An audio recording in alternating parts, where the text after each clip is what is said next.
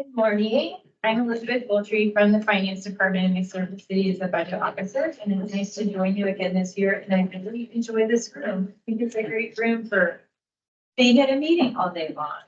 I want to start out by providing some context for the budget process and some context for the budget overall, because I think that will be really helpful to understand that.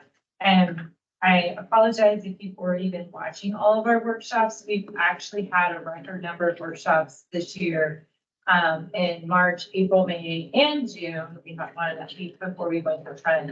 And then the budget was presented on July 11th. And you can find all that information online at wichita.gov/budget.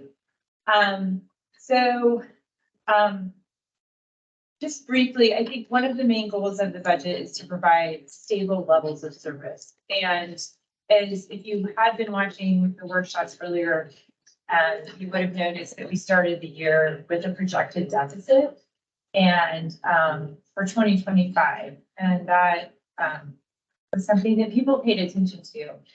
We received an ARPA award that we can use through the end of 2024, and we won't be using that actually for the operating budget after all, but we have planned initially to do that. So that being the case, since 2021, we have known that 2025, there was a high likelihood of it being imbalanced. This was not a surprise at all. Just the factors changed from it not being using ARPA to some other factors. So not to bore you with too many details, but I do think this is important to know. So the city of Wichita invests pooled funds, and we have a pooled funds policy, and we earn interest in our investment earnings from those pooled funds. There have been times when the pooled funds earnings have been in the neighborhood of $100,000 or $300,000 a year. So basically, it's enough. We come out ahead on our bank charges, but the pooled funds earnings are very low. Because of the interest rate environment, our pooled funds earnings are a lot higher and were last year, and we're expecting that to be the case this year and next year. So what that has done is, because of these pooled funds earnings and then also higher than expected sales tax earnings, a few years ago, we were able to, the city of Wichita, not me, but the city of Wichita transferred funds at year end to something called a permanent reserve. So this budget is based on additional transfers into the permanent reserve for a few more years, and then using the permanent reserve to stabilize services for the remainder of the planning period, which is through 2025. So one of the reasons, so it really is driven by interest earnings, and we're still seeing sales tax growth that is a typical growth pattern compared to CPI. If that makes sense, we tend to our sales tax. The economy is healthy. It tends to grow a little bit more than CPI. And then we had strong growth in assessed valuation for the notice that's for revenue in 2024. And that's probably what's the most important to you, because typically this funding is paid to assess valuation growth. So this budget was presented, it was publicly, printed, and we had all these workshops, and it was published. And so I'm just kind of I'm just assuming you guys are all very, very smart, and I'm throwing some details at you. But I also don't want to just give you surprises and for you to not understand the process. So a couple of years ago, the state of Kansas updated the property tax list. July 20th, a government body for any unit of government in Kansas, except for the state, is required to send a notice of the county clerk that whether or not they intend to exceed the property tax lid. So the property tax lid now, the current one, is that you cannot expect to receive property taxes that are even $1 more than what you receive. So, given a lot of the challenges that we're facing with inflation, particularly on the wages side, just a reminder, the general fund, 75% of the general fund is wages. And if you're looking at the other way, 75% of the general fund is police. Are the three top categories in our survey. So this tax law says that unless you go through all these steps of notices and mailing, you cannot collect property taxes that will be $1 more than the year before. So that would drastically change the forecast that's in the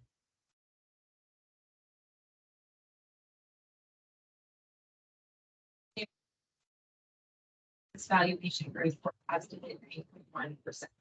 You all know that in November you get the final assessed valuation, and that's what you do. This budget for the last 30 years, the city of Wichita has the rate of the mill levy was in flat, but it was captured any growth or decrease in assessed valuation. And that's what this budget is based on. When that was presented to the city council, the vote was 4-3 to proceed with providing the notice to the county clerk that we would consider exceeding the property. So I think that's important for you all to know some context on what might be happening relative to property tax revenue. From the standpoint of staff, we recommended the budget this way because this is the process that we've been through. This has been our past practice, what we presented in workshops. And also, this is far afield from the work you do, but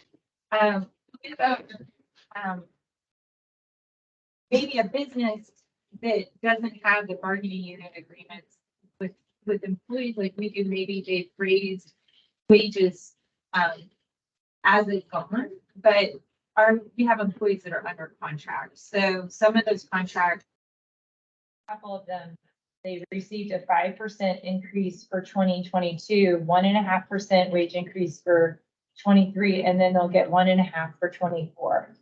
So obviously that's behind where we are with inflation right now. But when those contracts were negotiated, the conventional wisdom was that inflation was transitory, which means that it would end. And obviously the conventional wisdom was off. So, and we have lots of graphs that can show that conventional wisdom was off. So that being said, I think that assessed valuation growth for next year, it's a possibility that the entire 9.1% would be captured, and that would increase your grant funding pool considerably. But it's also a possibility that a different action would be taken at the meeting on August 22nd, and that the budget would need to be modified. So that is a very forthright presentation from me on where things are right now. So that's the outlook. And if that were, yeah. So do you have any questions about that? So, well, it's the obvious question, which is at that point, what is your recommendation to us about the number that we want them? Yeah, I mean, I feel like at this point, I'm just kind of working in options. Does that make sense? Like, you have the one, this is the one option that the budget, this is our staffing level and our levels of service that are included in this proposed budget, right? And then you kind of have an alternative, which is, I think it's possible that the 2020, I think I would consider two alternatives, maybe, but I mean, really, you should be looking at, are these good applicants? And then maybe it's worth, if you do need to have alternatives, reconsidering after the budget adoption. But one option, I think that the 24 could still be balanced, even if they make this, if it doesn't match the proposed budget because of interest earnings projections for next year. But one option could be that you stay flat compared to 23, or one option could be maybe a 4% increase. So those would be, one would be the AB that is currently projected, which is the 9 to 9.1. And then the other options would be 0 or 4. Sorry to be so. It's just, this is what I need to rush back to work and do the same thing for everything else right now, so, but it, I think it's good to be mindful of the environment that we're operating in and to consider alternatives. So, and to be flexible and nimble, which is all we've been doing since March of 2020 anyway, so. Do you think you will get an indication from council where they want to go until that last day? No, that's how it happened last year. So, yeah, so stay tuned, August 22nd, so. I feel that I feel that we've developed a great budget, and then we've incorporated a lot of resident engagement, and we have a survey dashboard online that you can find at wichita.gov results, but it's there's a lot of factors at play. Is the available number that we're working with now what was funded last year, or? So if we were to look at a flat budget, or what current fiscal year's budget is, $432,708. Yeah. So if we look at, for the sake of today's discussion and the next month, if Elizabeth, would it be safe to just let's stick with that number as a goalpost, knowing that it could fluctuate a little? Yeah, I mean, yeah, I would just recommend, looking at what programs you think are great ones, right? And then maybe doing a final pass after the budget's adopted. We'll know the situation relative to assessed valuation. And then the final number will be, or I think it's available around November 1st or so. Okay. So I'm really, it's just, I think it's better to be honest about the environment rather than say it's 9.1 and then you go out and have all these plans and then it's not. So one thing for the committee to keep in mind, and just as an FYI, maybe for you, Elizabeth, is that the committee did set aside $10,000 for artist access for next Okay. year that we'll be doing in Q4 of this year. If there is any shifting additional funds, hopefully we could potentially add to that. And the way we decided, the way the committee decided to do that was if that artist access fund was not used in full next year, you would then reallocate it to someone within the applicant pool. So if the number does fluctuate, it's not like you wouldn't be able to then assign those additional dollars. We could just do that at a later date. yeah, and you could always go with a 9.1 today, knowing that you might need to adjust later. I mean, that could be, I don't have it's just we're working on lots of different, and we're not changing the budget. We're just presenting to people, we're asking, departments, what would you do if this were to happen? What would, modeling, there was a slide in the presentation from 2 weeks ago. What would it look like if we weren't to build the assessed valuation growth? So we're just talking like what would happen. So it's probably, for the sake of the limited time you have today, it's probably, I think, and also just connecting with the policy direction that we've always used to consider allocating, using the AV growth, but knowing that you might have another meeting. So, right. Did you say the council votes August 20th? Second, Tuesday. 22nd. Yeah, and so there's public hearings.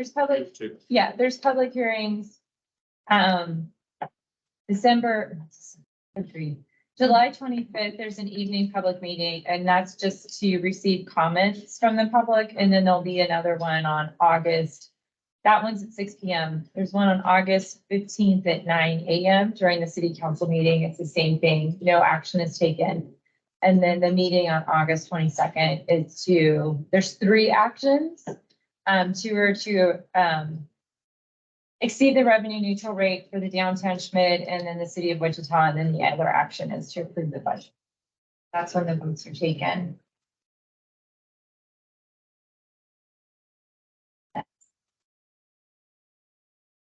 So just, I kind of like that, you mentioned forward that to the artist access board, especially since we're splitting those now the artist access is taking place at the time.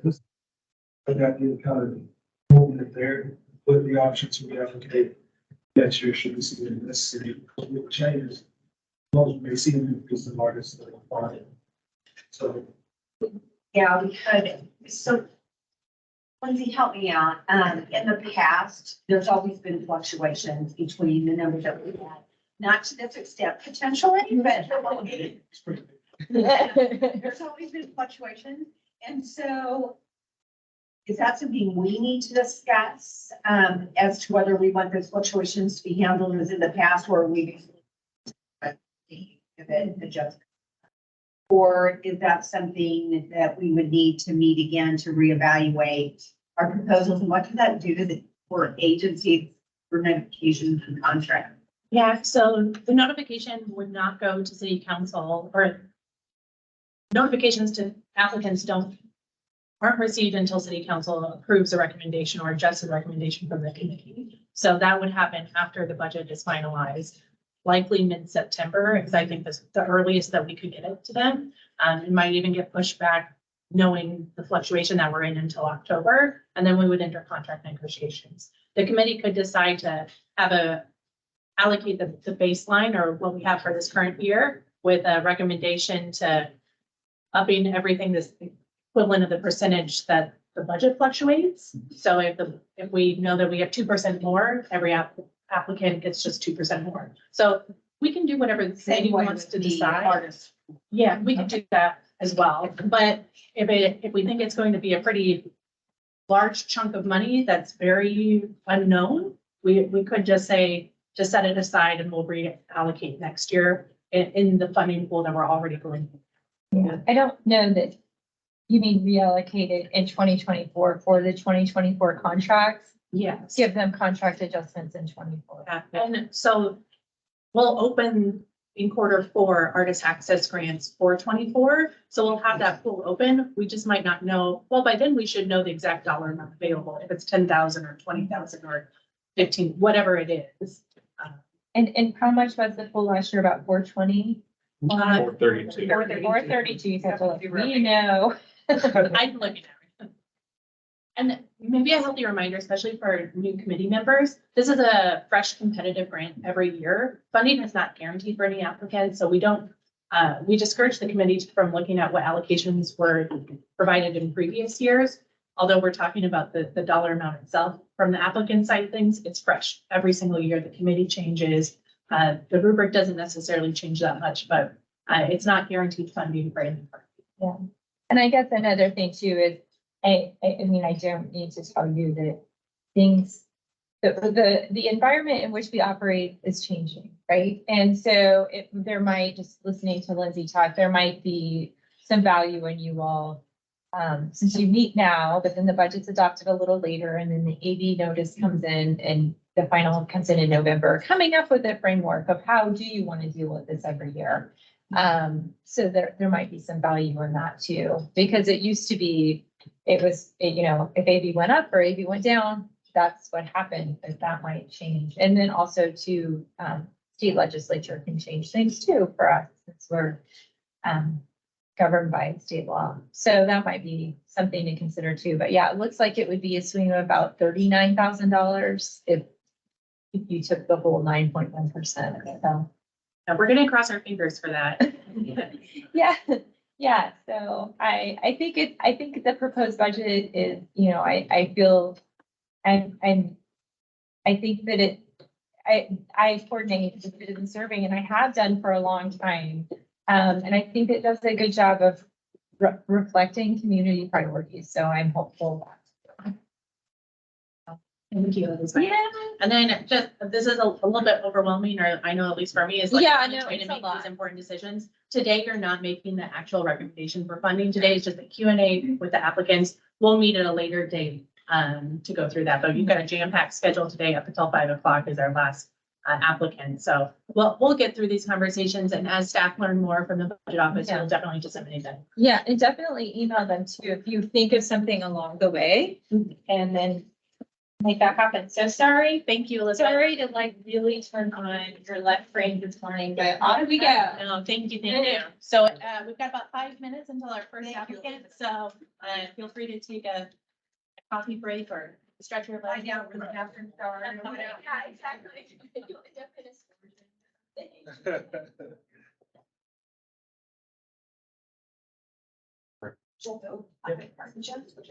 That sounds great.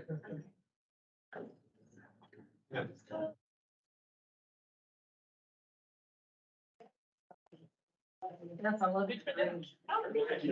I just can't see that. When I get dressed. You know, it's like, I get dressed.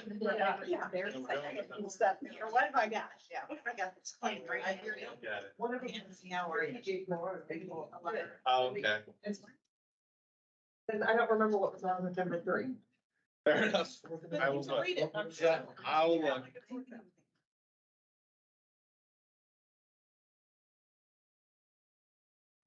Because you don't want those funding grant sheets back, right? You send out. No, you have everything in minimal. I don't think I need them back, no. As long as this minimal number reflects what you want it to. But I will. If I haven't sent out a proper calculated thing. Well, he should Yeah, get have I? I have here, that was what they requested, what they qualified for. Are you sure that's not last year's? No, it's using this year. That's why I put it funding sheet down the lane. I use them every day. Never mind. I don't know. Oh, yeah. Apparently I've been doing a lot lately. I use that. Okay, great. Yeah. See, Yeah. slowly turn it just into a robot. He doesn't even know. It's on autopilot.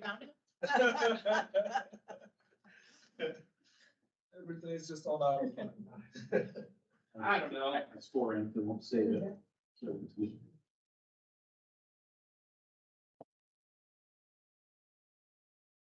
Even. Yeah. Yeah. I have. I told the camera to ignore us. One. Yeah. Permission wise. They're all here, yeah.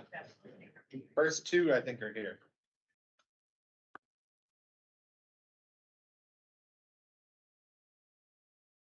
Oh. So I have one more question. Yeah, of course. So if I had areas marked down, I really shouldn't have used all of the 432. We'll figure that out. That is a very good point and one that stresses me out into it. Not everybody realizes that. Uh-huh. Do it however you feel like. In the end, you're going to figure it out. If I had conflicts, so a couple of organizations marked out, then I should not have allocated the whole 432, otherwise my conflicts don't get. Your books don't get anything. Thank you. They will just allow me for my service. We do like that. That's one way to get booted from a board. It's not a huge deal. It does skew things a little bit, but it's really not a big deal. No, that was gonna be desert. She doesn't really want it. It's, I realized it as I was averaging everything together last year. But I don't know. Yeah, you'd have to guess and, You would yeah, have to. it's really, yeah, you're sort of saying, well, I think my group should get this much. I left a cushion, but it's not. Yeah. Yeah. That's fine. We are open to suggestions on how to address that. Arts Council's little $6,000 and it's number 2. It comes out before we get this number. Comes out before that. So Art Museum, Indian Museum, Cowtown, City Arts, Botanica now, Kansas Aviation Museum. Aviation Museum, Historical Museum, Museum of World Treasures, those are already full. Okay. That question was. They do the cultural mill levy equivalent, yank out all the institutions, and then what's left over is what we get to. Board. They get whatever the percentage increase decrease That's what we're is discussing. as part of their contract. That's how their numbers filter. Did something wild, like. Wild, No, give some veto. organization. Or whatever organization Yeah. funding through some other pool of money. Would that undermine this. Yes and no. I mean, that there are definitely other funding pools that fund arts and culture, like city arts is general fund, but it's supplemented through TGT tax. This is a little bit different. So there's various ways to do it. With exploration points. City council or was that county County, commission? county commission is looking, That was only the county, not the city. I believe so. I know they have some requests out, but. Yeah. But an example is like Riverfest is funded outside of this program. Yeah, And- good example. And Century is funded outside of all of this. There's definitely other opportunities to do similar work, and that's something that we're looking. But they're probably good, but. They're not eligible to apply because they have a different MOU with the city. Yeah. Okay. Their MOU with the city is similar to how Visit Wichita. Plus, they're not year round. So they have, All right. yeah, we fund the festival itself, not Wichita Festivals. So there's different opportunities, and this is something that we're looking at in the strategic planning process of.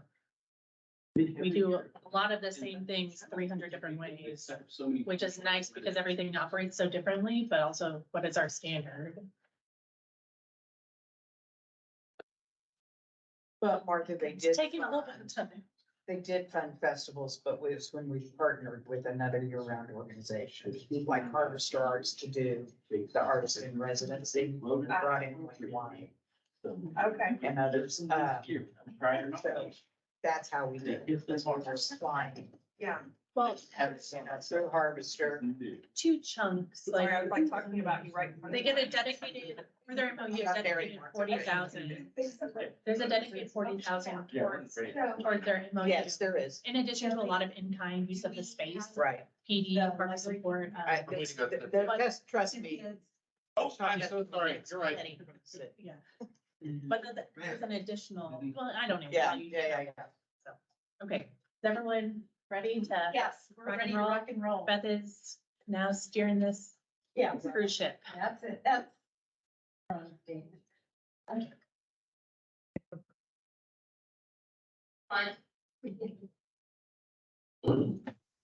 And have a seat. Good morning.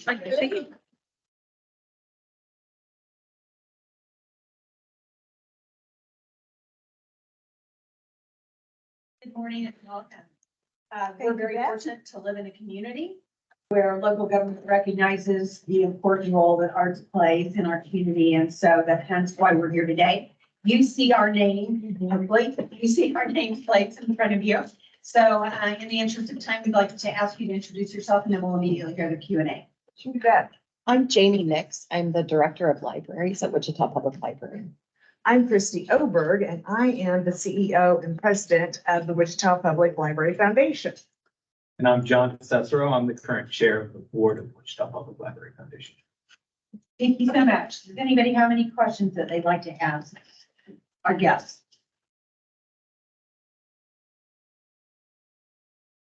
You distinguish between programming or events that the community can participate in that the library is doing versus the foundation's contribution to making those happen?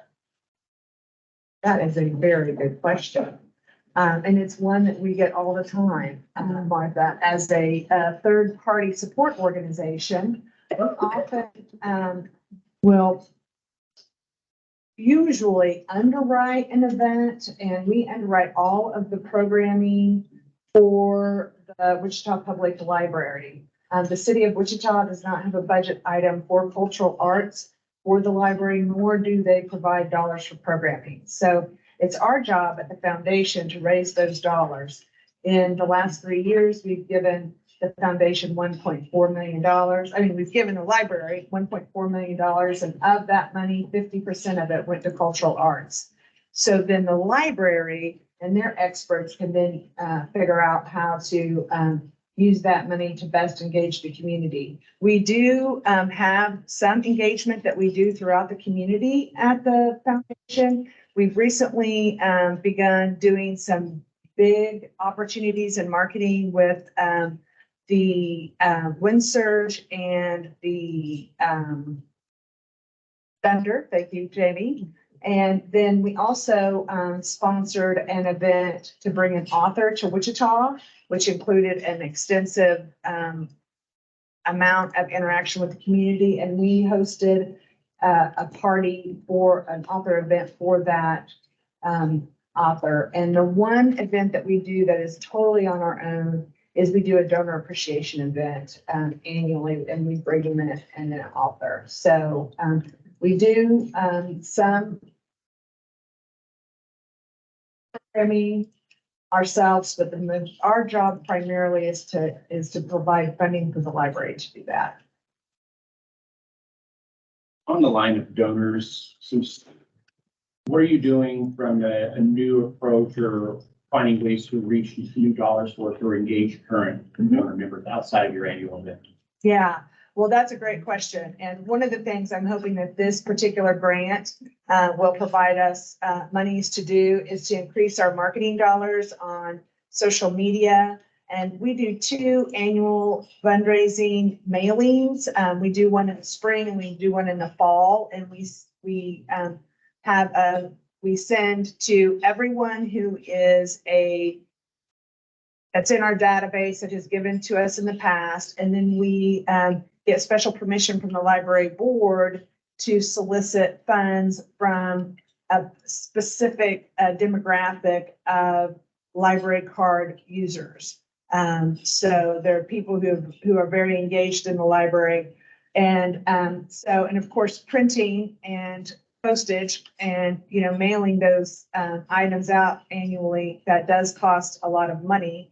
And so we're hoping some of the operational costs will be covered by this grant. Another new thing that we hope to be able to do this year is look into actually purchasing names from organizations. There are companies that can look at what you do, what your mission is, and they can then say, these people are most likely to give to a library organization or a cultural arts organization. And, we're hoping to be able to have some additional dollars to do some of that as well. And, we have emails and addresses for that would include emails and addresses. So one of the greatest things about social media and email is that you can do a lot of that fundraising online, and it doesn't cost much. We do want to spend the marketing dollars, however, to be able to promote it more on Facebook. And that's been one of the ways, Dominic, that we have really increased our presence, is actually having a Facebook page and interacting in that. We're just a 2-person organization, so there's only so much staff that we have. But Jamie, please. I think one important connection that we made this last year was that the library itself gets a lot of foot traffic. And so we've worked with the foundation to put information, brochures, how to give to the library from our service points, which has raised awareness of the fact that our budget doesn't afford any programs. Our budget supports the buildings, the electricity, the people, and only some of the collection. You indicated in the application that you work with Friends of Public Library. Tell me how that relationship works. Sure. Well, there are 3 organizations. Actually, Jamie, I'm going to let you answer this. Yeah, we're really fortunate because of our funding limitations to have just different funding levers, including the foundation, the Friends of the Library, and then the Wichita Genealogical Society. Each has their own mission and purpose. They're all run by themselves. We're really well liaisoned with them so that their work is aligned with where our direction is going. The Friends receive donations from incredible book lovers throughout the community. They put those books in a book sale so that people are able to afford good quality books. Then the sales proceeds actually get a portion of that gets returned to the library annually. We combine that amount with the endowments that we get from the foundation in order to find opportunities where the 2 organizations' missions align. And so Roz I'm so sorry. Our last big read author, those two Charles Chass, sorry. Those organizations actually both, linked arms in a way that they haven't before. They were able to provide the significant funding to bring a New York Times bestselling comic, to Wichita. And I think from that, I think both organizations learned a little bit more of how we can start to kind of, Work together. mhm. Thank you. I will say the Genealogical Society, they're the research people. They're amazing. If you ever have any family research you want to do, they'll help. But they do also provide some funding for building up our local history collection. I noticed on your budget that you don't have any in-kind donations at all. That is correct. Okay, I just, that's kind of unusual for a lot of nonprofits. They're always looking for in-kind. Is it just that you haven't had an opportunity for it, I or? think that one project that we've recently done, Hutton provided in-kind support to build 26 little free libraries. The foundation was critical in making that match with some funding that we received from Evergy for the hard costs, figuring out where the expertise is to craft these. Right.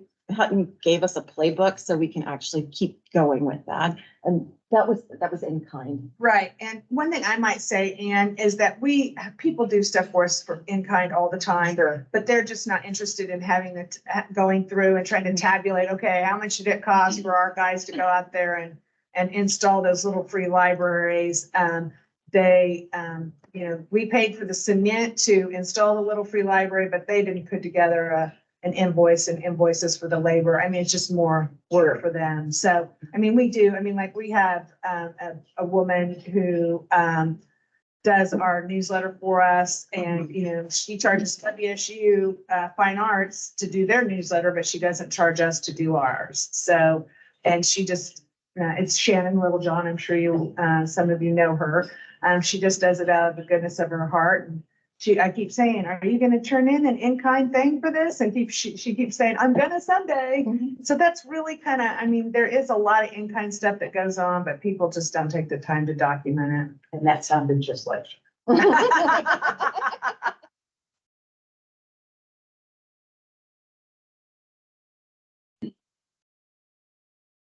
Any other questions?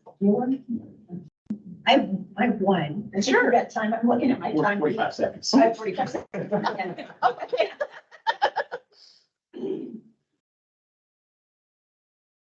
All right, if there's no further questions, thank you very much for coming out this morning. Thank you so much. Thank you so Have a much. great day. Appreciate it.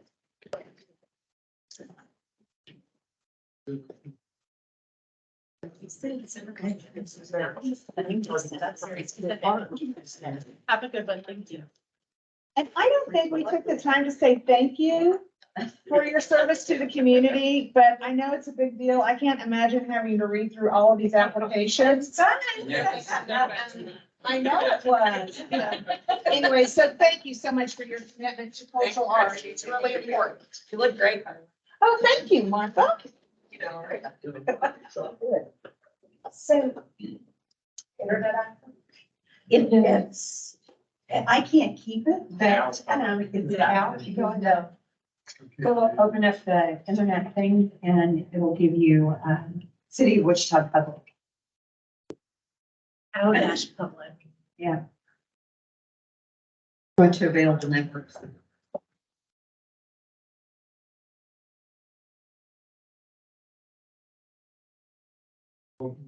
Thanks. Welcome back. Yeah. Ann and I head down. Yeah.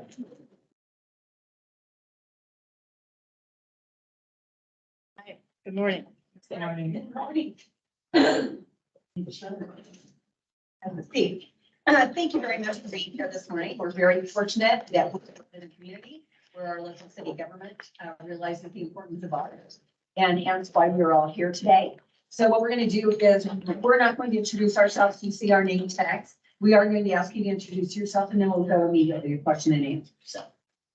All right. Hi, I'm Kristen Beal. I'm the Executive Director of Harvest Arts. Hello, my name is Strata, I'm the managing director at Harvest Arts. Anyone have any questions? I had one basic one about your staff. Noticed that practically all the staff that started within the last 2 years. Was there a turnover or just a new initiative to create staff? Yes, the Gallery Place project with Chainlink Gallery Place and Exploration Gallery Place is funded by the Knight Foundation through the Wichita Foundation. And so we initially, we had to hire site workers and site managers for those sites to manage those sites.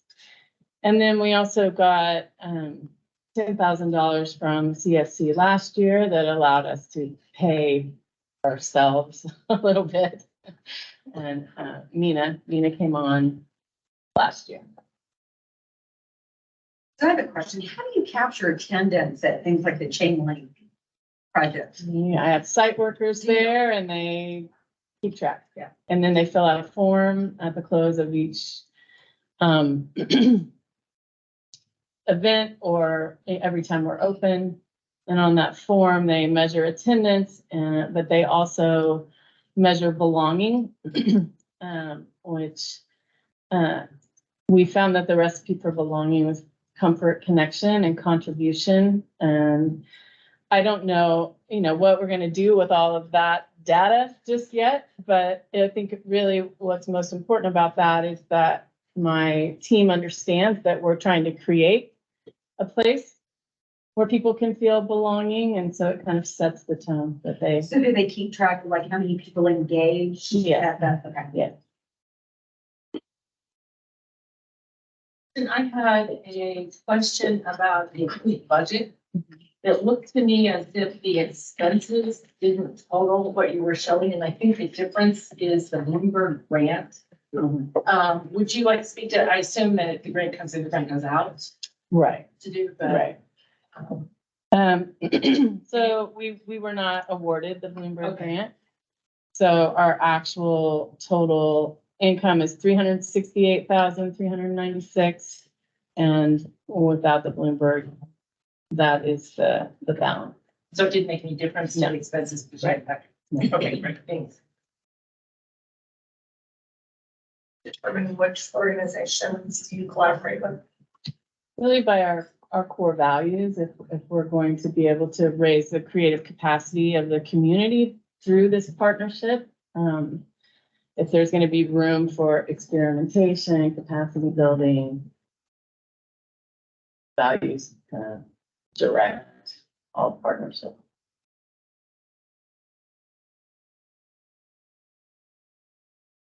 In your youth programming, you talked about the Dear Wichita in a city where as a program, what were the outcomes that you expected and what were the outcomes you saw from both of those?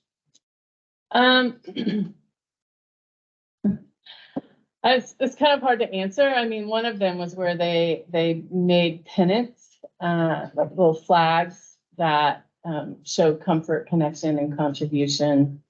It varied by age range, right? Like some kids, like drawing mountains and oceans and stuff, which we're not ever going to be able to provide in Wichita. Come on, think big. Yeah. A lot of the written letters, the prompt, it's about taking care of just kind of community well-being, homelessness, providing resources for mental health resources, walkability, things to do for youth, just. You do a community partnership. Are your numbers that you're counting on, assuming it's the numbers for all, and so you're all taking credit for that? Yes. Same 3 people or 10 people that show, or Right. hundreds of people. Then you-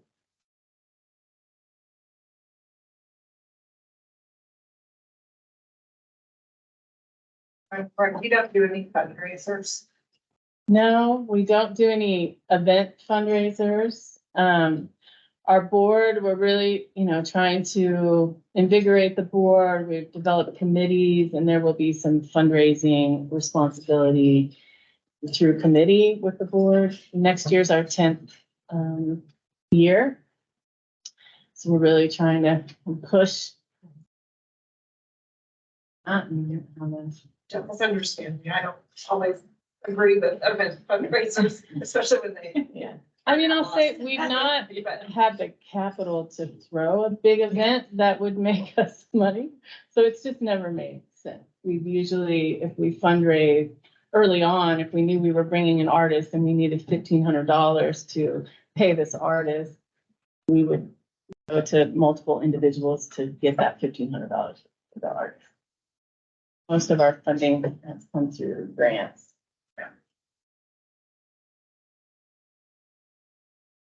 Out of curiosity, what were you gonna do if you got the Bloomberg grant? Oh.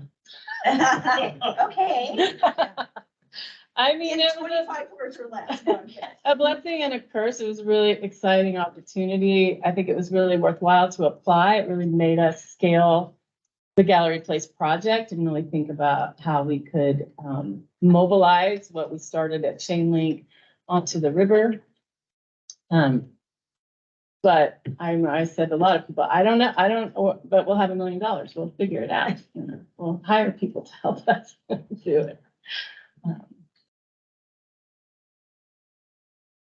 See, that you all created a lot of economic progress around artists specifically.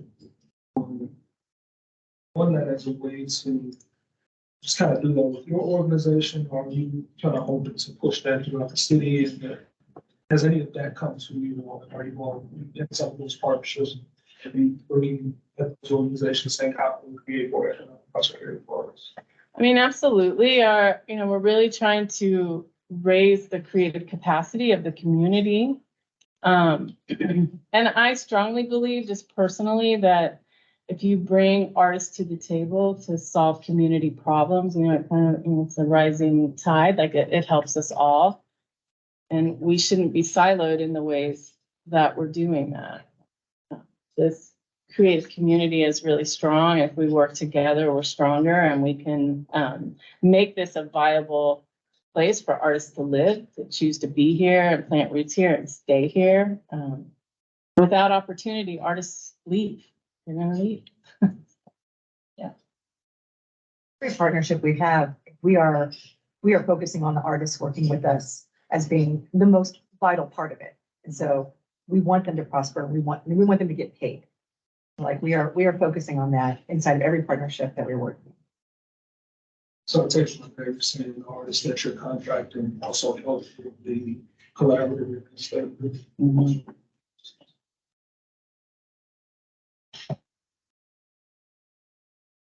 How do you see that Wichita Art Museum partnership helping with that conversation you just had with Anthony?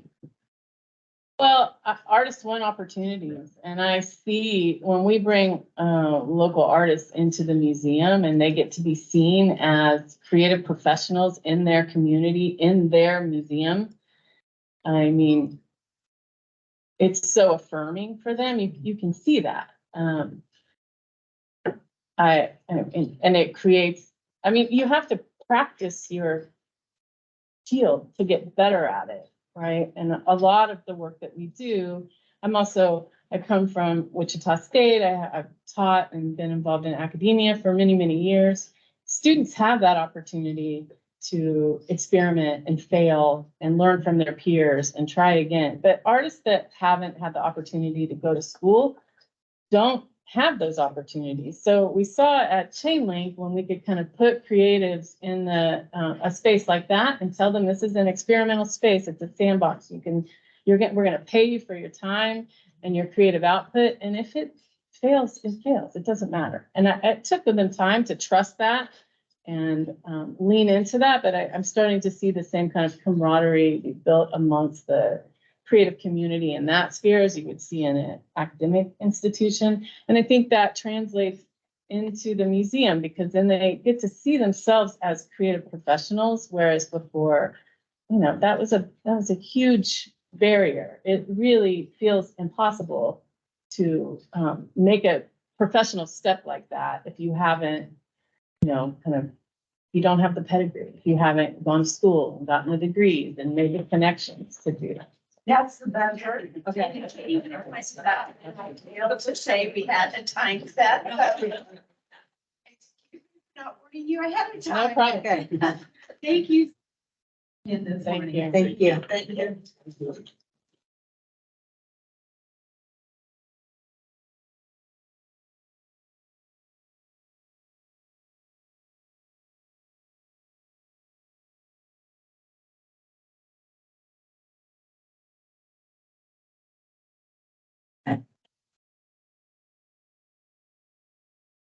Do you need a piece of paper? No, I'm just circling it all off, so I know, who goes with what. But thank you. But all of this has a piece of paper saying. Oh, it's got gaps and shit. I can find somewhere to write. The wall. In the front right here. Come on in. Good morning.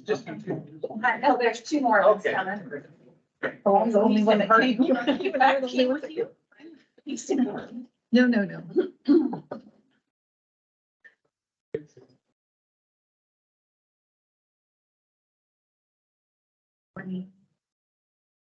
Good morning. Good morning. Morning.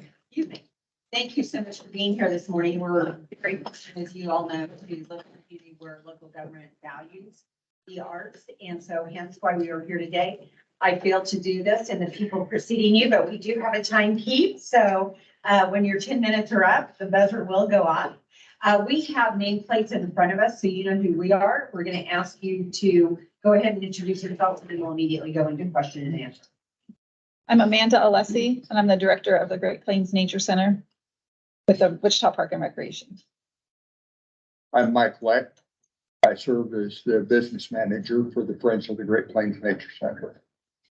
I'm Ellen Mosley, and I am the Director of Development for the Great Plains Nature Center, working for the Friends as well. I'm Elizabeth Barker. I'm a board member of the Friends of the Great Plains Nature Center. Thank you, Drew. Does anybody have any questions for our guests this morning? Tell us about your board member commitment and requirements or obligations. We're in the process of girding up our board member commitment. We've been working on the wording for that for a while, and we're going to get that through in August. So our commitment form will ask it does currently require board membership. And it will also ask for a commitment donation at their comfort level.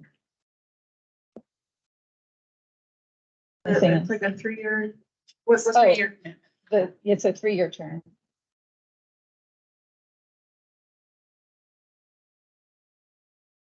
So could you tell me a little bit about the U.S. Fish and Wildlife, their economic impact? How do they come up with those numbers? So, the way that the Fish and Wildlife Service conducts a study is they bring in their kind of expert team of, they will actually kind of park it for a couple months at the nature center. And they will do not only economic numbers, but demographic studies, and they run it through kind of their formulas. And we're not totally sure because they don't disclose. They that. don't disclose a lot. So whenever we see the report, they do it every 5 years or so. And we're due to have one here between August and October this year is when their next economic impact study is going to be for us.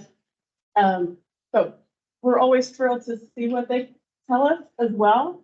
But again, since they're the federal agency, they have their processes and their, and like you said, they don't really share it with us. But they will be on site and they will be interviewing visitors to the nature center one-on-one. Yes. I figured they didn't give you their secrets. We would love to know. Well, then we can kind of play into it. Yeah, I'm always really curious to know, like, if they're doing like big data I don't know how they do it. Yeah. stuff with people's cell phones, or if they're just doing it all from interviews or, you know, how they're doing it, but we don't know. Well, speaking of data, I'm interested, how are you collecting the information on out-of-town guests? Through theirs, what we did with that is we took their the US Fish and Wildlife, data at 8%. Right. Is what it was. And so what I did with that information was I just took our total visitorship that during the period of time that they did that study. And then I extrapolated that from the same percentage. So it's a loose guess. Because of our partnership with the US Fish and Wildlife Service and the Paperwork Reduction Act in the 1990s, we're not allowed to collect personal data from visitors directly. So even if people show up and tell us, hey, we came in from Houston, we have a large group from Houston in this month, we can't ask them for their zip codes or, you know, why they're there, anything like that. We can't get their names and that kind of thing. So we have to rely on the Fish and Wildlife Service study to be in compliance with our agreement with them, to not be soliciting. They don't want us to look like we're soliciting information as a government agency. And we constantly question if there's a loophole that we can Yeah. Is there a find way? a way to collect some kind of demographic information without So- violating it. We haven't figured that out yet. And before so we just officially signed that agreement this year, and before we did that, we have collected zip codes before, and we're working on doing that again, so we did get a lot of data from those zip codes. Yeah. And as long as it's non-identifying, I think we're gonna be able to push that through to where we can have just what's your zip code, no name attached, no nothing. If somebody wants to share that, they can.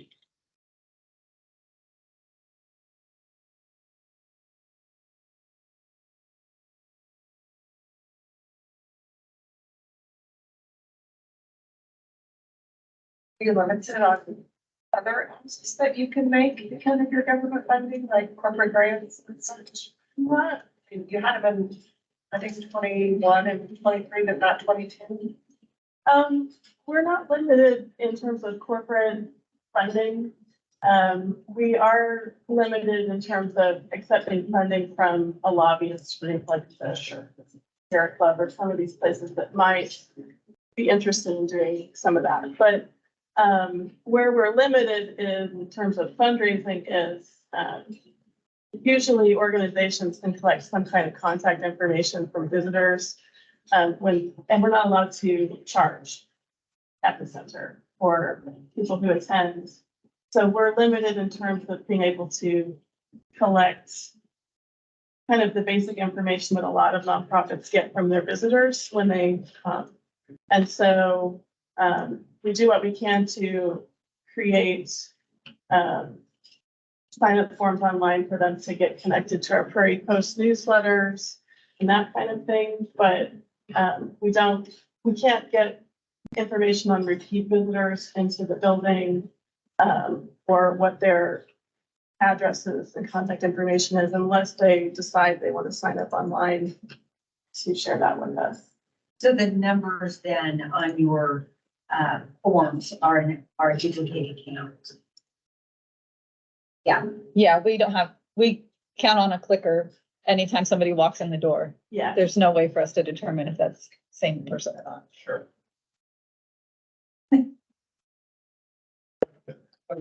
That's what. But Jerry does. Yeah.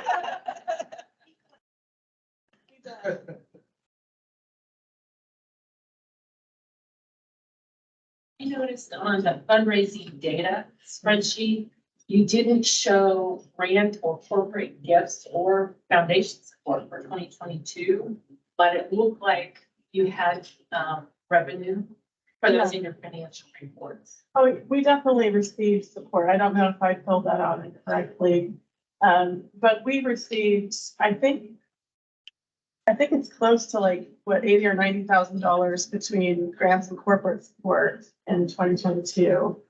Our largest supporters in terms of foundations are the Price Kaufman Charitable Trust, McElwain Foundation, a few others like that. And then we received corporate support from Spirit Aerosystems, Folk Industries, Evergy, a lot of those types of places as well.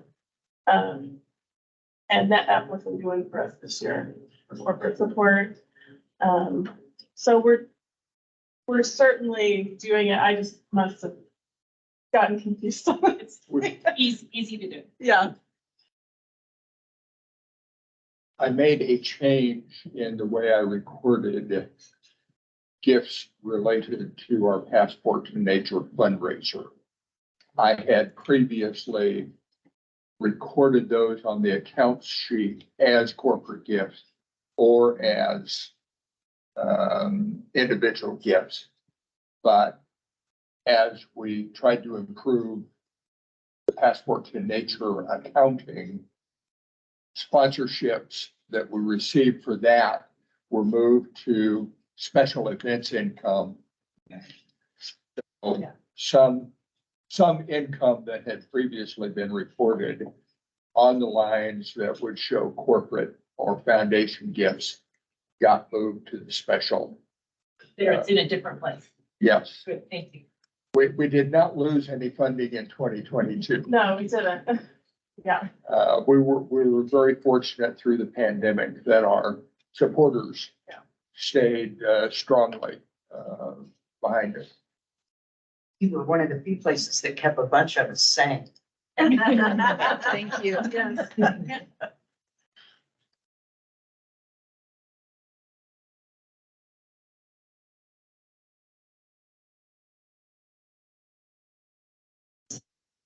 Other questions? I'm curious what you see with students and youth involvement since the pandemic. Students have been, at least on programs, a lot more.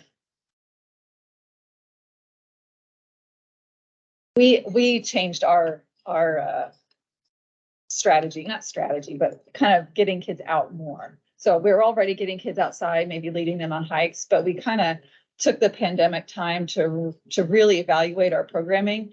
And so the last couple of years since then, we have really increased our hands-on engagement to try to get away from the technology, to get outside. And the response has been really good from the kids and the teachers. So we focused on NGSS standards, and now we've got kids going out in the creek in waders and putting dip nets in the water to collect bugs and all kinds of things. Yeah. Yeah, that is your best. That's a buzzer. Thank you so much for coming. Thank you. You all. Thank you. Thank you so much.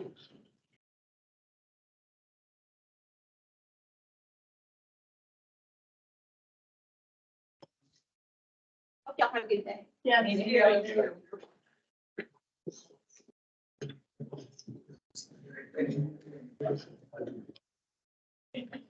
I notice we are running ahead. If anybody, if you want to take a short break, we can. We are scheduled for a break at 10:30. Otherwise, I can just go see if the next people are out there. If you want to keep going. With pleasure. The next group is going, just keep going. Yeah, it's going. All right, Doing great. you'll change your answer this afternoon. Need a break. Then we can have this time home. Right? Yeah. Yeah, or, you know, I mean, later, I don't think that. I noticed. No, no, I noticed. We're scheduled right until 5. I know. It's good. I mean, yeah. There is. These bunkers, so long as fun. Yeah. Yeah, no, it's not good. No, we can split. it. Okay, split the table. Oh, sorry. My OCD. Right in the middle, we got, yeah. Otherwise be leaning left, right? Good morning. Thank you for coming, for being here this morning. As you know, we're very fortunate to live in a community where our local government values the arts in the community and gives funding for that. So that's why we're all here today. You see in front of us our name cards, so we are not going to introduce ourselves. I'm going to turn this over to you in about 2 shakes for you all to introduce yourself, and then we'll go immediately to Q&A. Great. Oh, and Dominique. got a time cap. The buzzer go off at the end. Don't be shy. All right.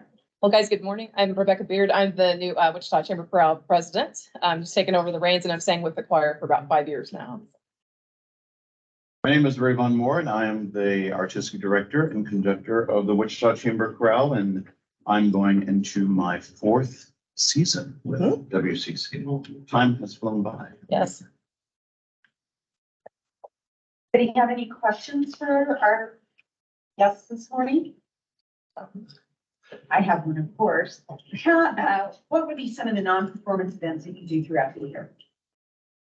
One of the things that we do every summer, which we just had our 3rd annual We Sing, which is a community sing, and that's not a performance thing, but it's a way to engage folks in the community. I mean, just through singing, and it's pretty casual. We just sing through repertoire and have a good time, and just try to build community. As we know, many of us who are in the arts, we do it for that reason. And we also do, in October, we do this festival called Heartland Festival, which is kind of an all-state prep day for high schools, singers who are involved for All-State and auditioning. Actually, this October, we're going to be revamping that a little bit in what we call a choral arts leadership workshop. Would you like me to elaborate on what that is? I would. So, I mean, a lot of folks in the area do an all-state prep day, and not only within the state of Kansas, but almost in every state there, you know, in the country.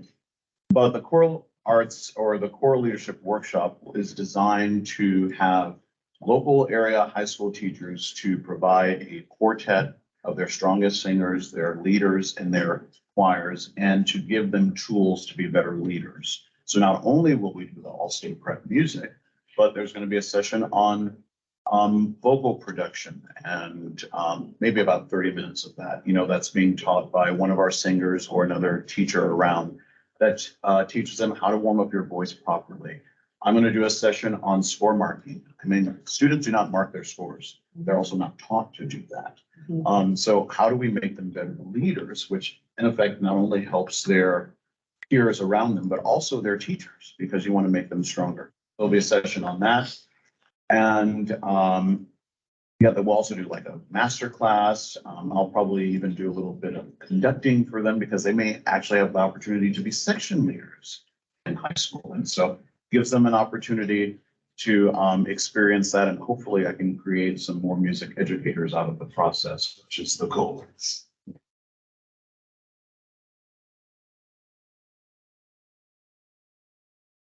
I know that your board, about half of the year, if you had turnover. Yeah, this. The longest running board member is Don Bass, who's been with us for 6 years. But we are, I would say COVID, we're on the way of trying to get a good rotation of board members. As far as like whoever's the current board member, we are working on getting a follow-up person. So that way we do have continuity. Like right now, I just got elected as president. And we actually just had a board meeting where we voted in a vice president. So that person will eventually take my reins as president. So we are set up at least in that realm for the next 4 years or so. And so we are working on trying to get that the board members like a good rotation. So that way it isn't just 1 year or 2 year. Do you have any, is there a 3-year commitment now, or? I believe usually it's a two-year commitment for most positions in our board. Yeah. Obligations of your board members to support the organization. I mean, where they're meant to be a part of all of our activities and raise the funds, yes.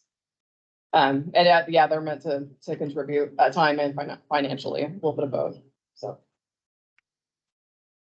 To answer your question more directly, Martha, there isn't a exact ask from our board members of, let's say, contribute $200 for this season or something like that. That is not in place, but every one of our members gives? Absolutely. Yes, not yet. That's true. That's one of those things that I'm like, we should probably do that. Yes. Because I serve on 3 boards and I give to all 3 of them. So My board should give to my organization.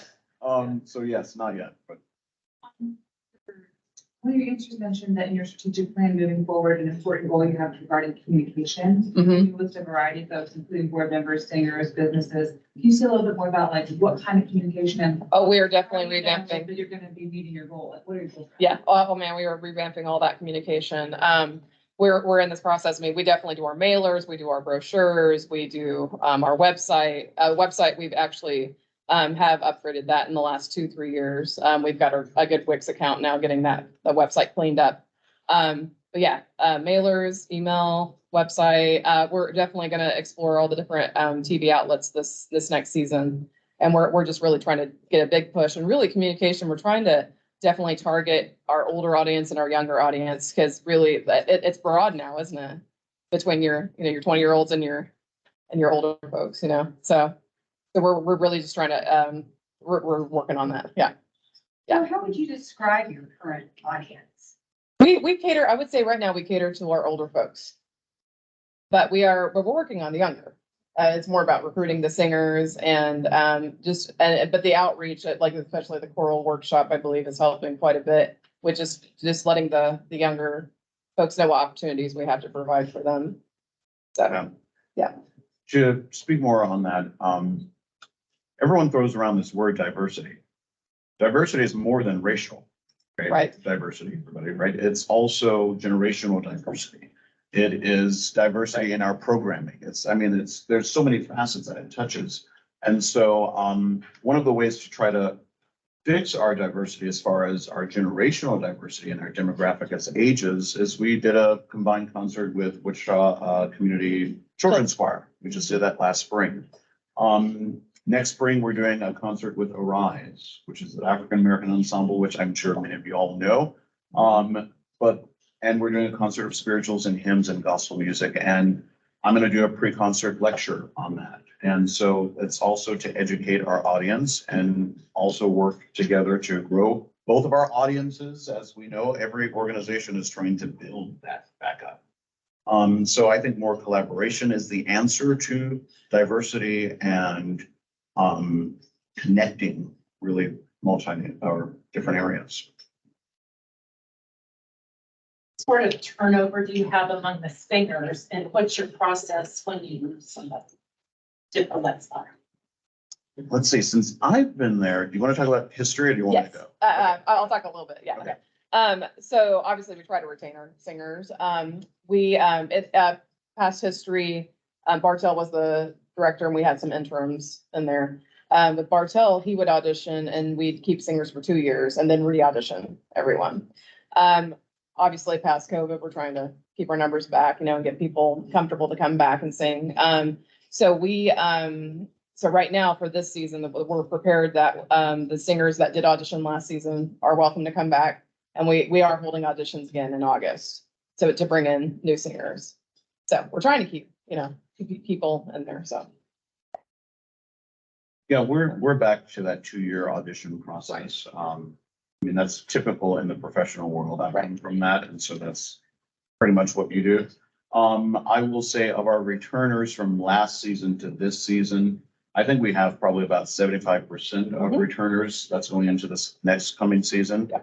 And, but I'm always re-auditioning in August. We usually do it the last 2 Mondays in August. And then rehearsals start the Monday after Labor Day in September. What's the age of your youngest member and your oldest? Oh, yeah, that's a good question. That's a great question. Yeah. Maybe 20 for the youngest. It's kind of those new graduates. No, that's. Or no? You think No, older? our youngest will most likely, I think it's like 24, 25. Our eldest is, I would say early 70s. Yeah. Yeah. Looks We got very- a good looks very good, spread. by the way. Yeah. Yeah. They Yeah. look. You wouldn't be able to tell it. Yeah. Yeah. Mhm.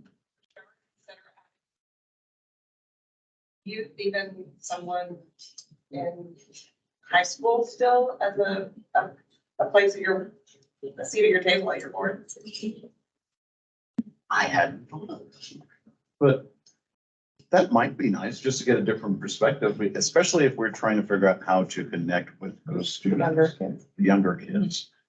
Great, I'm gonna steal that and say that I came up. Like, this just came to me, everyone, and, but yeah, no, I think that's a great idea. Even as if that person may not have to come every board meeting, but even as an Advisory. advisory, which we do have an advisory board, I think would be really nice. How many folks are on your advisory board versus your board of directors? If you don't mind, I can look and give you that exact number real quick. Oh. Okay, give me a second. I do have that number. If you have another question, I'll look that up for you. Your buzzer went off. Oh, it's buzzing now. Okay. I want to say, we have, 13 on our board right now, and I want to say it's about 5 executive and 8 advisory. I think that's right. Something like that. Yeah. So, it's like, I do have that exact number. But- Perfect. Is that it? All right, guys, thank you.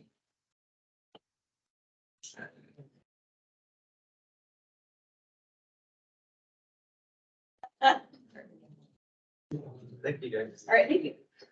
Quick note, I edited an old document to make up this agenda that you have. It's actually exploration place at 10 a.m. and not a presentation that you've already seen. Yeah, well, the correct, yes, the actual schedule has exploration place, yes. But the agenda, I did not update the 10 o'clock slot. There was already text there and my brain went, that's done. So are they out there? We're gonna find out. Oh, they know. They know. There's the question, are they out there? If we can adapt, but.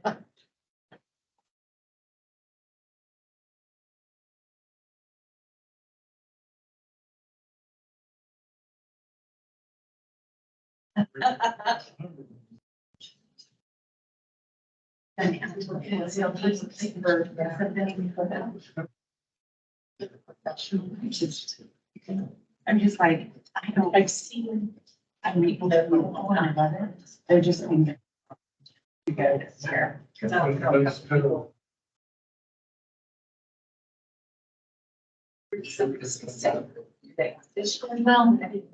I'm finding out, I really like to come for things that right this when she's on that.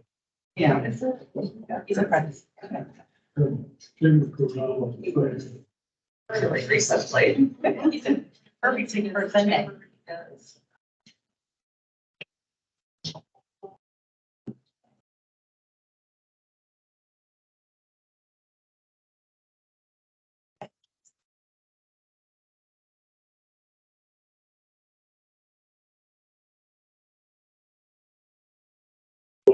I just wanted to say. I'm regretting eating that, son of that fireball.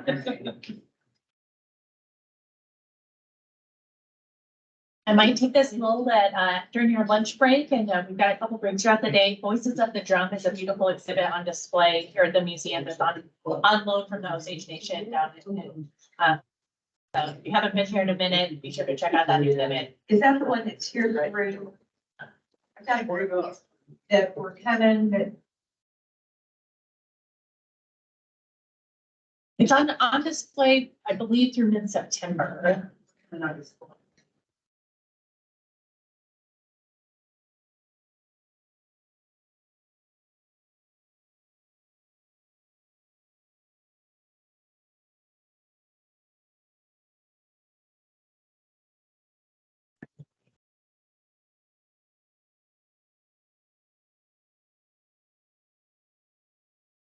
yeah, they're finding better. Yeah. Morning. That was just.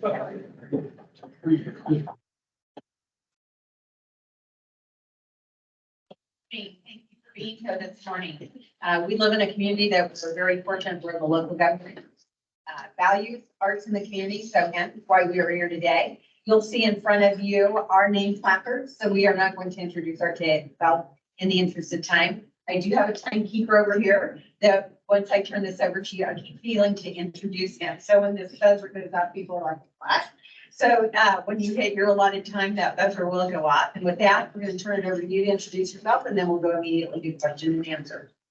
I am Gail Malone. I am the current chair of Exploration Plus. I'm Adam Smith, the President and CEO of Exploration Place. And I'm Ken Shank, Executive Vice President, work with the finances and human resources. Thank you. Does anybody have any questions for our guests this morning? My first one is your attendance numbers and the parties, which is great. Why? I mean, not to demean what you do, but now, why is this? Well, thanks for noticing.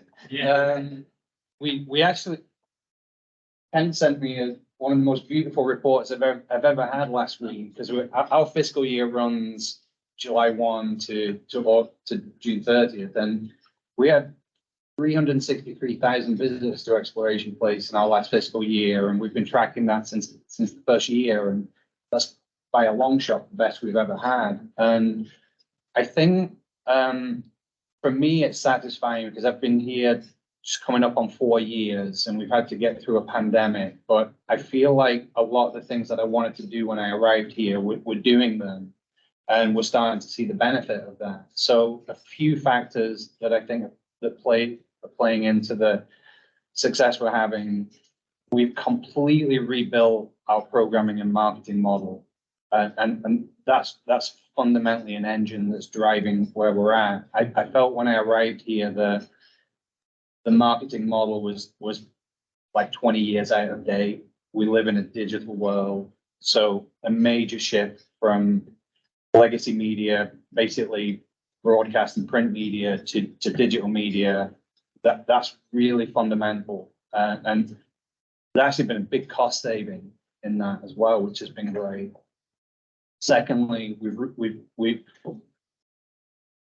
the first staff meeting I had at Exploration Place, I said, don't get scared, but by the time I'm finished with this place, we'll be doing 100 times more programming than we're currently doing. I'm about a third of the way along that journey, so there's more to come, but we're just doing a lot more, a lot more programming. I really wanted to focus on membership. I think I saw an opportunity to have a lot more members than we had when I came here, and we've been. I think of all the things that's going on for me in our numbers, the membership growth, it makes me the happiest, because when people become members of Exploration Place, they're making a jump from sort of like a one-off visit kind of a relationship to, this is part of my family. This is part of there's a relationship there. So I don't think we mentioned this in our application, but one family visited Exploration Place 161 times last year. And they're an edge case, but many families come dozens of times. So to see since the pandemic a doubling of our membership, it's really great, and that actually just helped with the overall participation. You track any data regarding the sunflower sample? What's called the sunflower summer, and how many of those attendees transfer into full memberships? Yeah, because the state runs that program, we don't get as much access to data as we would like. So I would love to get demographics out of it, for example, because my eyeballs tell me that it's really been quite profound on bringing a more diverse audience and things like that. But can track the conversion rate of Sunflower Summer attendees to membership, and we've actually got a campaign this year, a little sort of internal staff thing to try and convert more of our Sunflower Summer attendees to membership. And I think like we doubled the rate of last year, something like that. So far. Right. The summer attendance has been phenomenal. I mean, this year it's really, this last fiscal year was, prior fiscal year, I think it was just started July 1 of that a couple fiscal years ago. So you don't see the full effect of it there, but it's been incredible. Well, leading to a place called Exploration Place to find a strategic board composition matrix. Can you tell me how that has affected you since you started using it? Has it changed the way that you've approached how you recruit more members and? Well, I'm gonna, Yes, Gail ran that process. It's, you know, and we could have done the matrix, which we did, and survey and everything, and then immediately be able to restructure board and change it all. It's an ongoing process. The matrix did for us is it not only told us about what unique abilities board members bring that we can pull from, but also diversity in the fact of all areas, from age and children and gender and just all different types. I will tell you that we're about 50% with men and women, which as a woman, I think that's really great. We are not as diverse of a board. And so we're working on that, looking to find out how we can attract more from the different diverse populations in Wichita. Currently, we have 1 African-American and 2 Hispanics that are on our board. I'd like to stretch that, see if we can do more in that area and also try and get others part of it. And I think between Sunflower Sampler and all of our programs that we offer, we have more outreach to find that. So we are actively looking for that. To say it made an immediate drastic change, it didn't, it can't, but it did make a change in how we look at things. And I think that's the first start.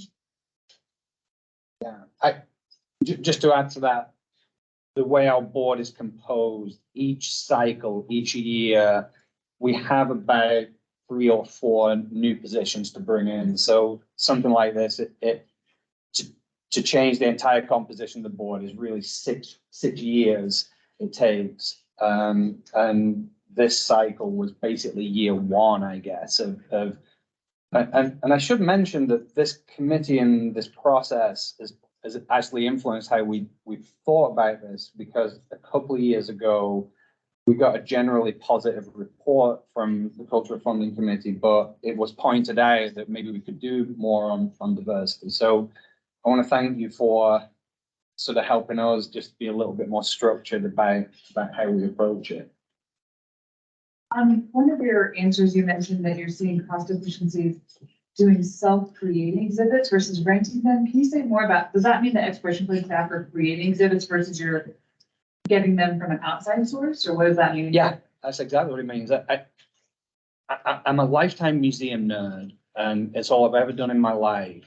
And when I got here, I realized that it's the first time in my working life that I don't have an organization that can create exhibits. All we've ever done was rented them in from other places and hired companies to build exhibits for us. And as I sort of worked my way into the job, I realized this was actually a really important thing. The ability to create your own exhibits, it's culturally really important. And so it was a big day for me last fall when we unveiled, we built it into our strategic plan. What our plan says is that instead of renting 3 exhibits per year, we'll rent 2 and we'll do 1 ourselves. That was the first step we took on in this 5-year plan. And so Arctic Adventure that we did last fall was the first time we'd ever done, we'd had 60 something exhibits in that space, and it was the first one we'd made ourselves. I love what it means culturally. There was as that exhibit was coming together, I walked around and my heart sang, because we got volunteers sort of walking around with there's something about the body language and the way to be able to be creative and create your own things. But it actually really helped our business, because compared to renting an exhibit, it was half the cost and twice as many people came. And it doesn't get much better than that. And last year we were absorbing 8% inflation, and the county doesn't give us any extra funding and it was, a move like that really helped. So, we actually did a staff reorganization last week and just, it's actually now affecting our management structure that we've got an exhibits department in a way that we never had before. And I think there's a lot more to come with all of that. So we're doing a, like Arctic Adventure version 2.0 this fall. And as we roll into next year, we're doing a Lego exhibit that large, about a third of it is being rented from England, but the rest of it we're going to do ourselves. So you probably heard the wonderful buzzer. So I want to thank you all for being here, but we are on a tight time constraint. Thank you for your time. Thanks for your support.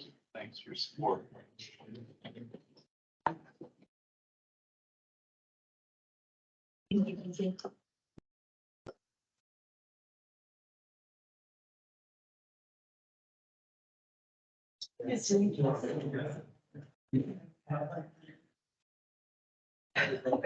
funny. I think I said it too, and then she said sunflower sampler, which is a junior league. Yeah. book. Yeah. That's what, yeah. I mean, why did the state consult us? Yeah. Anybody's gonna remember it late. So I thought you was like, They just. I sunflower. I heard you studied it. That made me laugh.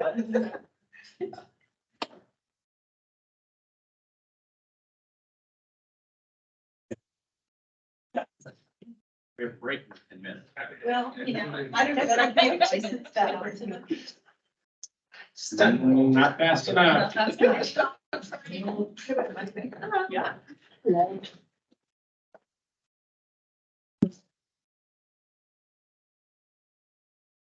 Just be a moment. Yep. Karen needed her.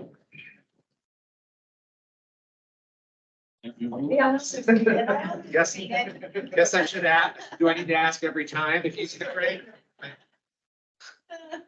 As long as. Adam's good. Yeah. Fair enough. I took a little liberty there, sorry. Good morning. We're happy to have you all here this morning. We're also very fortunate to live in a community where local government sees the benefit of arts and funding the arts, hence why we're here today. You'll see in front of us our name placard, so we are not going to take the time to introduce ourselves. I need to put it in my, I keep forgetting Dominic over here. He's our timekeeper, so you will hear in 10 minutes a big buzz. Don't get concerned, I'll let you finish your thought. As long as it's a short thought, I'll let you finish your thought and then we will dismiss you. So what we're going to do is I'm going to ask you to introduce yourself and we'll go immediately to question and answer. So, I'm Lillian Bartlett. I'm the treasurer for Metropolitan Ballet. I'm a Derby resident. I lived in this area my entire life and I do bookkeeping and photography. I'm Jill Landreth, artistic director and board member of Metropolitan Ballet. Lee McKernan, president, just newly introduced. Well, thank you for standing up for that. So while you did that, how do you define board commitment for your organization? What commitment and time, treasure, et cetera, that do you expect? We do have board dues. We do require attendance at meetings. We require attendance and participation in our events. And we are largely an organization running on volunteers, and the board is very active in volunteering with the organization to help the events come out. The 3-year commitment, of which then we have to take a break and introduce new board into it. And then after, I believe, a year, you can reapply or be asked to support. Thank you.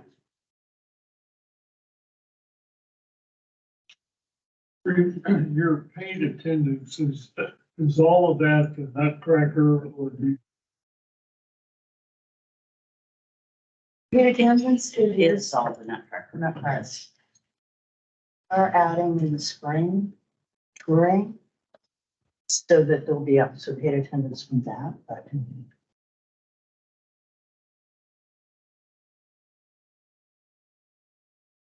So during the pandemic, all performing arts were negatively impacted. Going through a process like that, can you explain a little more in depth what lessons you learned and how you expect to sustain if you were ever in a situation like that again? Well, learned that having a smaller board, which is a willful thing, that we have a smaller board allows us to maneuver quickly, which we learned that that's important to be able to, you have your objective, how is this objective going to work? Performing at Century 2 during the pandemic. And with 25 people in one room at a time was interesting, but if that's what you're solving for, that's how you do it, you make it happen. Also, since we are a new company, we don't have a lot of monthly expenses. We rent our rehearsal space, and so we have been very conscious about the budget. We did have a negative revenue stream in 2020, but we have rebounded greatly from that. And I think us maintaining through the pandemic as a new company was very rewarding, that we were able to still offer things to the community, even though it was via live stream as opposed to in person. And I think our flexibility allows us to respond quickly.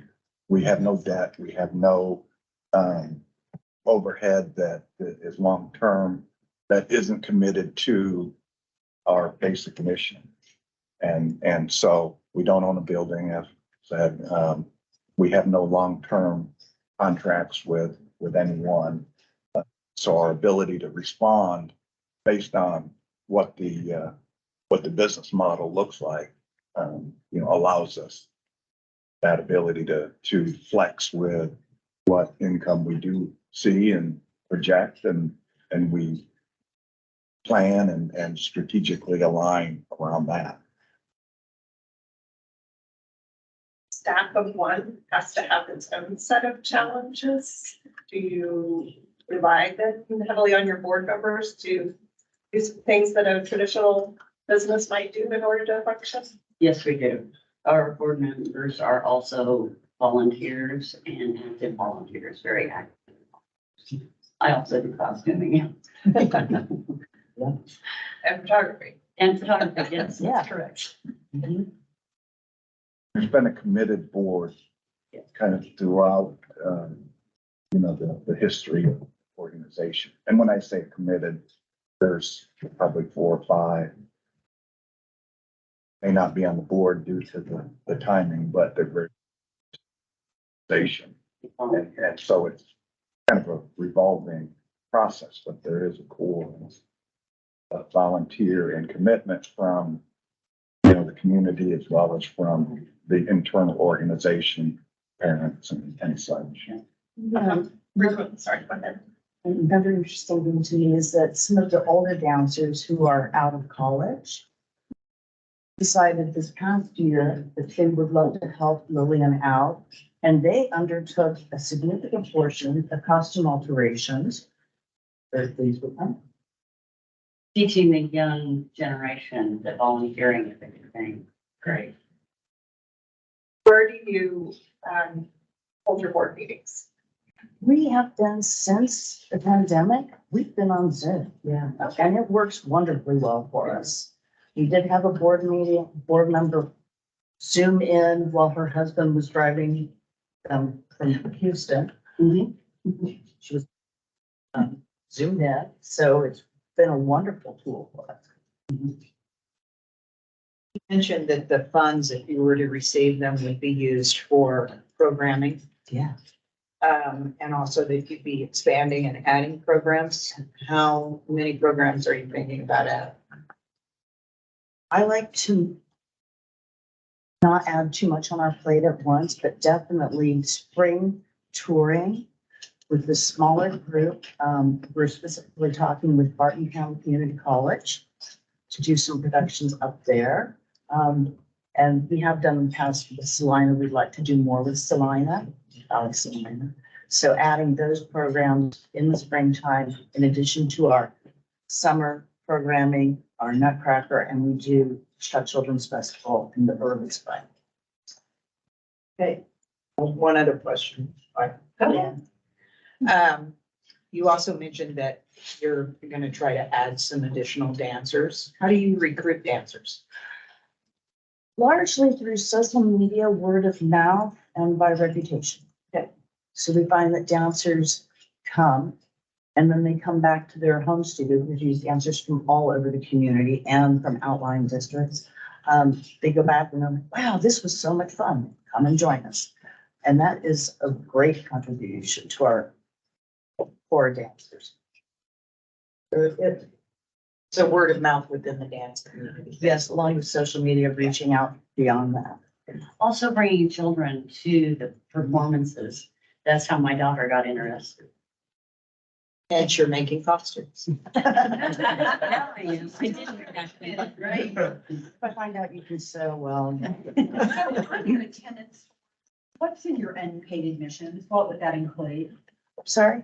On your attendance form, you have a number of, I can't remember what the number is under unpaid admission. What all is included in that? We donate a few tickets to like the children's theater fundraisers that, you know, when they request. And also, some of that is the contracted seats that ASM requires a percentage. And the Dream Fund as well, where we are providing tickets to underserved children, usually through the foster care system. We were able to provide 50 seats for 50 children, tickets for 50 children to come see the Nutcracker this last year. And those were donated. Thank you. Most organizations that I know that allow word of mouth, social media tend to have a hard time with recruiting diversity. Have you all seen that in regards to your dancers? And if so, how do you address that? What does that look like for you right now? That looks like actively trying to get dancers out into the community, out into communities where they wouldn't normally see dance, to try and bring us to the arts, speaking to those people. So we always speak with our audience members with our free performances, trying to get them interested in joining. And again, with word of mouth, trying to get dancers to talk to other dancers at the studio. I need them to come in the door. I can't create dance for them if they're not standing in the room with me. So I'm actively trying to do that. Have you And seen success in it so far? so far, yes, we have seen success. We've been trying, you know, along with different kinds, I think with differently able dancers as well. And trying to actively working with the group currently in classes, trying to actively get them involved as well, because dance should be for everybody. As a new organization, what collaborations are you looking to build? We started with a working collaboration with Hutchinson Artistry Dance, Ballet Salina, and Barton County, and Bethel. And then we've also worked with the Big Read, the Children's Hospital at Wesley, and with Wichita State's Health Sciences, doing projects with them.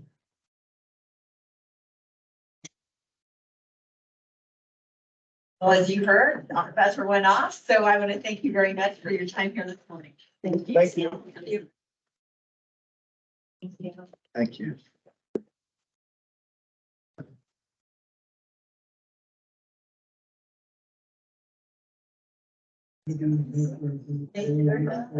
Appreciate it. Nutcrackers, there's another group that took the Nutcracker as well. No, they're all several performances. You're all set. Yep. Crack a lot of walnuts. Yeah. Like a lot of nuts. Yeah, and I think at one time, Jerry, the Orpheum also would bring in, the Russian ballet. Yeah, yeah. I'm amazed that They sell as many seats as they do, because there's so many offerings. Yeah. I surveyed one of their performances of the Nutcracker when we were doing the 8-6 survey, and there was a family up from Oklahoma Wow. to see that version. Like not Ballet Wichita, but Ballet. Yeah. It's interesting. There's only so many people around. So are they like leaving this Nutcracker performance to go to the next one? Oh, they schedule the next one. Like, People like the next. Maybe somebody should write them. Yes, you do have to break. Yeah, we are on a break. Yes, we have a, let me think, 15-minute break.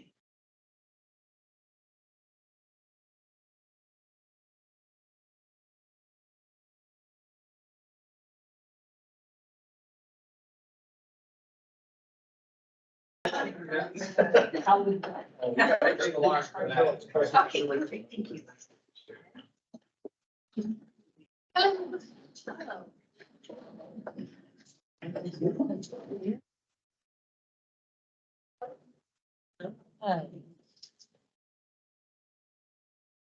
Good morning, yes, good morning. I don't know, I just, I feel like I'm on one of those tours that this is Monday, it must be Rome, right?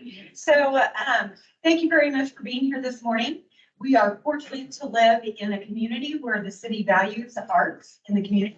And so, hence why we are here today. We are not going to introduce ourselves. We have name placards in just a moment. I'm going to ask you all to introduce yourselves and then we'll go immediately to Q&A. We do have a timekeeper over here. So as we get closer to the time allotment for you, the buzzer will go off. So with that, if you'd introduce yourself. I'm Joe Stubb. I'm the editor of the Active Age. I'm Al Higdon. I'm a member of the board of Active Age. And I'm Patty Sullivan, and I'm also a member of the board. Thank you. Do we have any questions for our guests this morning?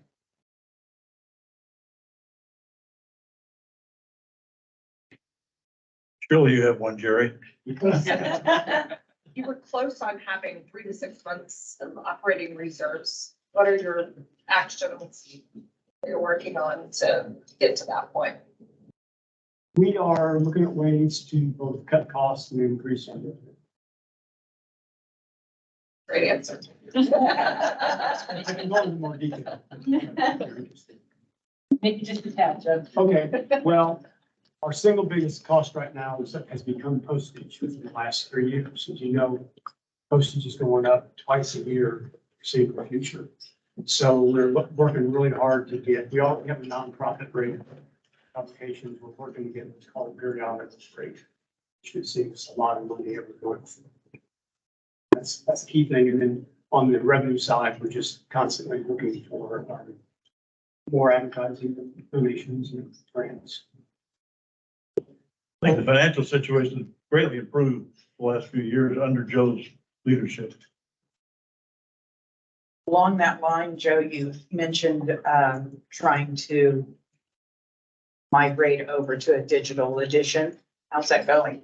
Well, it's slow, but we're getting every single month, we're running those notices in the paper, encouraging people. We're kind of taking it right now from the angle of, hey, with this digital version, you can increase the size of the type, which could appeal to some of our readers. We're not telling them it's because we're, running out of money, because we're not at this point, but we're trying to get them to migrate over there, and we just have to keep after it. And I think as more and more people become familiar with tabs and their computer, they'll be more interested in it. We think we've made a pretty big improvement on our digital version. Well, and hopefully there are plenty of us over 65 that use computers. Oh, yeah, I think probably the majority do. They're just, they still, though, a lot of them like getting that paper in their hand. So it's something we can't just get away from immediately.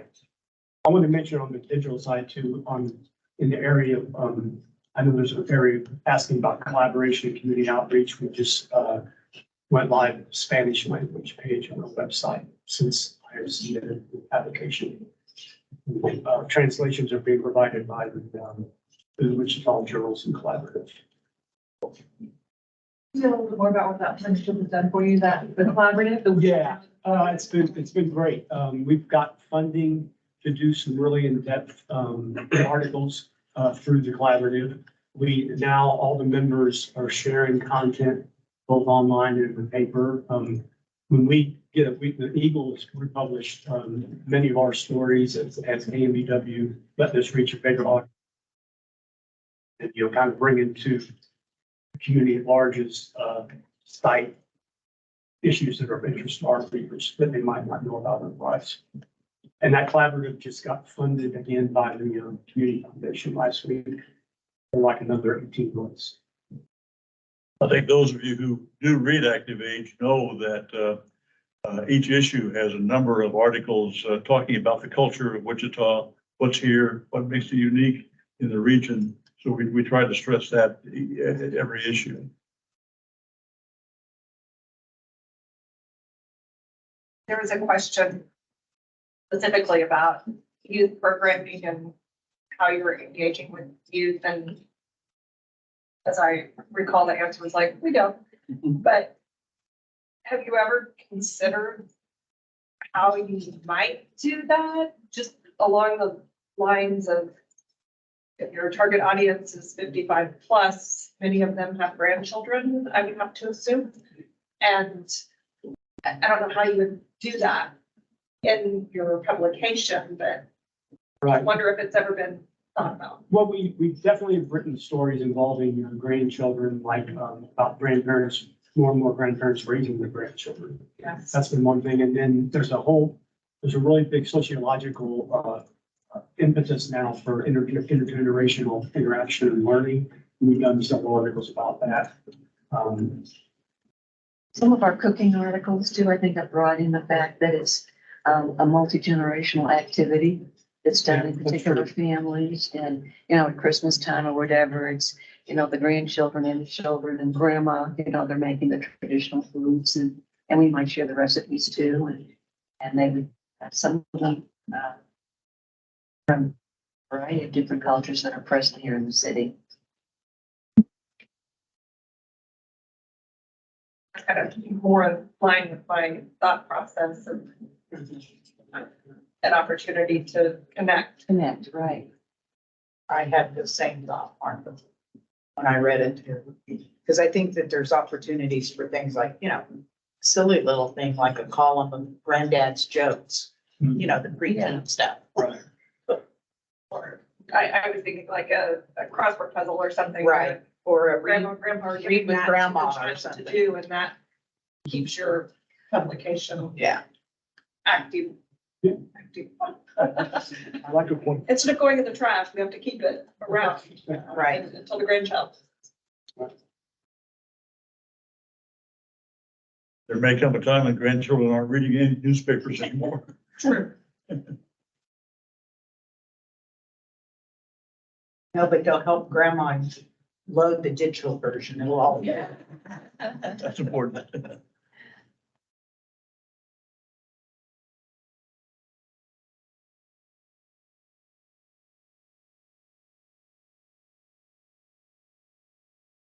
Any other questions for our guests today?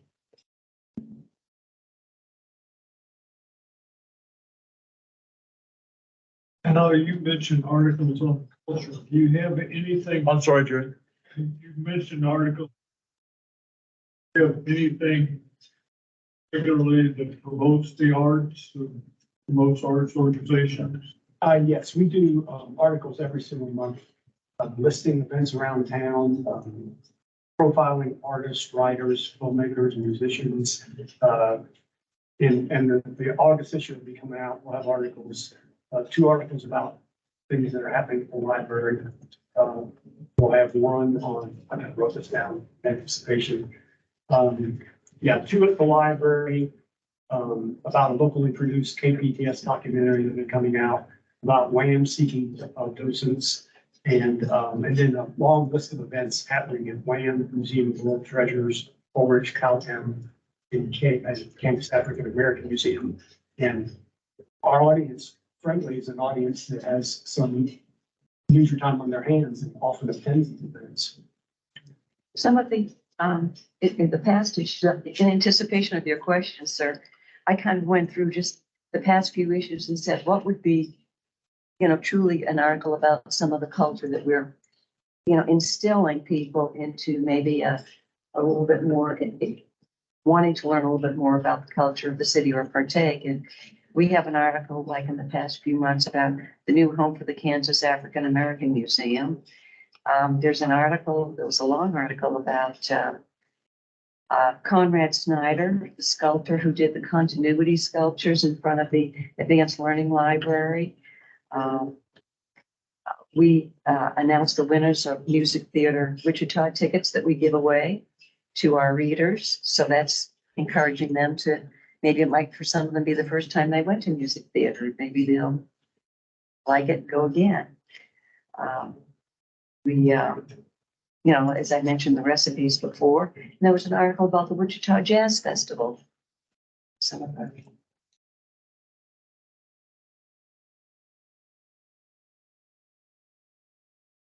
Jen, for the copies that you mail, Mhm. what do you know about the demographics of like what zip codes would be cheap in Wichita? And that is where most of our papers go. We do distribute it in Sedgwick and Putnam and Harvey and Butler. 90% of our distribution is in Wichita. It's pretty uniformly spread around the city. We have it broken down by zip code. I can supply it to you by once you see it. We're in every zip code. The question is, you move to a digital format. Yes. I think that will continue to happen as the millennials become seniors, right? Will you be able to see what they're clicking on to read? Will you be able to have that? Yeah, we have that, what's that called, back side of the website. We analyze it. Right now, we're not getting as much traffic on there as we want, but it has gone up pretty much every single month. We're doing things to try to drive people to there every month. No contests, content they can only find online, kind of like we should do it. That is the buzzer that says your time is up. Thank you again so Okay. much for coming in. Yeah, thanks for taking the time. Thank you for your time. Appreciate it. Pretty full morning for you guys. Now, day. We're here for the duration.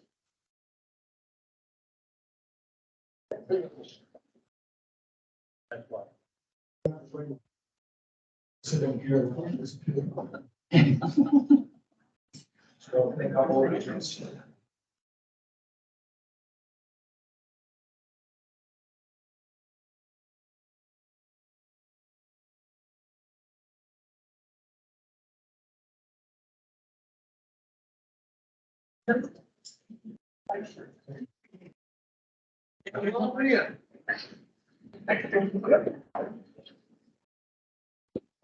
Hey, Lizzie. Hello. Good morning. Morning.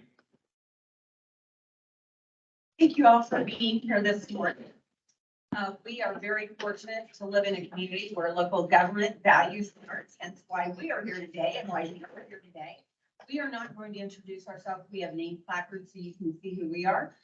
We are on a very tight agenda, so we do have a timekeeper. That buzzer will go off after 10 minutes once we start. What I'm going to ask you to do in just a few short seconds is introduce yourself, and then we'll immediately open up for question and answer. So with that, if you would introduce yourself, please. My name is Whitney Reeder. I'm the General and Artistic Director of the Wichita Grand Opera. Nice to see you all again. Our President and CEO, Dr. Ross, couldn't be here. He got sick this morning, but is with us in spirit. I'm Andrew Hernandez. I'm the Director of Operations at the Wichita Grand Opera. Thank you. What questions do we have for our guests this morning?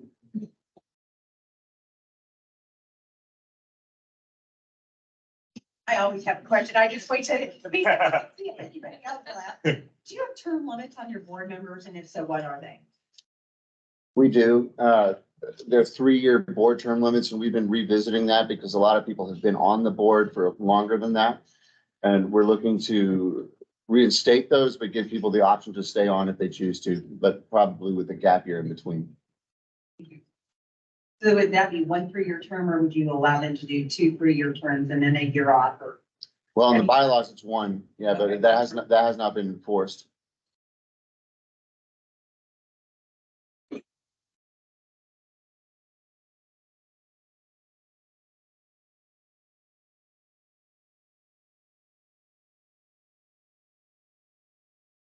How would you describe your current audience?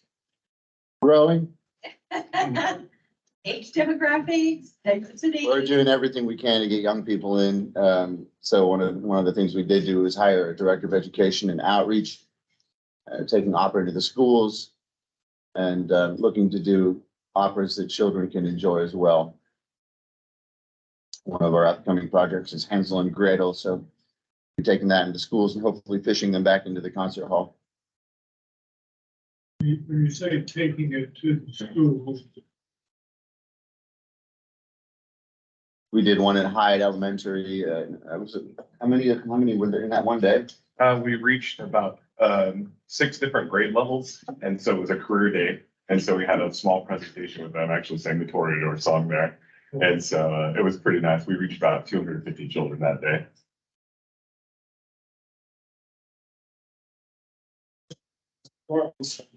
there any significance to that particular space, or was it just opportunity? It was a lot easier for us because the bulk of our work is done at Century 2 performance wise. It's right across the street. Our offices have been out in Andover before. And while I like Andover, it was a little bit of a drive when we were in production. So it was practical, and Garvey's have been good to us in the past and made that space available. Participating in this first project. I'm sorry.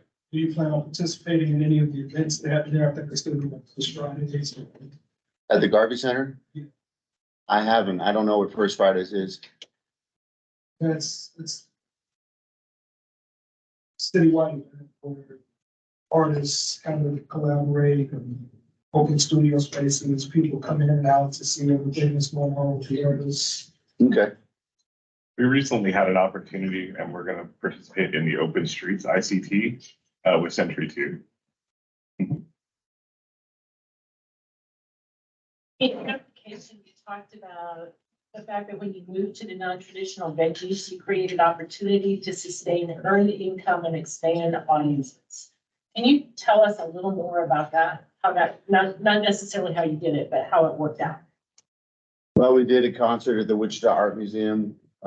It's just about a year ago now, and found that there were people there that had not traditionally been involved with opera. And that was a Latin night honoring our Hispanic community. So that's one way to reach other demographics and parts of Wichita that don't necessarily have an interest in opera. What else have we done? We did an event at the new Culinary Institute downtown Niche in conjunction with WC Tech. There's an opera called Bon Appetit based on Julia Child, and served a dinner there. And it was nice to be able to bring people there that were curious about the space, who really enjoyed the opera, and hopefully will come back. That's the kind of thing we're looking to do. Partnering also with Exploration Place in 2024, the same goals. And how's that impacting the revenue? Well, if we can get them to buy tickets for the opera, that helps us pay our bills. So it's from tickets, it's not from anything beyond tickets. Yeah, well, we did a house concert recently with singers, and we don't charge ticket prices for that, but oftentimes we got a check for, the next day from an audience member who was pleased, and continuing to try to put the word out in everywhere we can. It's not an easy sell, opera in Wichita. You to encourage people to listen to that conference. Just do as many good performances and spread the word as well as we can. Yeah, and part of it is reaching out to city leaders. Thank you for the wonderful recommendation. Tarzia, people like that are well connected and appreciate the arts, not only for the art itself. I mean, a lot of people like opera, a lot of people don't, but even those that don't can often understand the importance of having a successful opera company in Wichita, or an art scene. And to that extent, we're trying to work with other arts organizations here in town. I did a performance with Ballet Wichita in April, collaborated, and then that was a wonderful thing. We do a lot with the Wichita Symphony, always hiring their players. And looking forward to being able to work with Opera Kansas in ways that will present themselves, spoken with their new executive director to look at different ways to collaborate. Some of those thoughts are for coordination. No, I just had an initial meeting with Matt Schloniger, who's their new director. And we talked about perhaps producing things together in the future. And that it was an initial meeting, but we both thought it would be advantageous to us as separate organizations and to Wichita. Nothing's been fleshed out.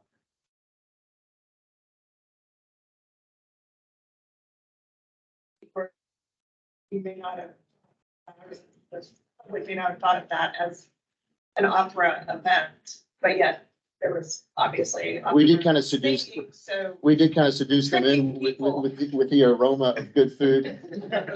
And it was, yeah, I know that people were curious about the new venue, and Bill Kreitz is their chef and did a wonderful job with his students, who actually prepared the meal under his direction. And we do have to find creative ways to entice people to opera, but it was a 22-minute opera and it was in English, which always helps. And it was funny. And the lady baked a chocolate cake and everyone got to eat the cake in the end. So trying to make it a fun experience as opposed to the cliched, stuffy, boring, dead art form of the 1700s where ladies wear white wigs that come up to here and so on. It's kind of our goal. When you're at those venues like Niche, et cetera, I understand, you know, you're more the entertainment as opposed to, did you have the opportunity to promote yourself at those events? We do. And we also recently did a concert on July 1st. It's our biannual patriotic event at Holy Cross Lutheran. And we do that as a gift to the church and to the community at no charge, but it's a great way to also mention that we have an opera and try to win people to the opera through that. We use opera singers, and obviously there's an orchestra, and this year we had bagpipers even. So trying to put the word out in every way we can.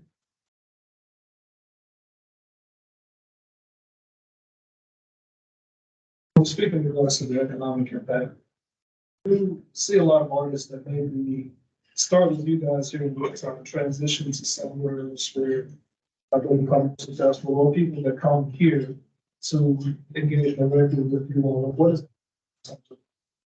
the economic impact. Do you want to answer that, Andrew? Yeah, so we have, we try to cultivate our artists here as much as we can, bringing them in. It's a very tough business. And especially after the pandemic, we lost quite a few young artists during that period of time, from dropping out of school or, just not having the gigs there. So we're one of the few, and happily we did, we were working through that, finding smaller venues to, give opportunity to these people who were missing out on opportunities.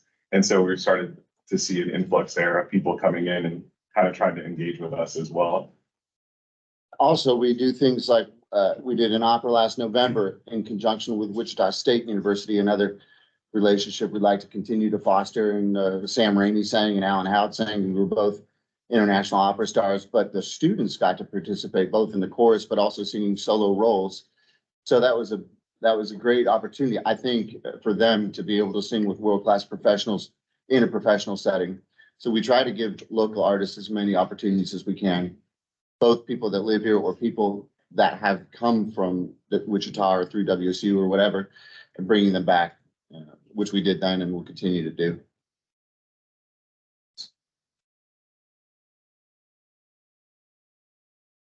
Dr. Ross, have any plans to officially retire in the? Oh, that's just Rhino, retired in name only. No, there was, I remember there was a big retirement party, but I consider it kind of a joke because I can hardly keep up with the man. Yeah. When he's not writing books and doing procedures and actually running the opera company, he's traveling. You know how it is. And that will come out now and pull you on. Thank you very much. All right, I gotta ask, are you Hannah Howard that I spoke to on the phone a week or two ago? All right, well, nice to see you. I hope to hear you soon. Thank you. Thanks, Lucy. And we are making progress, and so is rounds and balls. Yay. Yes. Godspeed. Bye-bye. Have a good one. Thank you.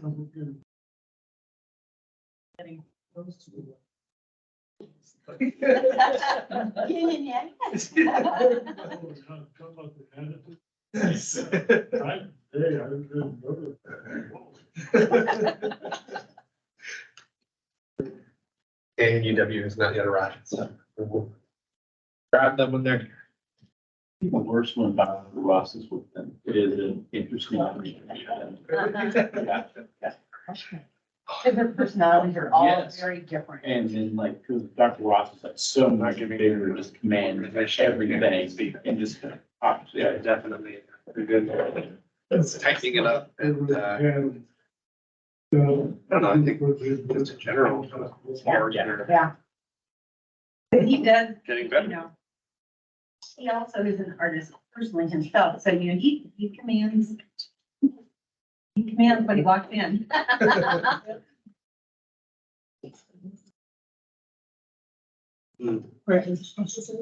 Yeah.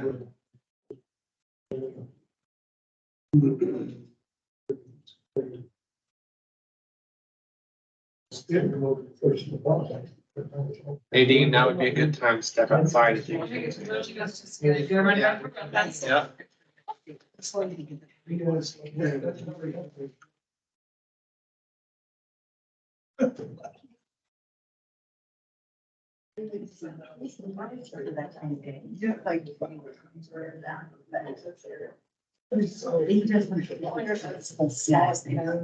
That's interesting to see some people like. Yeah.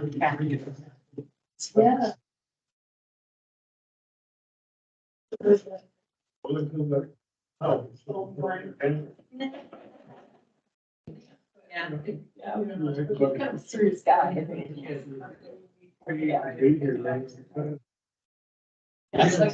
Yes. But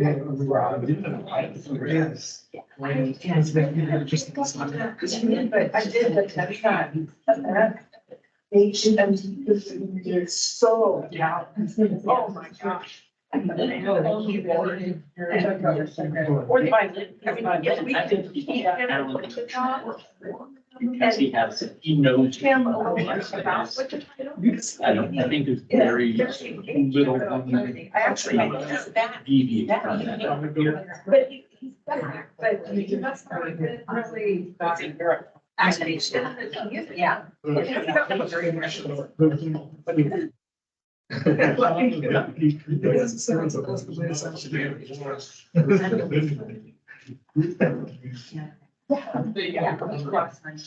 I put it for this. Should be done. I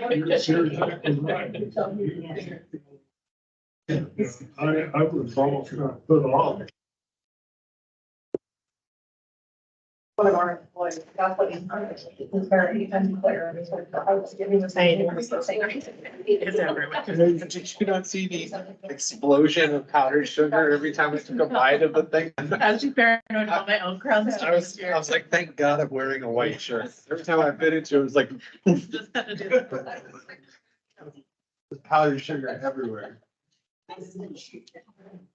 A great way to start the day. Yeah. Yeah.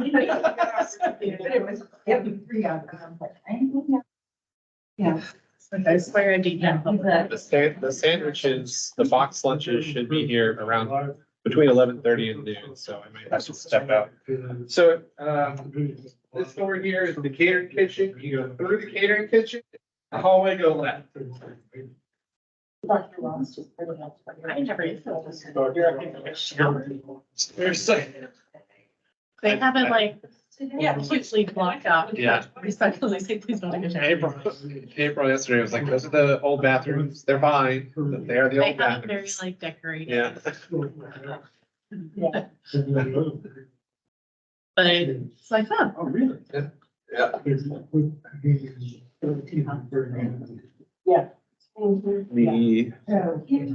Yeah. The Metropolitan Ballet was very, The carving model with the. excited to be in the space.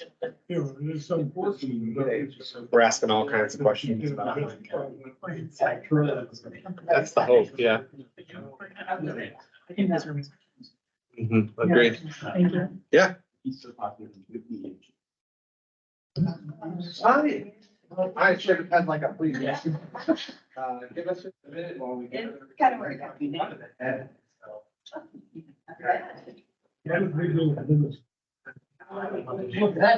Well, I'm telling you, it's that extra 5 minutes. I'm telling you, it's that 5 minutes. Yeah. Because some of those introductions were on. For 10 minutes. Because really, we wouldn't start on a timer until they did their quick introduction last year. Some nights have to start midway through because they were going beyond. And that's what I was thinking, to go through the apps and.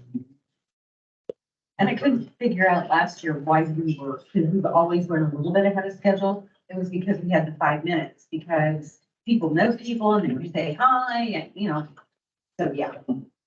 We'll figure it out. It'll only take another 10 years or so. Get there. So you're planning on staying that long?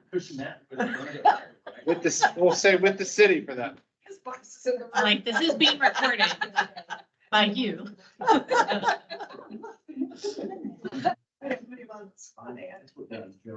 You got it. Did we not get you enough donuts? This is my 10, this He is my, left himself. my 10-minute Q and A. All right, KNUW's here, so I'm gonna grab them.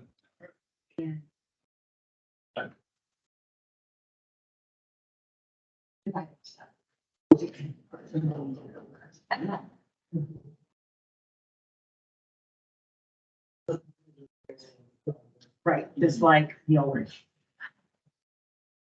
But how is their board, I mean, how does a board have an oversight board and they do not? Yeah. Well, yeah, that's a great question. Yeah.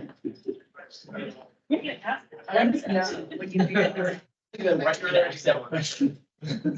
Straightforward. That's not all it is, but. I'm sorry about that. Take it. Welcome. Yes. Me too. How are you? Good, thanks. Good morning, welcome. Hi. We are very fortunate that we live in a community where the local government values the art, and so hence why we are all here today. You'll see in front of us, we all have placards with our names. We will not go around and introduce ourselves because you have that in front of you, and hopefully you can see it. Dominic to my right is our timekeeper, and so as soon as I turn it over to you, he'll hit the little start clicky. You will hear a buzzer go off. It's kind of an obnoxious buzzer, so you'll notice it. And then we will be done. So with that, I'm going to turn it over to you all to introduce yourselves, and then we'll go immediately into questions. Hi, I'm Deborah Fraser, and I am the general manager of KMUW, which means I do whatever they need done.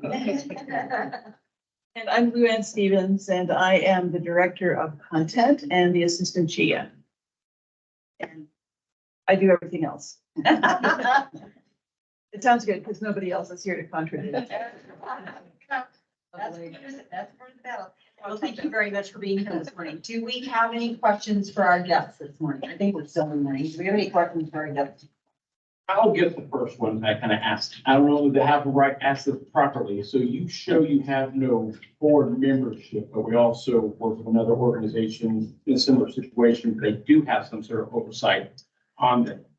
How is the current university structure providing oversight to you from board standpoint? How is it that you don't have a board? I'm not exactly sure how to answer. Asking this question being.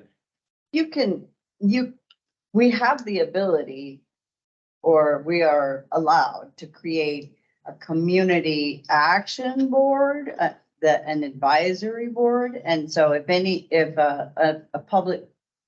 if someone licensed by a university has a board, which is incredibly rare, then it would have to be, like an advisory board or a community action board.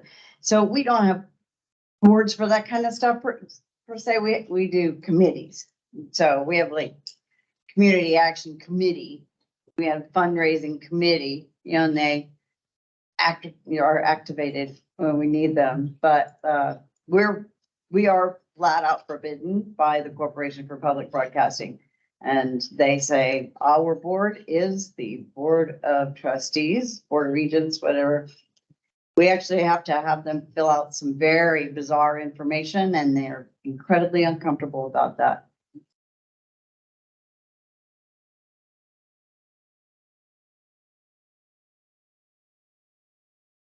Sure.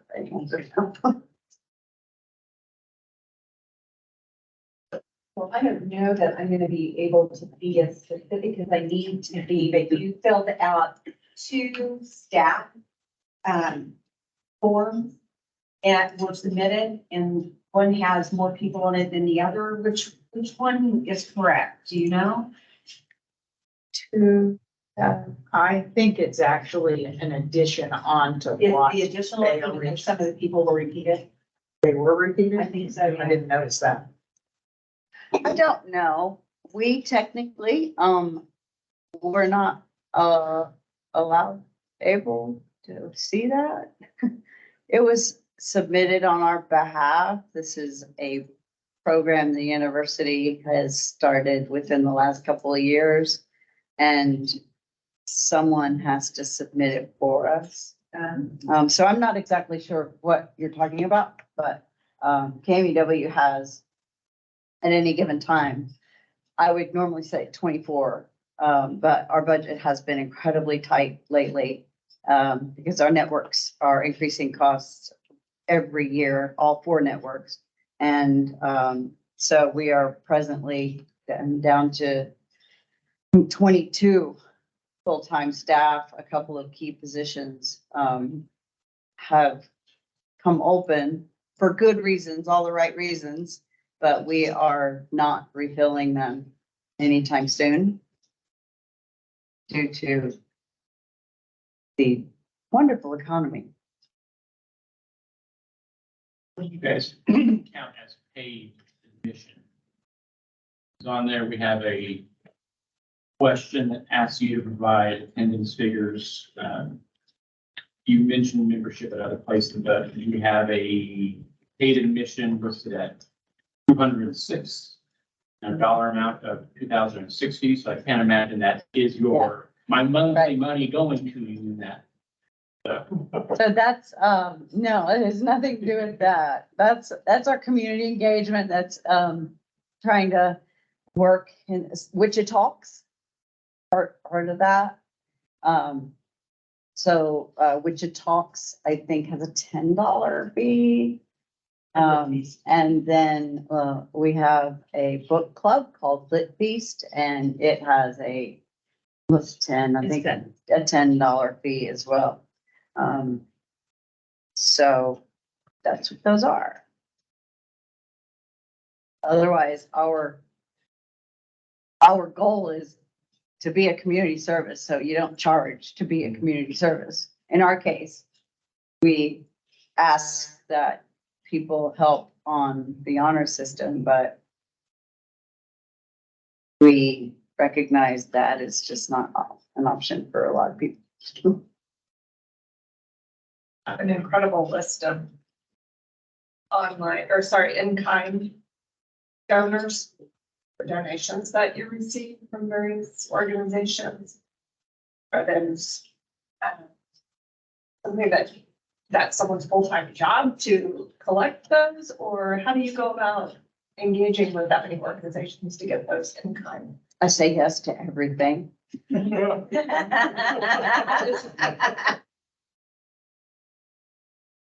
So when in kind for us is, we're allowed, not allowed, we are told to call it that, for the Corporation for Public Broadcasting. Again, it controls a lot of who we are and how we are, as well as the FCC. And then we get to WSU in the state of Kansas. But anyway, in kind for us is a trade for airtime. So it's us, in some cases, it would be a small arts organization that couldn't afford to advertise in the community otherwise. And we try to seek those out. And we specifically, in the past couple of years, during COVID, we started it, been looking for smaller organizations we aren't familiar with that are owned by persons of color, underserved communities. We're really involved in providing publicity for the LGBTQ plus community, the Big Gay Market, Pride Fest, things like that. And it's amazing how many small theaters there are in this community and nobody knows about them. So we're trying to help. And on trade, we get things like solar panels. This was a couple of years ago, but we had, I believe, to the tune of like about $45,000 solar panels donated by a company called Key Solar. So we have 29 panels in our array on our roof in Old Town, which is kind of cool because I have an app. We can look at and see how when it gets cloudy. It's just fun to watch how much solar we're using. Tell us more about your community action leaders group. How do you recruit folks for that? And what's your engagement with that group been like? Pretty new, but it's been exciting. Our engagement department, engagement directors, they dealt with the recruitment. They put together some really stringent application, and applicants had to write a letter explaining why they would be good for this. And then they were interviewed. This was all handled by our community outreach department. And so they didn't want to have too many because that would be overwhelming. So it's a small group that is so incredibly enthusiastic. And what they've done for us is help spread the word about, the last Engage ICT. What was the topic? Are you talking about water? Where they came up with the water? Well, a couple months ago, we had one about water in general. Well, that's And thank you. The water, we were talking about water and there potentially being shortages in the future and the Ogallala Aquifer and things like that. So what they did after informing everyone they know about this so that they could be involved and watch or send, we solicit in advance questions from anybody and then have a panel of people who we believe can answer those. But what's coming of that project is that we worked with the city. Troy Hauptman is one of our pals. Really think is a bad feedback. But Troy said, "Hey, let me go ask Gary." And I was like, "Oh, Jansen?" He goes, "Yeah, let me just ask Gary. Let's see what we can do." So they're donating 100 low flow shower heads to us to distribute in the community. So we will distribute some to KMW listeners going on air. And then we're thinking like half will be distributed that way. And then the other half we'll look for an organization we can partner with to help perhaps find some underserved community. Exactly. That's exactly what, that was the first recommendation, Habitat for Humanity. I was like, that's so perfect. Yeah. So as you probably gathered, our time buzzer went off, so thank you again. Is that what that was? That's what it was. I thought it was a fire alarm. That too. That would mean we need to evacuate. Yes. So thank you very much for being here this morning. Thanks. Thank you. Thank you.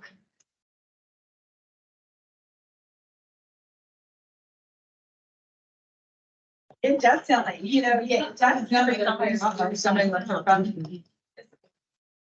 That's our parting gift. Yeah. Thank you. Jesse, a cell phone in here? Bye, guys. Thanks very much. Thank you.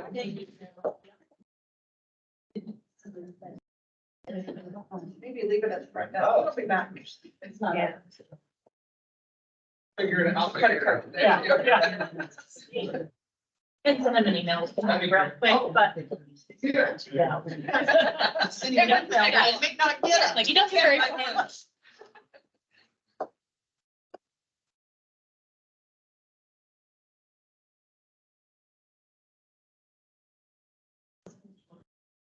Morning,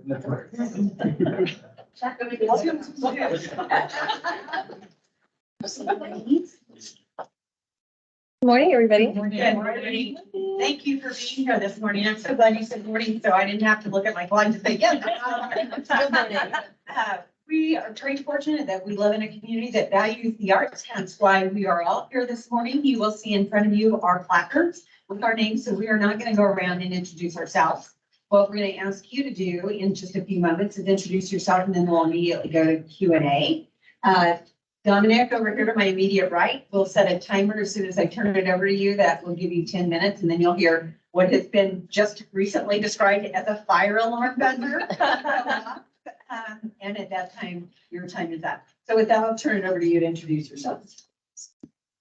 Well, my name is Anna Jans. I'm the Executive Director of Regina Kondowski Dance Company. I just came on in April 17th, so I'm still getting my feet in the water, but I'm so excited to be here with all of you and to meet you and to tell you what our amazing organization that Regina has been building is up to.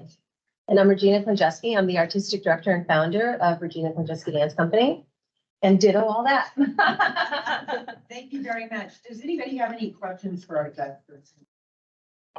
Excuse me, a question about your board of directors. You have 7 members, 3 are identified as advisory. What is the difference between the advisory role and the other 4? Sure. Yeah, go for it. Our board members are voting members, and we have 4 of those. And then our advisory members are members that can sit in on board meetings, certain meetings that they're invited to, and others that are closed just for voting members. And they are people that we reach out to for advice in their specific fields and what their strengths are to support the work that we're doing. But they're not voting members.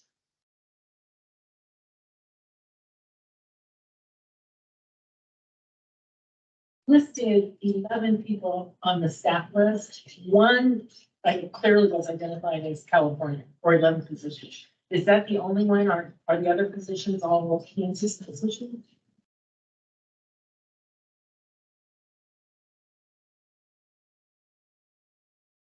So what has been different, or what will be different now that there is an executive director in place? Ooh, that's a good one.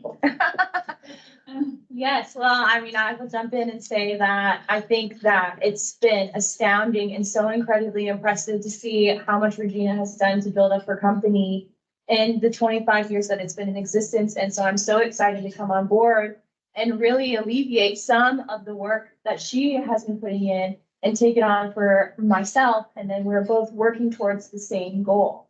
But it's 2 people's time. So it's basically doubling our capacity to push forward and grow the company.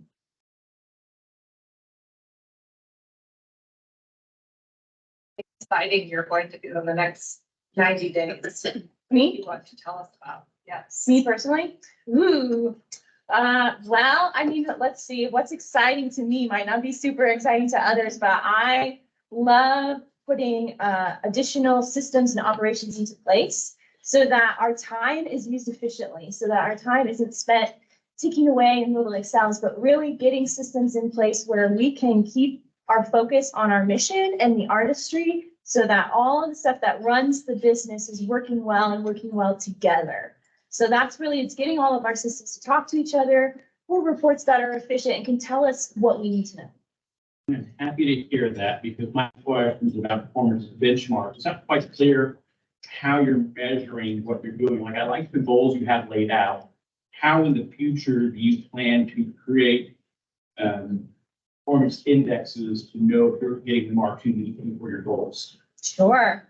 Yeah, so that's obviously utilizing systems and operations, but also routinely checking back on them and comparing what we've projected versus what actually happened and seeing how can we get further those goals? How did we surpass our goals? And so the systems that we are going to put into place, of course, are with a CRM so that we have an ability to pull reports about our donors, pull reports about people who are coming to our shows and see that return. We want to see that return grow. What kind of benchmarks were you hoping to create? Are they gonna be donor-based, performance-based? I mean, what would be your ideal benchmarks going forward? Absolutely. I mean, yes, the donors, absolutely. Growing our audience members, absolutely. Growing the interest and the recognition of our brand in the community is a big one. What are some other ones for you? Fundraising, so we're looking to expand. One of the things that's been amazing about having an executive director come on board to alleviate not only some of the administrative work I'm doing, but being able to do new things, which is pursue corporate grants that we haven't done quite a bit of, and foundation grants. We've been really wonderful at putting our resources and time towards government grants. And so that's a way to expand. That's a performance benchmark.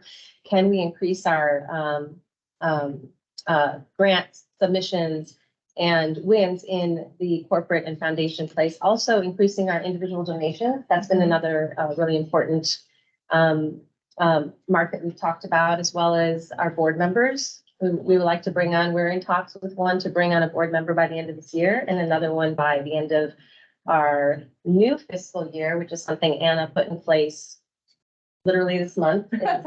You can talk about that. Yeah, absolutely. So before we were running on a fiscal year that aligned with the calendar year. So it went from that January to December. But now we're seeing that there's a great strategic move to shift to a July to June because it aligns with a lot of other organizations' fiscal years, including grantors. And our programming, which again is going to help us be able to keep track of those benchmarks that you're talking about a little bit easier. Speaking of programming, I noticed in the budget that programming in 2022 was quite a bit higher than what it was in 2021 and 2020. What triggered that? Well, we got back into the theater. We were able to do more programming. I figured it was pandemic. but Yeah. Just make sure. Have you increased prices on your performances or anything coming out of the pandemic? Not necessarily. For ticket sale, for ticketing, for ticket sales, for classes, very incrementally.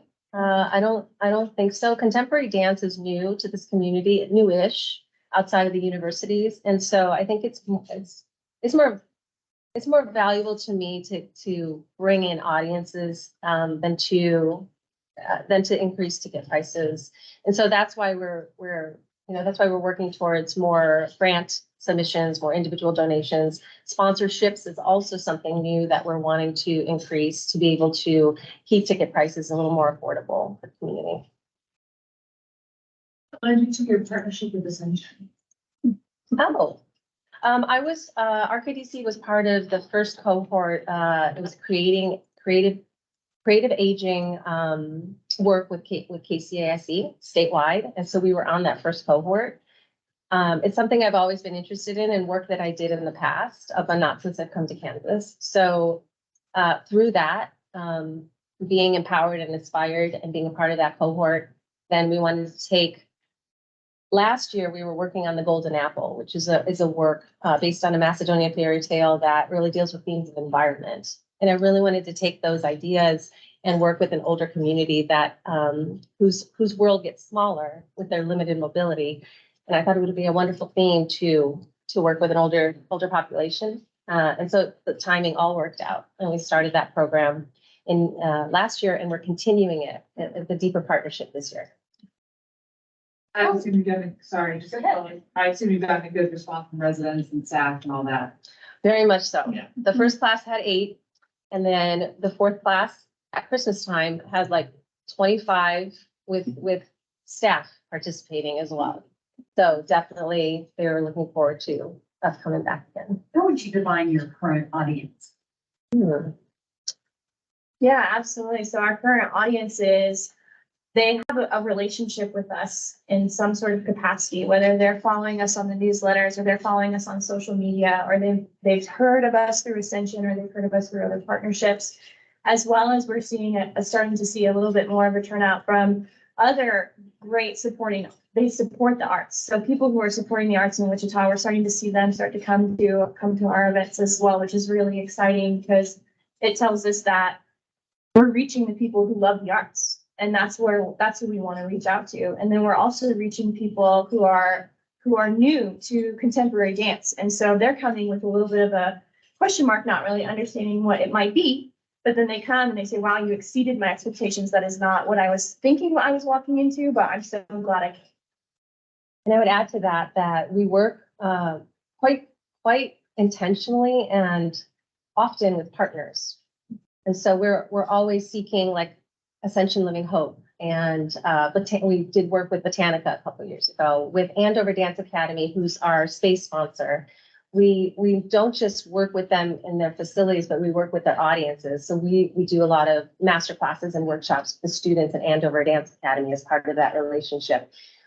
We partnered with Christian Griffin Dance Company, and through that, worked with Mark Arts and Newman University. So the partners that we bring in also expand our audiences, but also are participating in what we're doing. So our audience spans from little 2-year-olds, all the way up to older adults. And I have to tell you, seeing those young dancers come to the show and their eyes are kind of glittering when they walk out is quite an experience. It's really exciting to see young artists and young dancers get excited about where their career could go. Because when we're showing them, like, this is a professional dance company here in your hometown. I'm gonna ask a question that I'm a stickler for this, and that's why I'm asking. Do you realize that Wichita is misspelled throughout the grant application? No.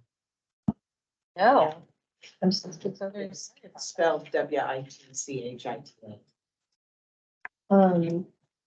I didn't catch that, and I kind of have a feeling I know why. The grant writer that was helping me continued to spell it that way, and I continued correcting it, but I didn't catch it. Okay. Everywhere. Yeah, apologize. That was the timer. So, thank you for your time here this morning, and, yeah, thank you. Thank you so much. Thank you. Have a great day. Thank you. Take care.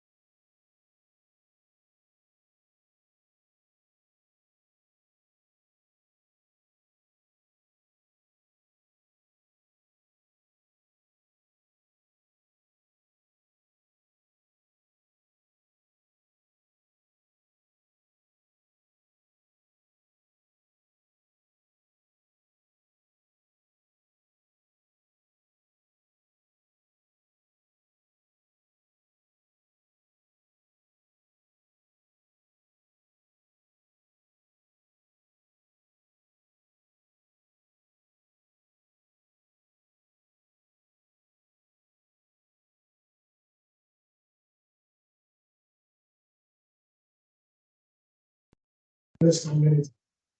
Here, and like, when they come in, I'm just gonna re-ask them the exact question to see if the answer they give me. Is it gonna any answer clearer? the question.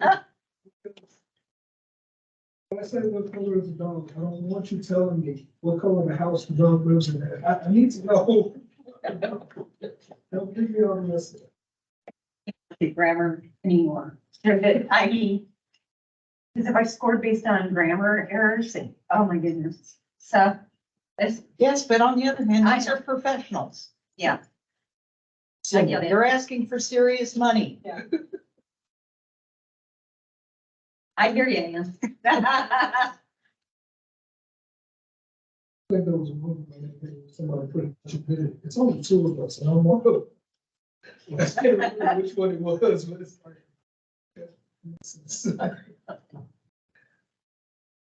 We used to have a little group of organists in front of you. Oh, yeah. And it was just one man. Yeah. That's really everything. Yes, he did. Oh, sorry. Yes, he gets up. He noticed. Oh, paramedic clerk. Retired, so I don't know if this is gonna keep going. Yeah. There's, I talked to him a couple weeks ago, and he's like, so many, it's an online application now, and I got big and say, yeah. That would never be me.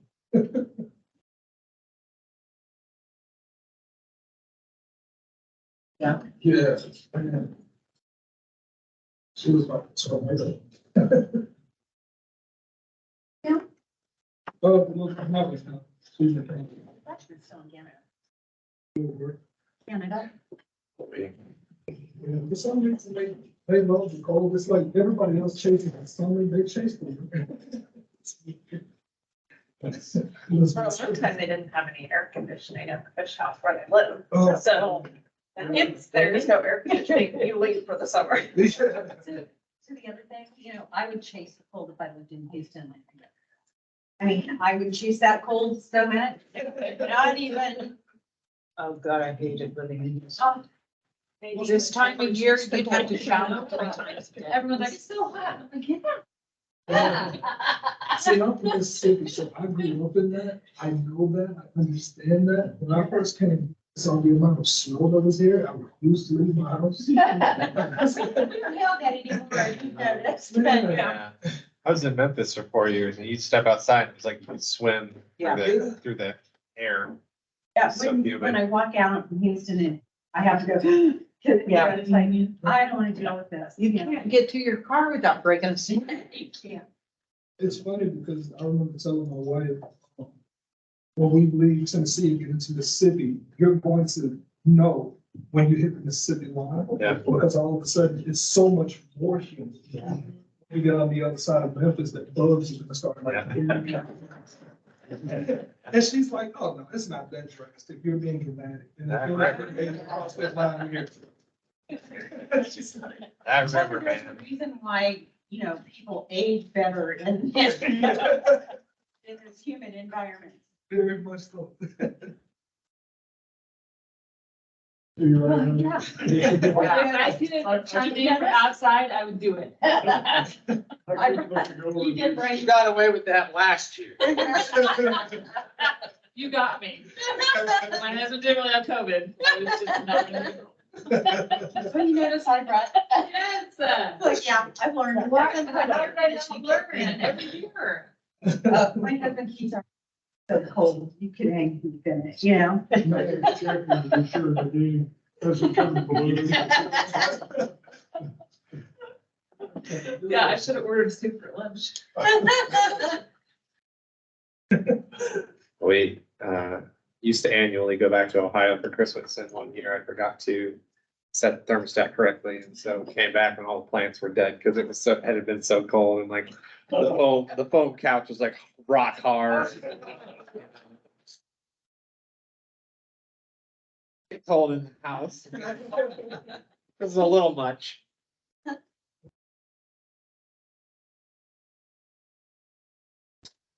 I'm trying to get over my cat, because one's in Chicago and in Houston. I'm trying to get up where they understand that we will visit Chicago in the summer and Houston in the winter. Yeah. Yeah. Yeah.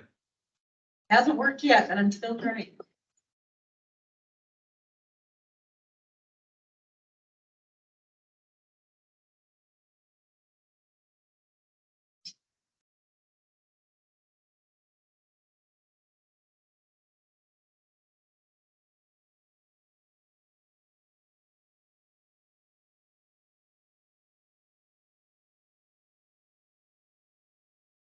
Something right, you were ready to laugh or something. Go through and then to the left. Thank you. All the way down to the door, almost outside. That's the men's. Yeah. Ladies, Just ladies is outside there, yeah. There's some interesting signs in the men's room, by the way. I'm sure. I haven't been in there yet. So that I was like, oh. The kiss me goodnight sign. This. Why do I? I don't know. I don't run the building. Better together. I'm like, I shower. I shower. It's interesting. So I'm gonna have to ask what the women's room says. Nothing. No, there's a lot of Yeah, times. Are there multiple women's restrooms? Well, there's Well, one up front. Yeah. I'm going to the wrong one. It's the one in here. There's a lot of one. decorative items, but I didn't see the sign. Yeah. In particular. It may have also said better again. I mean, there was some feel good That I commentary, kind but of I didn't understand. put it in that context. Better together was by the shower. But was there like a chair blocking it? Like, I don't know. There's no chairs, there's chairs. is there was like a like a Teenage complaint boys. that the chairs like to kind of discourage.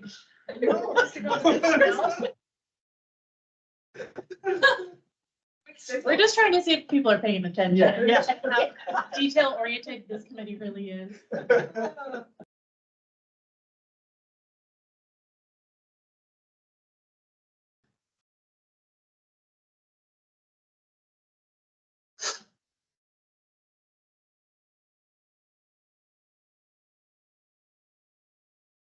I really like the sign that says this is a freezer. I wonder what mistakes were made.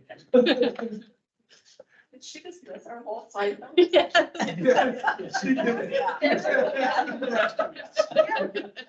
There's a lot of interesting signage. She can go back to your that morning. Was there any interesting signage in the women's restroom? It's very, I would suggest you view it because it's very uniquely decorated. Camp shower. Right here. Yeah. Hi.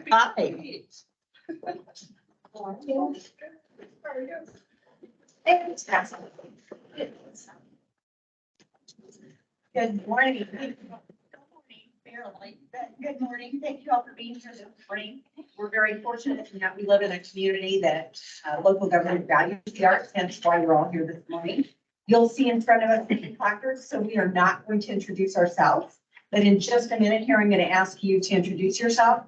I do have a timekeeper. Dominic has agreed to timekeep. So you hear something that somebody has described like a fire alarm that will go off at the end of 10 minutes. So just so you know. So with that, I'm going to turn it over to you all to introduce yourselves, and then we'll get started with question and answers. Okay, Denise Sherman, the Executive Director of the Kansas African American Museum. Ebony Clemens Ajibalade, I am the board president. Ed Watson. I was trying to find another last name. Watson.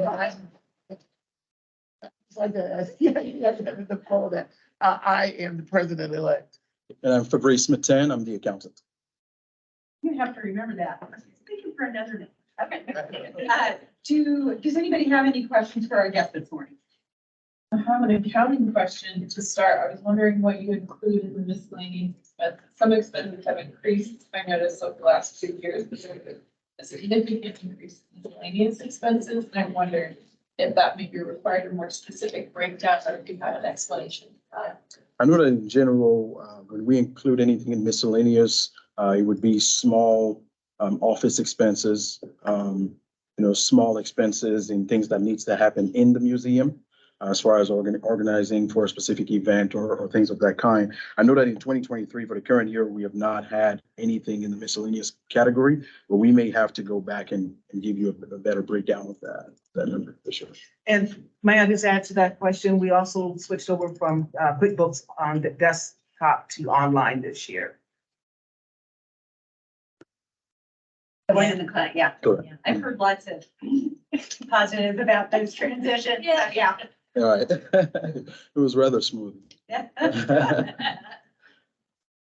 your staff list, you show a couple of positions that are these new positions.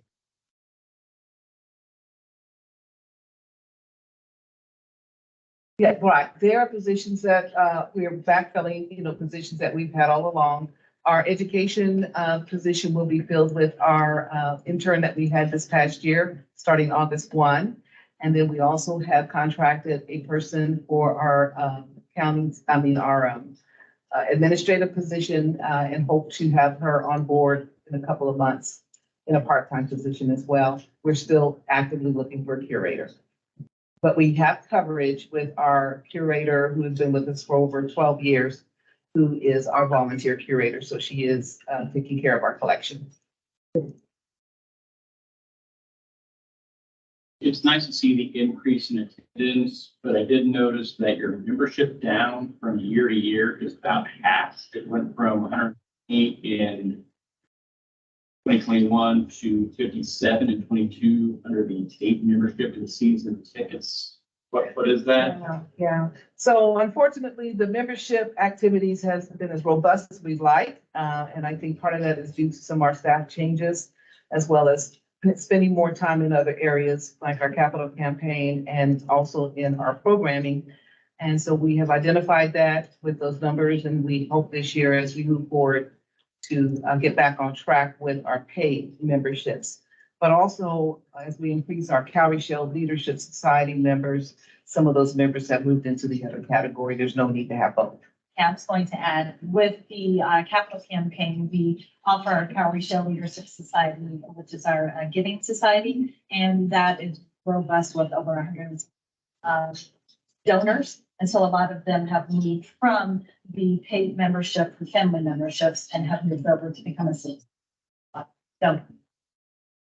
So while we're talking about the capital, congratulations, you're doing great. And that, but when I was looking at the financials, those donations for the capital, I didn't see them in a restricted account. Do you have a restricted account set up for them, or are they? They are, because we actually have a separate bank account where all of the capital dollars are going to. And any expenses related to that building are also associated to that bank account. As, of course, on the financials, we keep everything, in a separate account on the expenses and the income to be able to identify that. But the bank account is also separate for any transactions that happen. So on the balance sheet that you submitted with us, that does not include the capital that's separate, or is it including the capital when? See here. Balance sheet. Because that's where I didn't see restricted, but Oh, I see. You did not see that in the restricted section. I was just curious.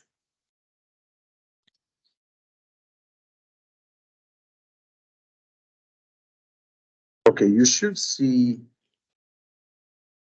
in the equity section, the donor restricted building funds. You should be seeing that on our balance sheet.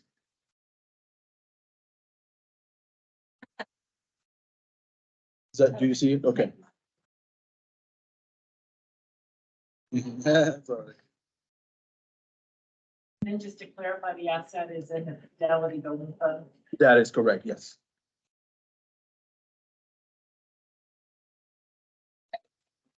Listed on the 990. If you do 6 years of service and then you're off a Yeah, year that and was you're. off. I'm back. Okay. That was the Yay. explanation, but. She glad to see me. I'm so glad to see. We're glad she's back. I like, She never really left, just wasn't official. yes, just put her on a committee for a year. That's it. Or 2 or 3. Could you elaborate a little bit more on how your cultural awareness group or trainings are utilizing the facility? Yes, so our cultural training is geared towards our organizations in the community and also faith-based groups and those that want something more specific, either around a topic or a event. And so they either come into the building and we use that facility there to build out some training that we do specifically for that particular event, or we go to the organization and do it. So it is not our normal programming. It's all customized. Really nice because it's tailor made and an organization can contact us and say, we're having this issue or we want to learn more about this. And we dive in and create it specifically for that organization. Denise, you guys do a ton of programming in collaboration with other organizations. Are there any in particular, or just give me 1 or 2 in particular that you want to try to keep moving forward with in the future? Yeah, thanks for asking that question. So the last couple of years, we've been very intentional about expanding our partnerships and collaborations, and I think it's really starting to show. It takes a little time to do that. And looking for the niche areas that serve that particular organization and us, so we're mutually beneficial for an outcome. So as we're moving forward, we are elevating our partnership with WAM, with Wichita Art Museum. We're also looking at Goldrich Museum as well. We've already started those discussions on how we can collaborate on partnerships and programming. And we did have years ago with three of us, 2019, that was a joint project celebrating African-American art, 20th century. Also, those that are in history and cultural areas. And so one that we have not done that has been on our radar is actually Cowtown and here at the Mid-America, All-American Center, Indian Center. And so we talked about it and we're in discussion about how we can do that. But what we don't want to do is collaborate or partner just for partnership's sake. We really want it to be meaningful, distinctive, and we want it to be something that really resonates and brings out the best of the two organizations and elevates us both. So I think we're managing to do that. You're one of the only organizations in town that are trying to get a white audience and to come in as well. Uh-huh. Normally it's the other way around, right? So what are you doing to try to reach those non-traditional? Well, I think we've always kind of reached out to that. In fact, not only does it reflect in our board and our activities, but our attendance with many of our programs, and mainly our Senior Wednesday programs before that was disjointed from the pandemic, had a fairly diverse audience. And so we've always, all Kansas, just like what our mission statement says, we want to tell the story and reflect the rich history of African-American contributions. And so, again, that also shows up in our activities with special events like our Canaan that we had this past year in 2022. That was our major thrust. And our Canaan event was very well attended by all sectors of the community. Cross-cultural. Yes. Cross-cultural, cross-generation, cross-interest level. So we went from the young to the old. We went from ecumenical different religious groups. We went from different racial and ethnic groups. I mean, there was lots of piece parts. And to your more to your question, Anne, and someone asked earlier about the cultural awareness work that we do. That tends to be, I mean, it works in the African American community because we have to speak to our own, but organizations reach out to us in the D&I context, reach out to us for assistance and teaching and helping and understanding. And I mean, Denise is always smacking me down because I'm always coming up with new ideas. So when you talk about Cowtown, I'm thinking about the Buffalo Soldiers, because my uncle was a Buffalo, or great uncle was a Buffalo Soldier. So that's a story. The original Buffalo Soldiers were mostly Black, and so those are kinds of things that reach across racial and ethnic groups that I think we're striving to be the experts in that space. What I mean by expert is sort of pushing that the notion that this cultural understanding goes past just African Americans, but the entire Kansas story, because of course Kansas was on the right side of history. So we try to tell them. Yes. Well, that was the buzzer. So again, I want to thank you for your time here this morning and wish you a good day. Well, that was too quick. Yes. You don't need to.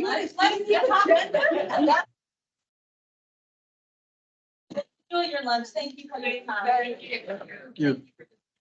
Thank you. Bye-bye.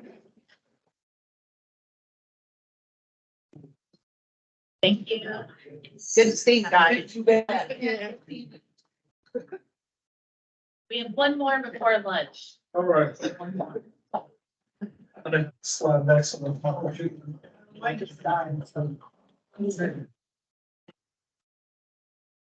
Here. Oh, was that? Nothing else. Yes. We'll try.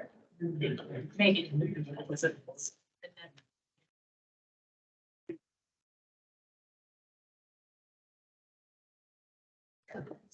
Yeah. On this side. Right. Yeah. Yeah. Give me your name. Because I hear That was a little.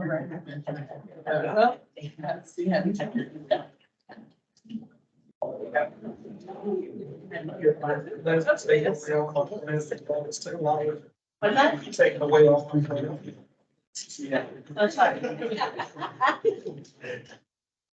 Hello. Is everybody moving to, oh, I see, everybody's moving to counter. Good morning. Thank you for being here this morning. It is still morning just by here. It is still morning. So thank you for being here. We're very fortunate that we live in a community where local government values the arts in our community, and hence why we're all here today. You'll see placards in front of our names. Some people have moved a little off just to keep their computers juiced up, but we're still all there. We're going to ask you to introduce yourself in a minute, and then we will go into question and answer. We will set the timer as soon as I turn it over to you for 10 minutes, and it will buzz. Some have said it sounds like a fire alarm, so just warning you ahead of time. Okay. And with that, I'll turn it over to you. My name is Ella Monique Backus. I'm the Executive Director of Arts Partners.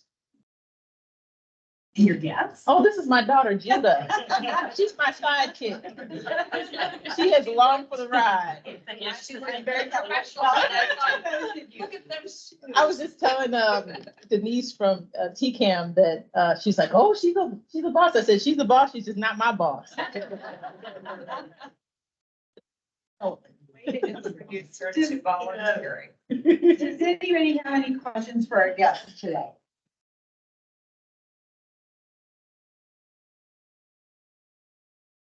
A question about your board. Yes. Half your board is either from WSU.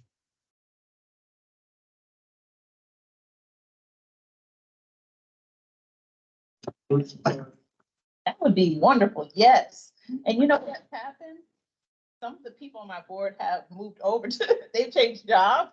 They left other firms and they've gone to WSU, so WSU Tech. So that's something that's happened over the course of their board membership. But yes, always trying to make sure we have a diversified board roster. I noticed on your fundraising data that there's been a fairly significant decrease in corporate gifts. Mhm. Understanding it's a pandemic, but is there more to that story?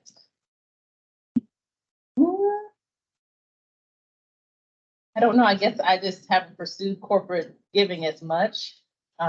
Most of our fundraising is around grants, and one of the goals on our strategic plan was to secure multi-year federal funding. So that's what I was going hard after. So most of our picture as far as the organization is following what was laid out in our strategic plan. And I don't think that necessarily specifically corporate sponsorships were the focus, but yes, we've made some attempts. It's just kind of challenging, like you said, for people to stretch when everything is so tight. I have a question about your attendance figures. You have some pretty good fluctuation in your attendance figures under, it's under paid admissions, and then you identified it as the arts encounters.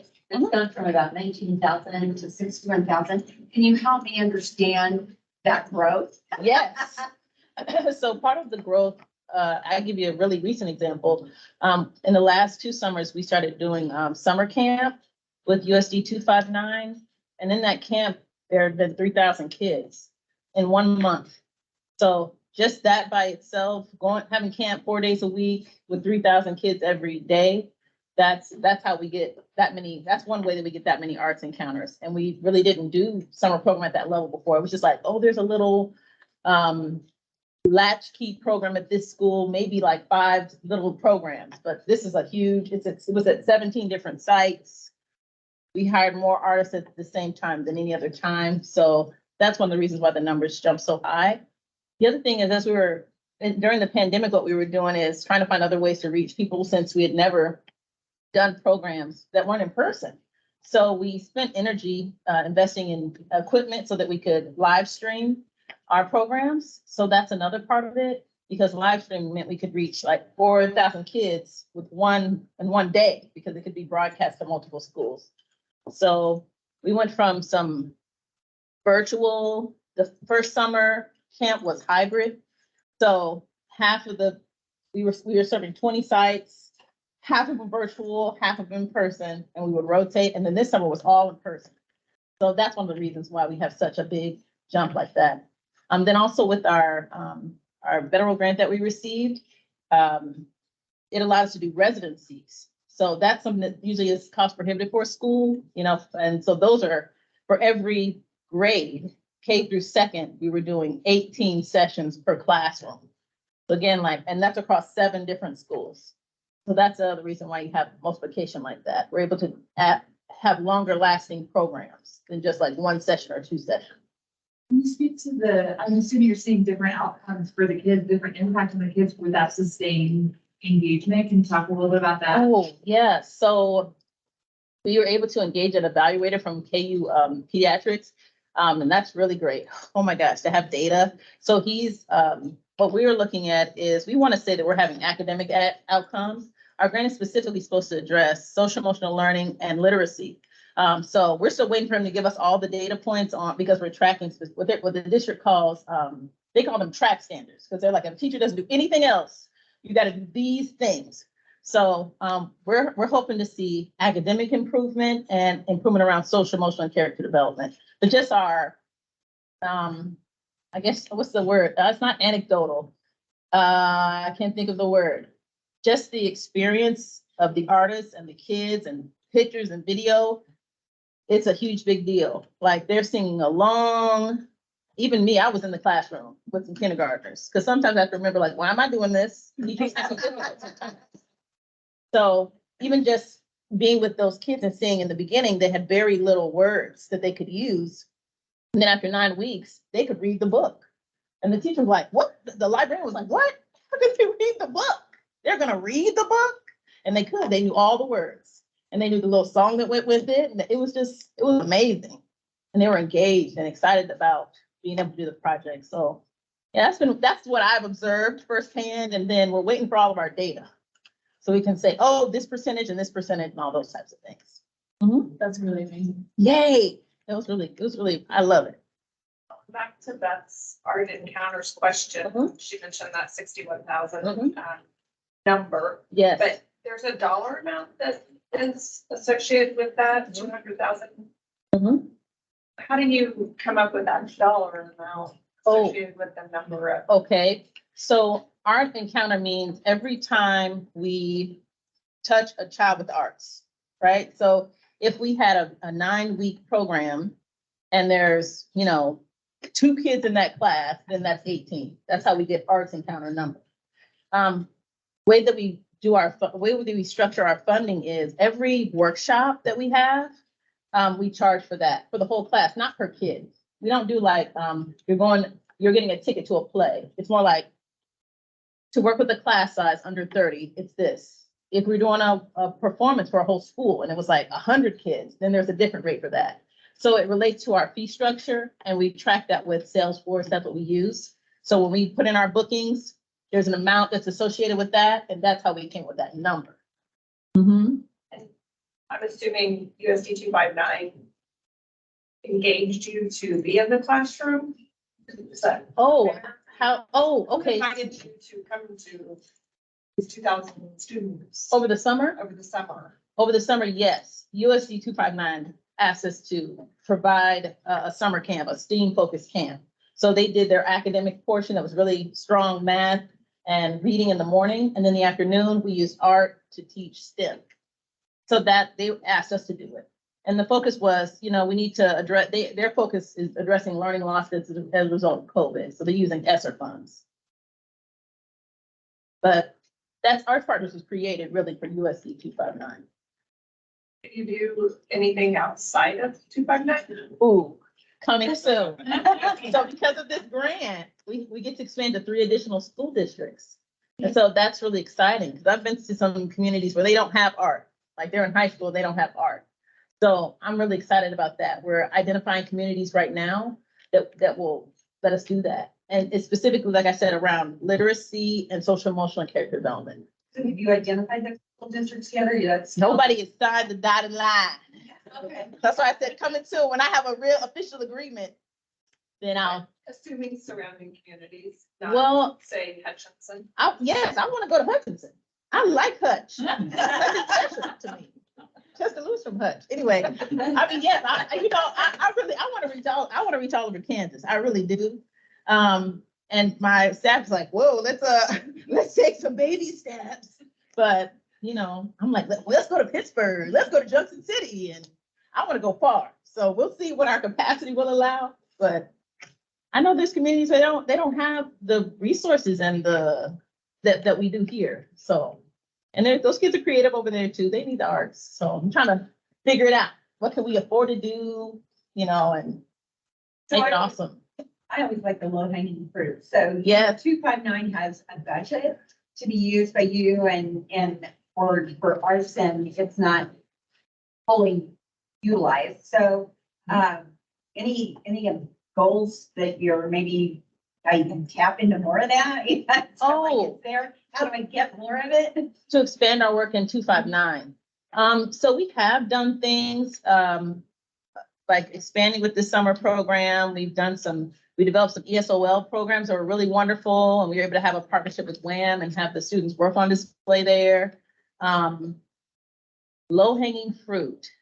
Yes, it's more departmental. So we've done programs with the Native American program and helped them translate their traditional stories into a onstage play with Native students. So it's instead of it just being like by school, it's been more by department.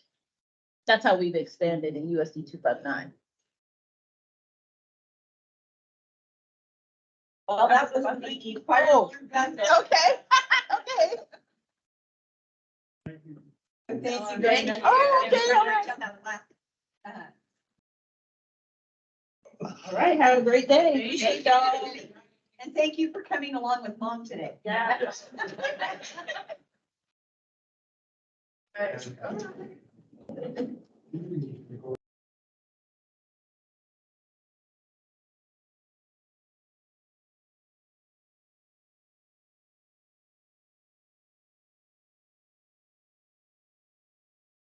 Yeah, there, Reva. Good afternoon. It's been so long. Did you get some lunch? No, but it's okay. I don't need to eat. I know. I asked Jesse if he had my box lunch and he said no. So. I forgot we had an extra. To be honest. It's okay. Well, good afternoon. You're gonna hear my spiel again. Good afternoon. Thank you for being here this afternoon. Hopefully I'll say an afternoon now instead of morning. But we're very fortunate to live in a community where local government values the arts, hence why we're all here today. You'll see name placards out. We're going to introduce ourselves. Dominic is going to set a timer here in just a few seconds. When I turn it over to you, I'm asking that you introduce yourself and then we'll open it up for questions and answers. So with that, take it away. All right, well, I'm Don Reinhold. I'm the CEO of the Wichita Symphony. I know some of you. To my right is Tiffany Bell Rhodes. She's our new development manager, formerly the education manager. And next to her is Ebony Clemens Ajibalada, who is our new board chair, elected in June. So a month ago. So fire away. So do we have any questions for our guest with that?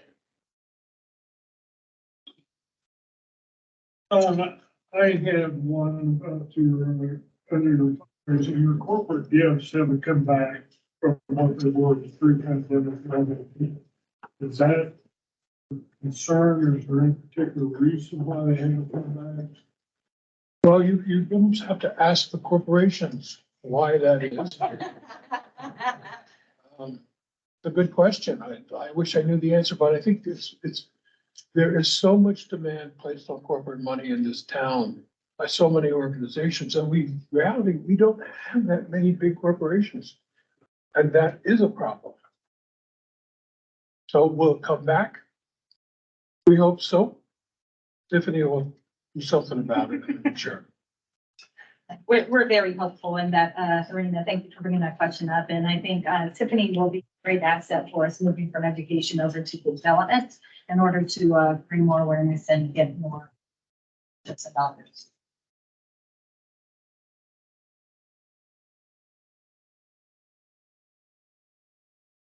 It looks as if you adopted a fairly significant deficit budget for the current year. And the application's been there for a while. Can you talk to us about how you're doing financially? Okay, Well, financially, we're actually in pretty good shape. We always kind of go into a season with a deficit, and I'm working on the budget for next year, which looks even worse. But I think, we have over $1 million in cash to work with, which gives us enough of a buffer as we continue to recover from the endowment. And it's important to recognize that when I got here back in January 1st, 2012, the city had less than $200,000 in the bank, already owed $85,000 on our line of credit, and had a $3.5 million endowment. Today, we have about 1.1 million in cash in the bank for reserves. We don't owe any money to a line of credit, and we have an endowment that's now 8.5. So our total assets are just under 10 million at this point, which, that's not success. I don't know what is. Success with getting all of you to become season ticket holders. That's success. So speaking of that $1 billion, knowing me as you do, I totally cringe that you had that much in a bank savings account. And, think of banks in California and the situations that they have faced recently.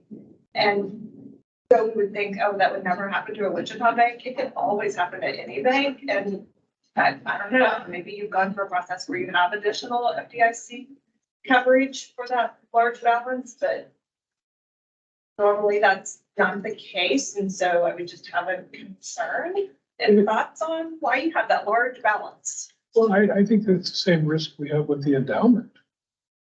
That's all Congress trust. And a diversified portfolio, I'm certain. It is an diversified portfolio.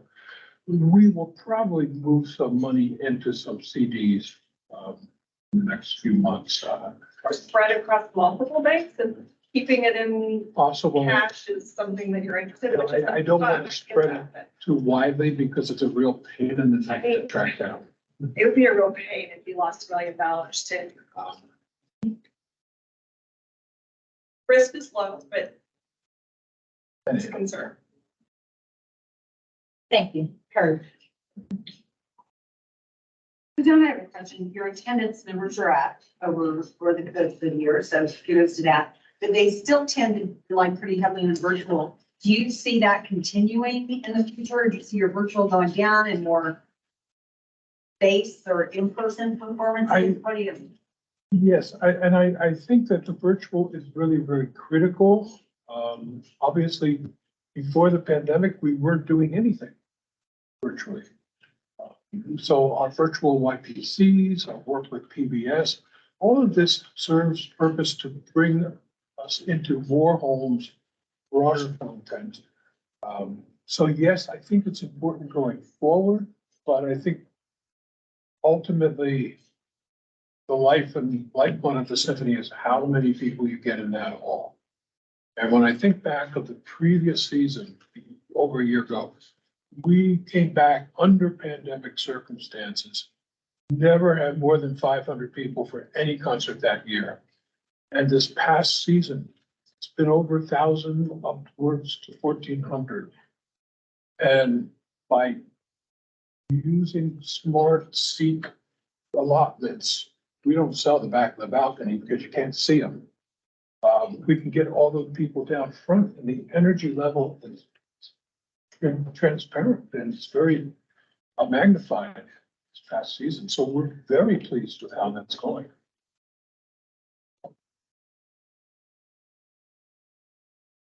Expand on what a flex band is. That's a Tiffany question. Flex band? Yeah, you would qualify.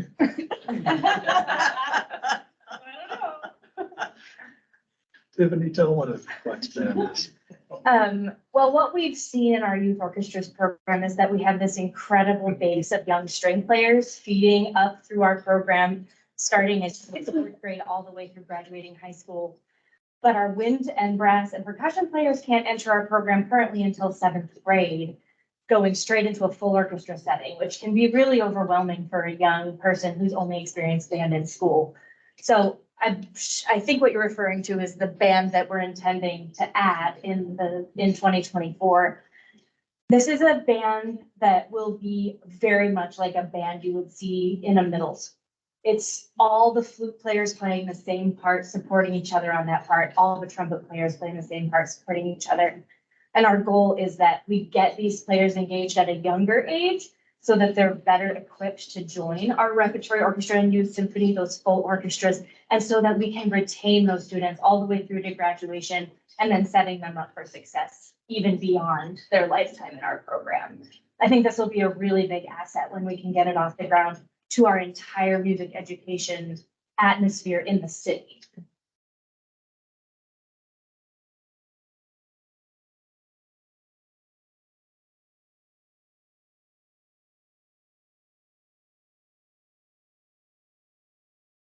Other questions?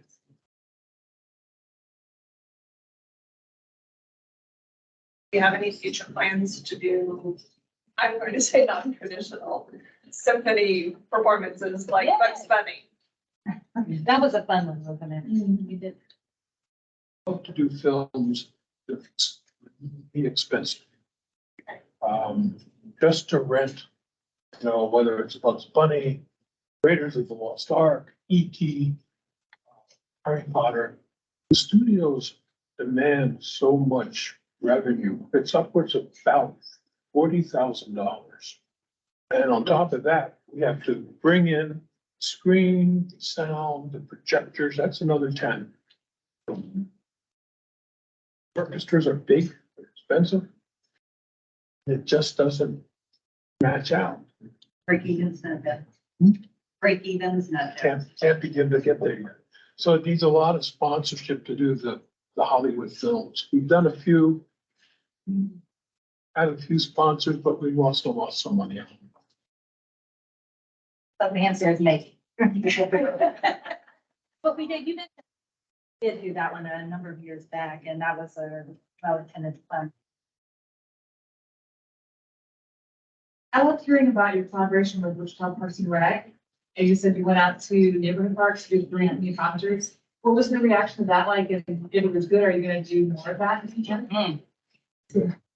We had almost 800 people come out that day for free concerts, and we were in all different areas of the city to do it. I think this is really important for creating access to the symphony because a huge piece of that is our location being downtown.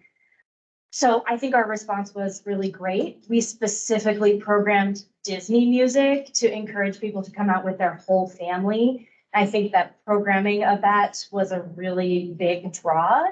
So yes, we're planning to do that again in the fall, and we're already talking with Park and Recreation about where we should go, when we should do it, how we can grow it, how we can market it, because I do think it's a really successful program and one that fits a need. And I received many texts from different parks. People are like, hey, we're at McAdams and I didn't even know this happening.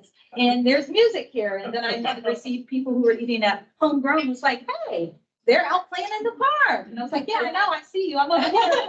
And I was there that day too. It was amazing. It was beautiful. When we were at a park and people would hear us from their home across the street, and then they'd wander over, or they'd be riding their bike and then they'd stop and stay for the entire 30-minute concert. I think these are a lot of people that have maybe never experienced the symphony or even this kind of live music before. So to just hear it in their neighborhood is really impactful. Well, that was the alarm. So I'm going to thank you very much for your time with us this afternoon. Okay. Thank you. Thank you. Good to see you, Dawn. You too. Are you coming back again?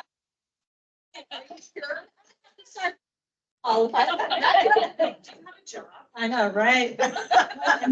Still get some more economic development. Thank you. That one's on you, right?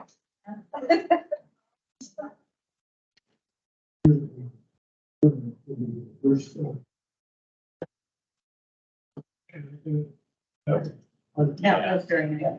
I went to the one last week, it was very serious. And there was one, I don't know what the park is on, it's right off Ninth Street, and I went to that one. And I really wanted to get to Riverside to get the other. Yeah. And I got on the back end because it didn't have it quite timed enough that this one stopped and I could, get over here and get settled, but yeah. Valley Wichita is here. I'm about to grab them, but just to let you know, I was able to make that adjustment to the review form.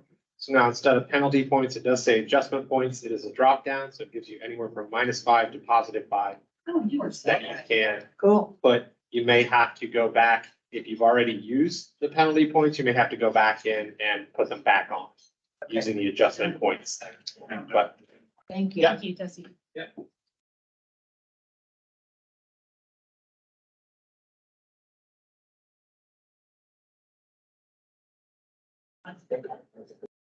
I didn't realize how.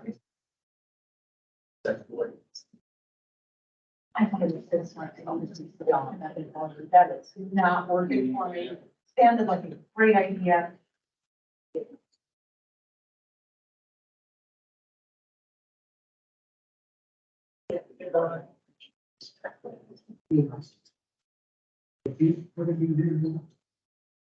Yeah, heat. So it gets warmer and then it gets colder, so it's a breeze for free. I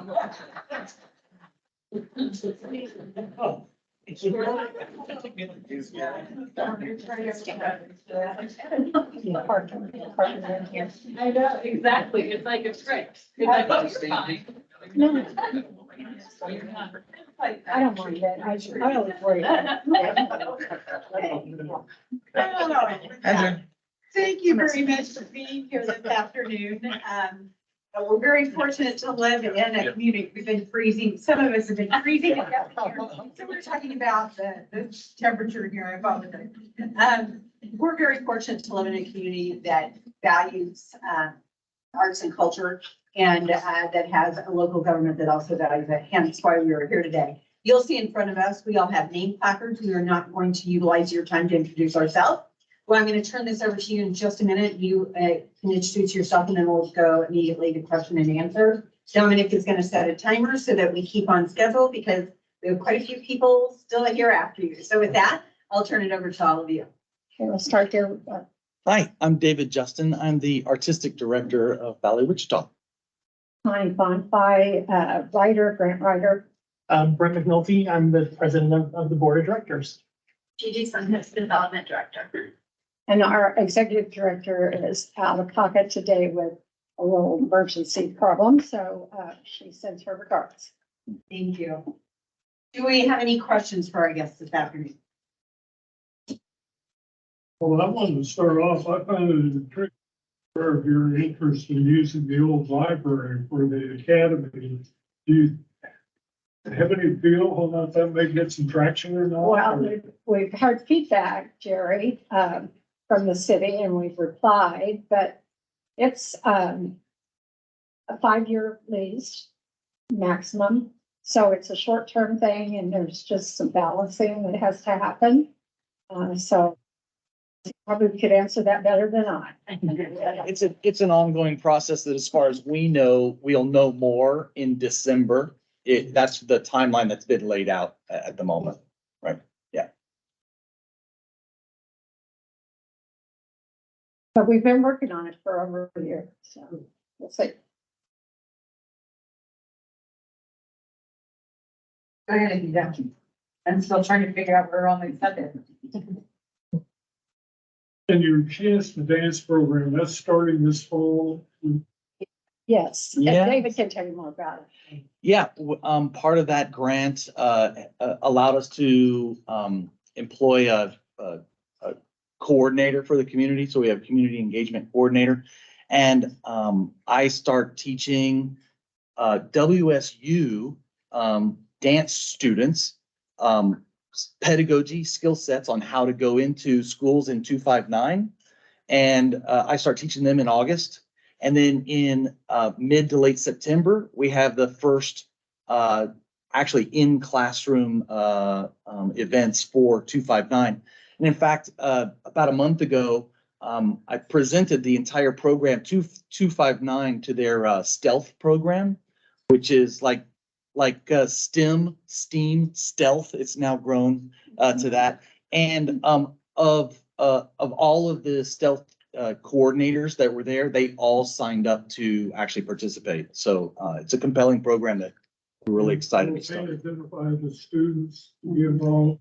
They'll identify the third and fourth graders, the classes that we'll use, and then our professionals will identify students who have particular aptitude and talent, and we'll scholarship those students to come study with us for the next year, and then they can be in Nutcracker again and stuff like that. So it's something that it's got layers, like layers. Sorry.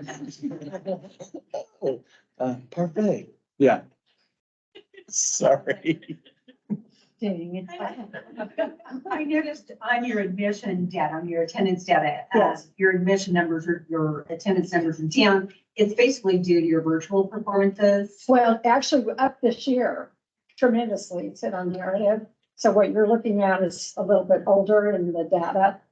So the narrative was up 24%, I believe, this year. It was the largest Nutcracker we've ever had, higher than pre-pandemic. The first spring performance we've had in 10 years, and we met our attendance goal for that. Great. And so my question was, do you plan on continuing with any virtual, or are you No. going to go back to all? No, we don't plan on it at this time. Thank you. Didn't catch that. Yeah. But I wanted you to know that those stats are a little bit off. That you got. We're excited about the new ones. Yeah. So you're doing a good job, relatively speaking, of reaching out to African-American, Hispanic audience. You've seen you've grown that some. I'm thinking you might have answered my question earlier with kind of your educational effort you're going into right now. Are you doing any additional efforts to go into those areas and those populations to? I'd like to answer that question too, because we've just completed our annual National Endowment for the Arts program proposal, where we'll be working with Rob Simon to help us with the African American storyteller and the hero, or the heroes, West African tradition. And so he'll be helping us to redesign the story of Brer Woods, which includes all the Brer Rabbit stories, the wolves, the various. Those trickster folk tales that are both African and also Native American. So we want to really target both populations directly through that presentation. That'll be a year from September when that event takes place. Where would you be doing the performances? Are you bringing students to, or are you going to them? We're going out. Yeah, it's all around the area in different locations. You already received the national? No, we just wrote that. So we're just we're rolling on the planning big time. Yes. And will you still be able to deliver if you don't have the funding? I think so, Our intent is to follow through, getting help where we can. It follows a program that we're doing actually this September. It's our Ballet in the Park program, where we go into communities, and this year I think we're doing 11 so far, over the course of 2 weeks. It would use that format. There's also an indoor major performance aspect to it, but we're trying to build off of a model that we know how to use and work, and then grow that. So yes, I think we would do it either way. The target audience will be slightly different than it is normally, but all of that remains to be seen as it develops. Can you tell us more about the ballet, which is on Men's Club? Yes. You can tell us about the Ballet Men's Club, because Yeah. you were there. It's great. It's great group of gentlemen art supporters who have the common interest of helping advance ballet and dance in an art form. Jerry Martin and some of those pillar community members rallied together to start this group. And then encourage like-minded other gentlemen to join in as well. Not only through funding, but also through just being an ally for that performing arts form. So one event thus far and more in the works and lots of interest from the community. And do they perform as well? There are a couple that have had dance careers. Yes. And I've said, we have, because one of the things that we do at Ballet Wichita is, many of our performances are intergenerational. Yeah. And so I create roles for people of all experiences, because when you put people in a room together of all experiences, that gets shared. It's just so rich. So yes, I'm working on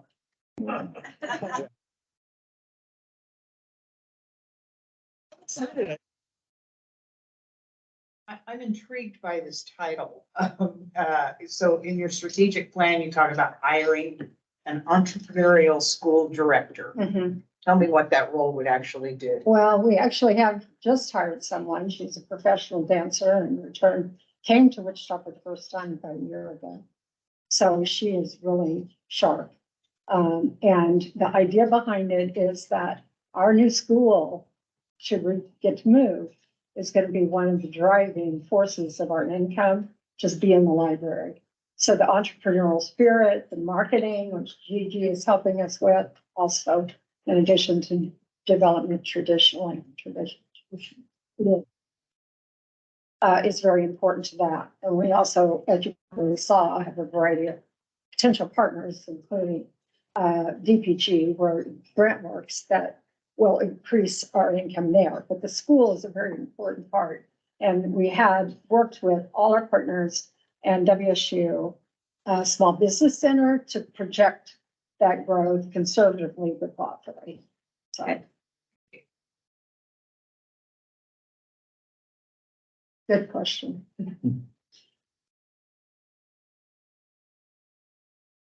Any other questions? Are there others competing for the use of the library? Yes. Ask her. It's a secret. We're in an active RFP process for adaptive reuse. You can leverage that for good luck. I haven't tried it. I think it might be slow going.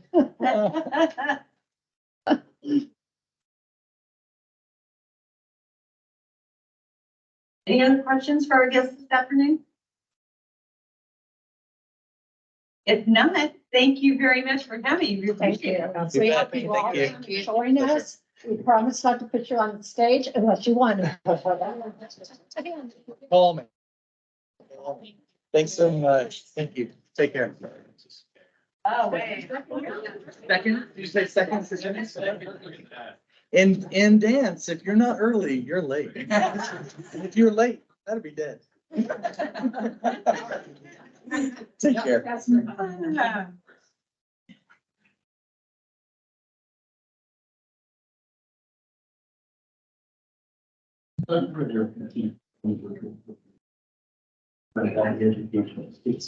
Yeah. I'm continuing to find out the back and look.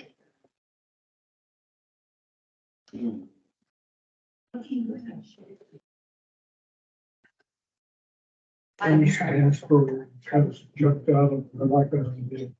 There are a lot of. Yeah. Bye. Bye, Martha. Come back. Yeah. This- Some yeah, other this is- schedule, I was back to back. So I was getting a really big break. But I don't like.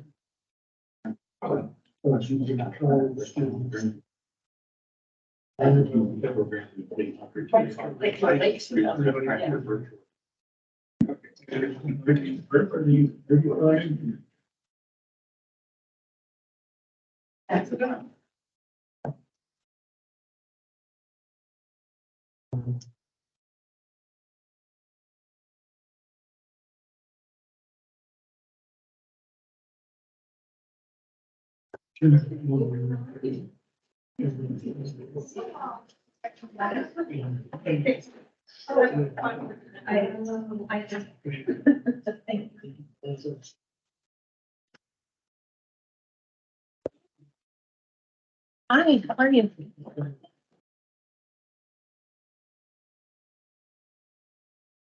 Good afternoon. Thank you all for being here this afternoon. We're very fortunate to live in a community where arts and culture are appreciated, especially by the local government. Hence why we're all here today. You'll see that we have name placards in front of us. We are not going to spend time introducing ourselves, but I am going to, in just a minute, turn this over to you all to introduce yourselves. And then we'll immediately go into questions and answer. Dominic, to my immediate right, has a timer that he's going to set for 10 minutes so that we don't go over, or the little man with the hook is going to come on and drag the ball on. So with that, we go ahead and introduce yourself, please. I'm Rachel Banning with the Orpheum. I'm the executive director. I'm Vicki Klein, and I do the bookkeeping work for the Orpheum. I'm Marlon Hamilton. I'm the board treasurer.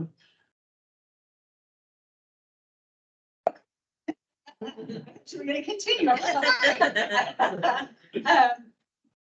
so I thought I lost my deputy. Do we have any questions for our guests this afternoon? Well, I want to hear more about the Thurston Broadway habit. Oh. So what we have found is that the Orpheum is very much alive, and it's very hard for her to tell her story without you actually being in the building. And so we've opened our doors to Thurston Broadway as a happy hour and just kind of a way to engage patrons, community supporters, just curiosity, into a conversation that's a little more deep. And we give you a sneak peek behind the curtain. A lot of people ask where do your dollars go, and it's kind of hard to show them a $200,000 boiler that's sitting in your basement, secured because there's a fire door right there. The So Orpheum has one of the coolest basements in town. we do. And also we're very proud of the carbon art projectors that you don't really get to see that run 35 millimeter because it's not something that we do a lot of movies for. And so this kind of gives them an intimate view behind the scenes that we can't really do when you come in for a show. How long does the tour last? We try to get it under an hour, but there's usually a lot of questions, so about an hour and a half. You do that twice a year? Is that? We're trying to get it back to where we're doing it quarterly. Okay. We'd like to do it quarterly. Cool. Corporate foundation income is down in 22. Any particular reason why? I'm sorry, the corporate and foundation revenues on your fundraising sheet. Some of that is a decrease in grant funding on the foundation side. A lot of our efforts have been gone into we're kind of in a cultivating period where we're trying to build back some of those relationships that we had with foundation for our actual capital expenditures and not necessarily program.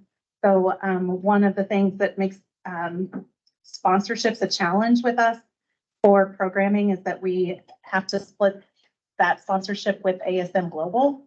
So if we have underwriting from, let's just say Evergy, if they were to bring in a show, then our contract with ASM says 50% of that will go towards the actual performer revenue to pay the performer, to pay the overhead cost of stagehands and things like that, as opposed to us retaining the majority of the sponsorship on the nonprofit side.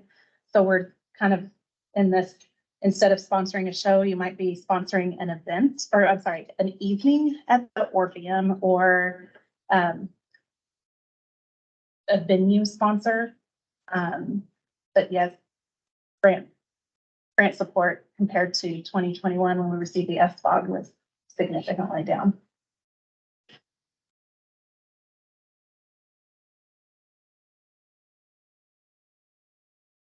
You had a pretty substantial increase in paid admissions in 2022.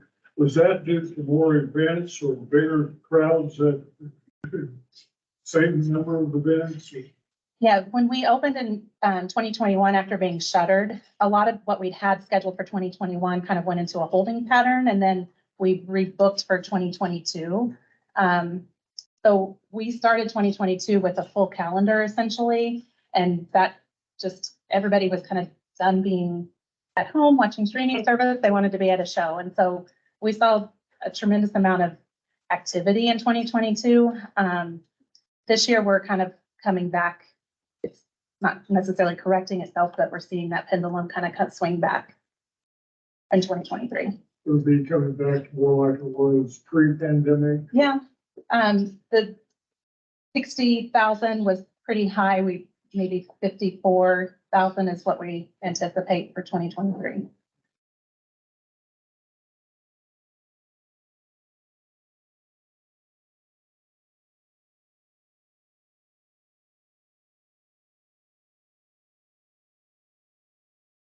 Okay, so what's the status of the renovation? The renovation, I'm glad you asked. So, we need 9 million. We have to start at the climate control and the ceiling and in the basement to be able to properly humidify and keep the plaster and the paint on the wall. So we know we have to do that HVAC and electrical to be able to support whatever cosmetic that we do to the Orpheum. So after that's installed, then we can start on the plaster and the paint on the ceiling and on the proscenium and the walls. And in order to get scaffolding, that's going to be substantial for that part of the project, tearing out the floor that is 100 years old plus now, will be required. And that kind of, all the dominoes have to fall in one piece. And so we've got a $9 million goal. We know a third of that we could petition for or apply for historic tax credits. We'd like to be able to reserve those tax credits exclusively for a maintenance endowment so that we're not stuck fundraising the rest of our cycle, that we've got a good, healthy head start on prevention. And we're right about 2.5 million towards that $9 million goal. So running as fast as we can. Urgency is definitely becoming the condition of the floor, especially. The chairs are now almost 50 years old that came to us that were done. Well, we purchased for $3 a chair. So, but they're from 1976. So we've served their purpose. Life. Yeah. So you have a phenomenal economic impact figure in your application. Yes. How did you arrive at that number? So that's taken from what historic theaters have done across the nation in their downtowns off of an economic study, kind of similar to the AEP. They compound that. It starts not necessarily by the theater operating, but it starts at the where we're at right now in the process with consultants, construction, basically all the fundraising it takes to be able to get there. That's the impact that it has on the community at large. I also feel like that number is very, very conservative because we have such a vibrant community that we're close to Old Town. So that's kind of not always taken into proximity of just the Orpheum Theater. If we were to just pull our numbers, I think it would be a little bit higher. Thank you.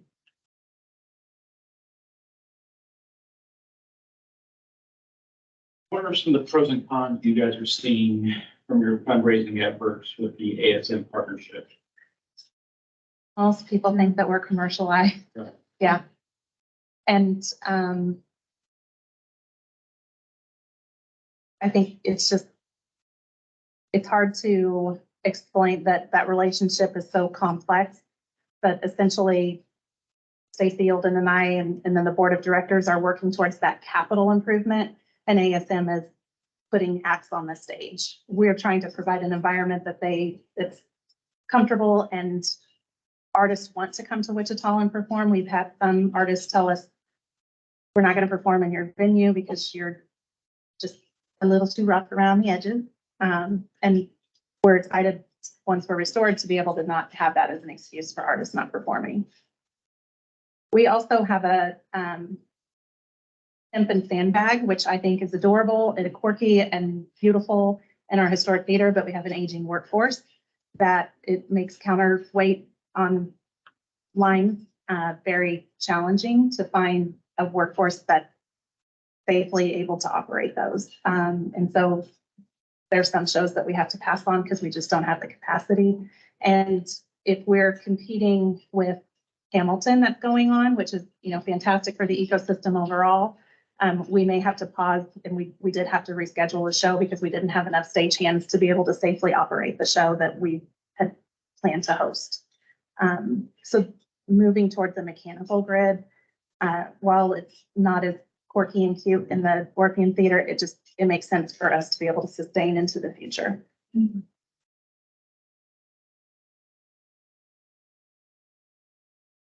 As a board, we certainly have discussed bringing the management back in-house.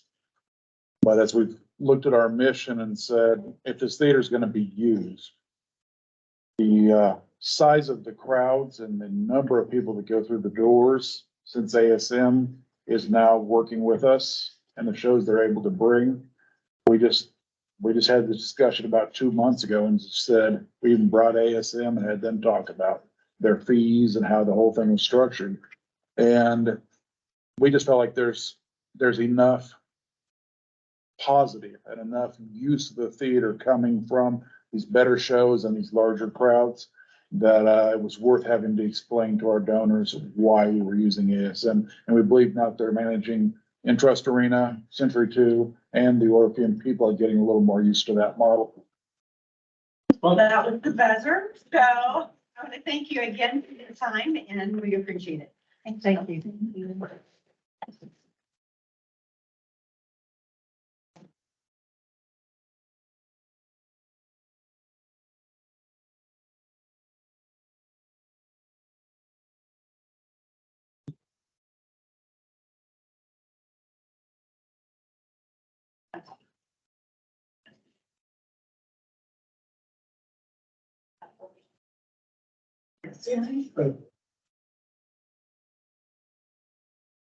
Well, we've always had that open meeting.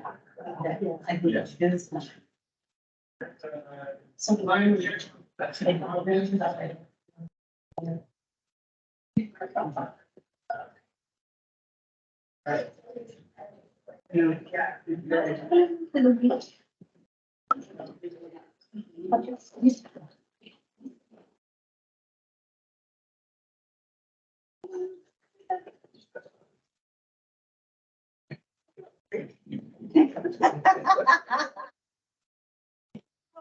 Get in trouble. I just have to look at it. I started this conversation over there. Surely never about ways and I can't. What's that? No, we can't do that. Yeah, sorry. We appreciate it, but we're not Yes. allowed to accept. Additional material. Okay. We got another conversation going on here. So I am just going to you all today. And thank you for being here. We are very fortunate that we live in a community that supports the arts and culture, and that's why we're all here, especially local government recognizing the need for arts and culture. And what we are going to do today is, you'll see we all have placards in front of us. And so we're not going to go about introducing ourselves. I am going to ask you in just a minute to introduce yourself, and that will happen after, or when you start that, Dominic will set the timer. So you'll have 10 minutes from there. You'll hear something that goes off that's kind of described as a fire alarm. So when that goes off, the hook comes out, and out you go. So with that, would you introduce yourselves, please? Yeah, hi, my name is Sarah Kephart, and I am the Envision Arts Program Manager for Envision. And she's been with us for, I'm in my 11th year at Envision. with Envision.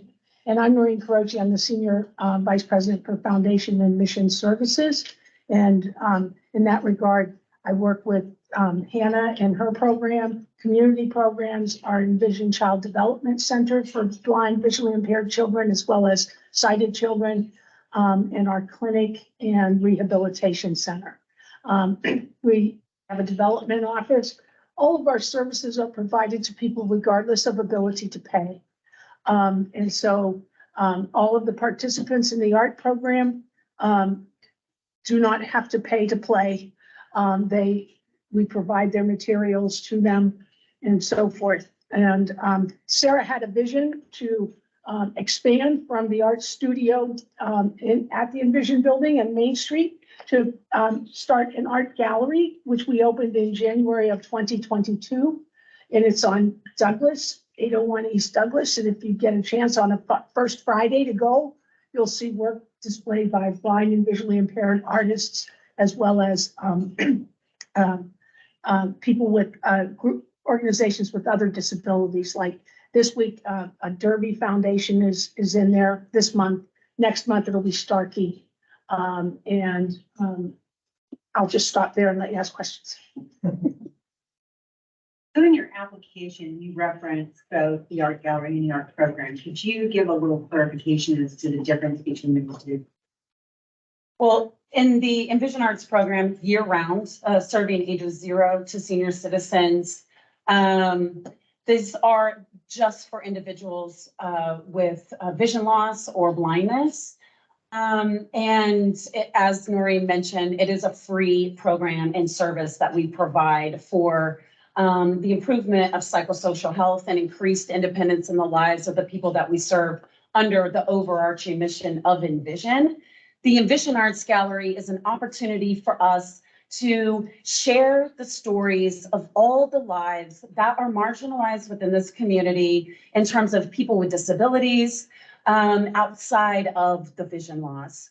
And to really highlight the amazing gifts and talents of these people, not just in Wichita, but on a national and international stage. Thank you. Yeah. On your 3 collaborations that you mentioned, Downtown Wichita, WSU Barton School, and Derby 260 and Hubbard Arts Center, can you expand on what those outcomes from those collaborations are? With the Derby Community Foundation, I received a grant to engage with the disabled population to create not just art workshops, but then the result and the outcome was a huge art exhibition that is currently on display at the art gallery. And there's a lack of art resources and opportunities for people in that community. So they asked if we would come to them and to provide this service. 16 participants? Yes. With various disabilities participate. Yeah, and then the Wichita State Barton School of Business, as they were in the development stages of opening, we met with them and signed a 3-year contract to exchange and rotate art every 6 months, and then the story that we share as Envision. And the third partnership, Downtown Wichita Gallery Alley, baby. We have been with them from day one. They brought Envision on board.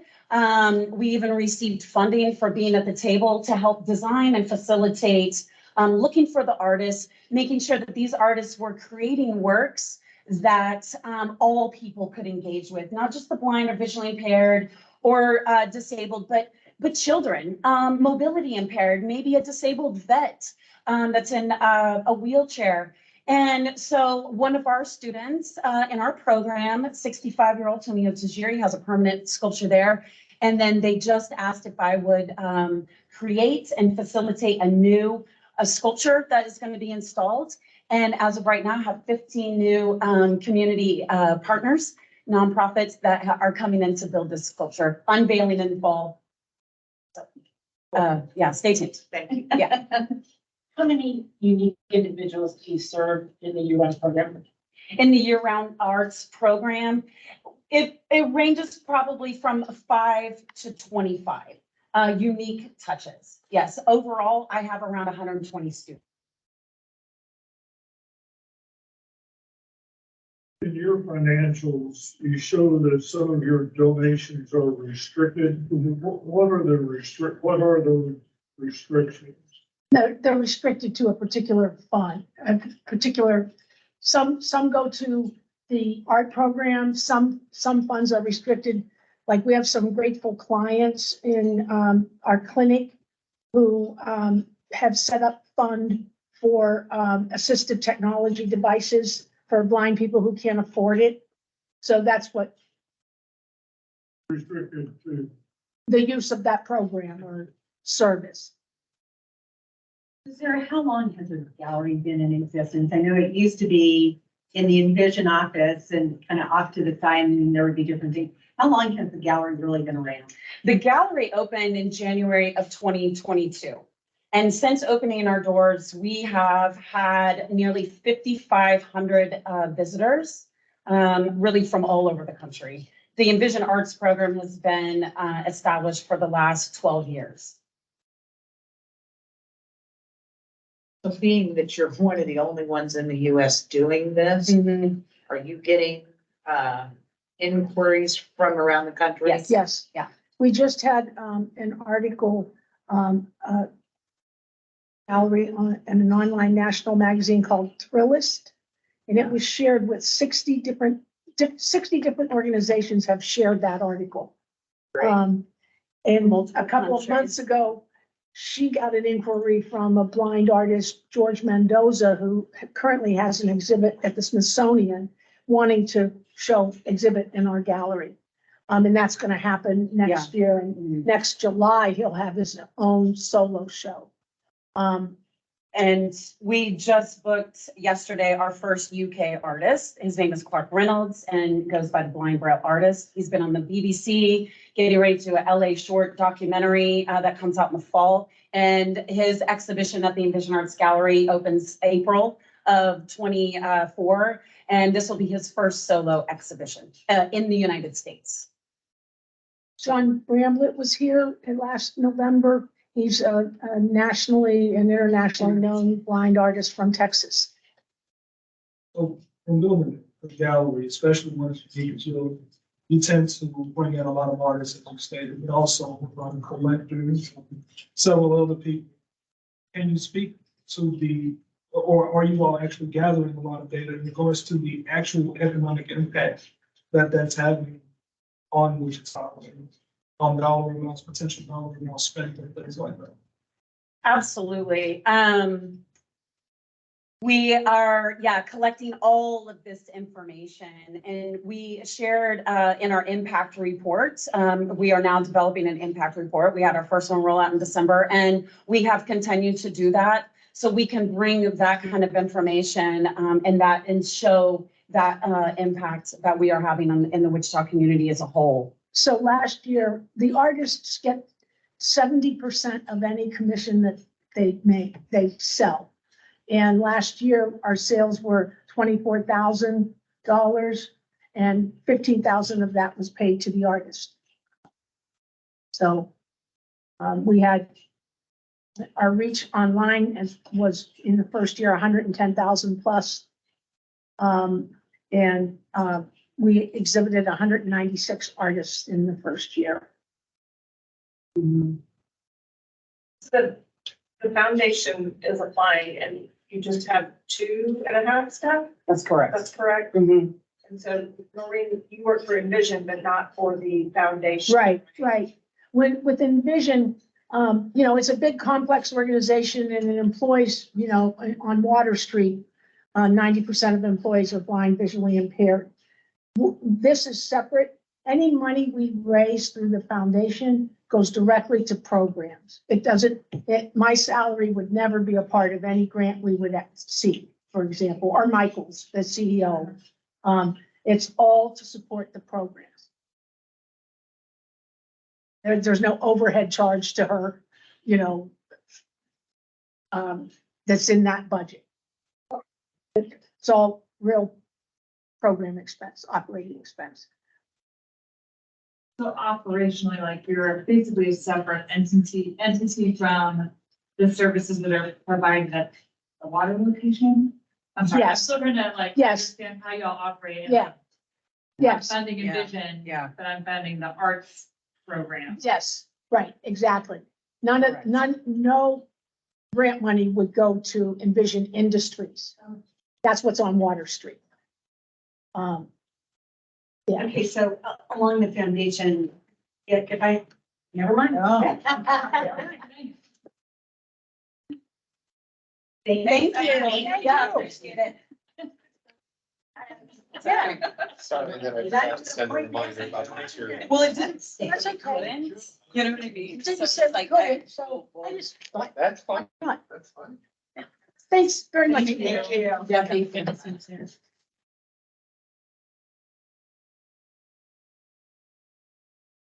Yeah.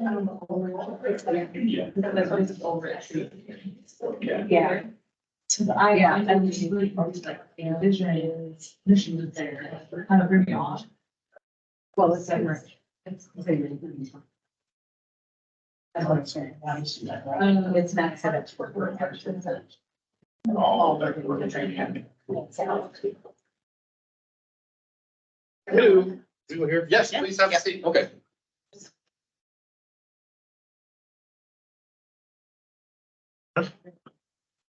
Good afternoon. Hello. I'm in. Not in here. So wear a jacket.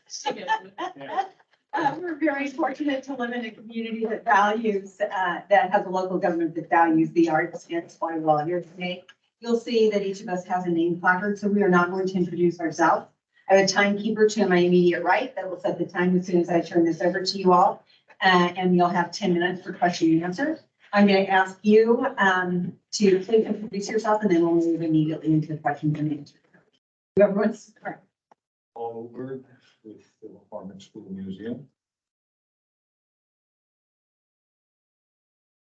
I'm Cynthia Davy. I'm the operations manager and president of the advisory council. I'm Dee Starkey. I'm vice president of the advisory council. Should also point out Paul's been the curator there for forever. I think since the building was built. Yeah.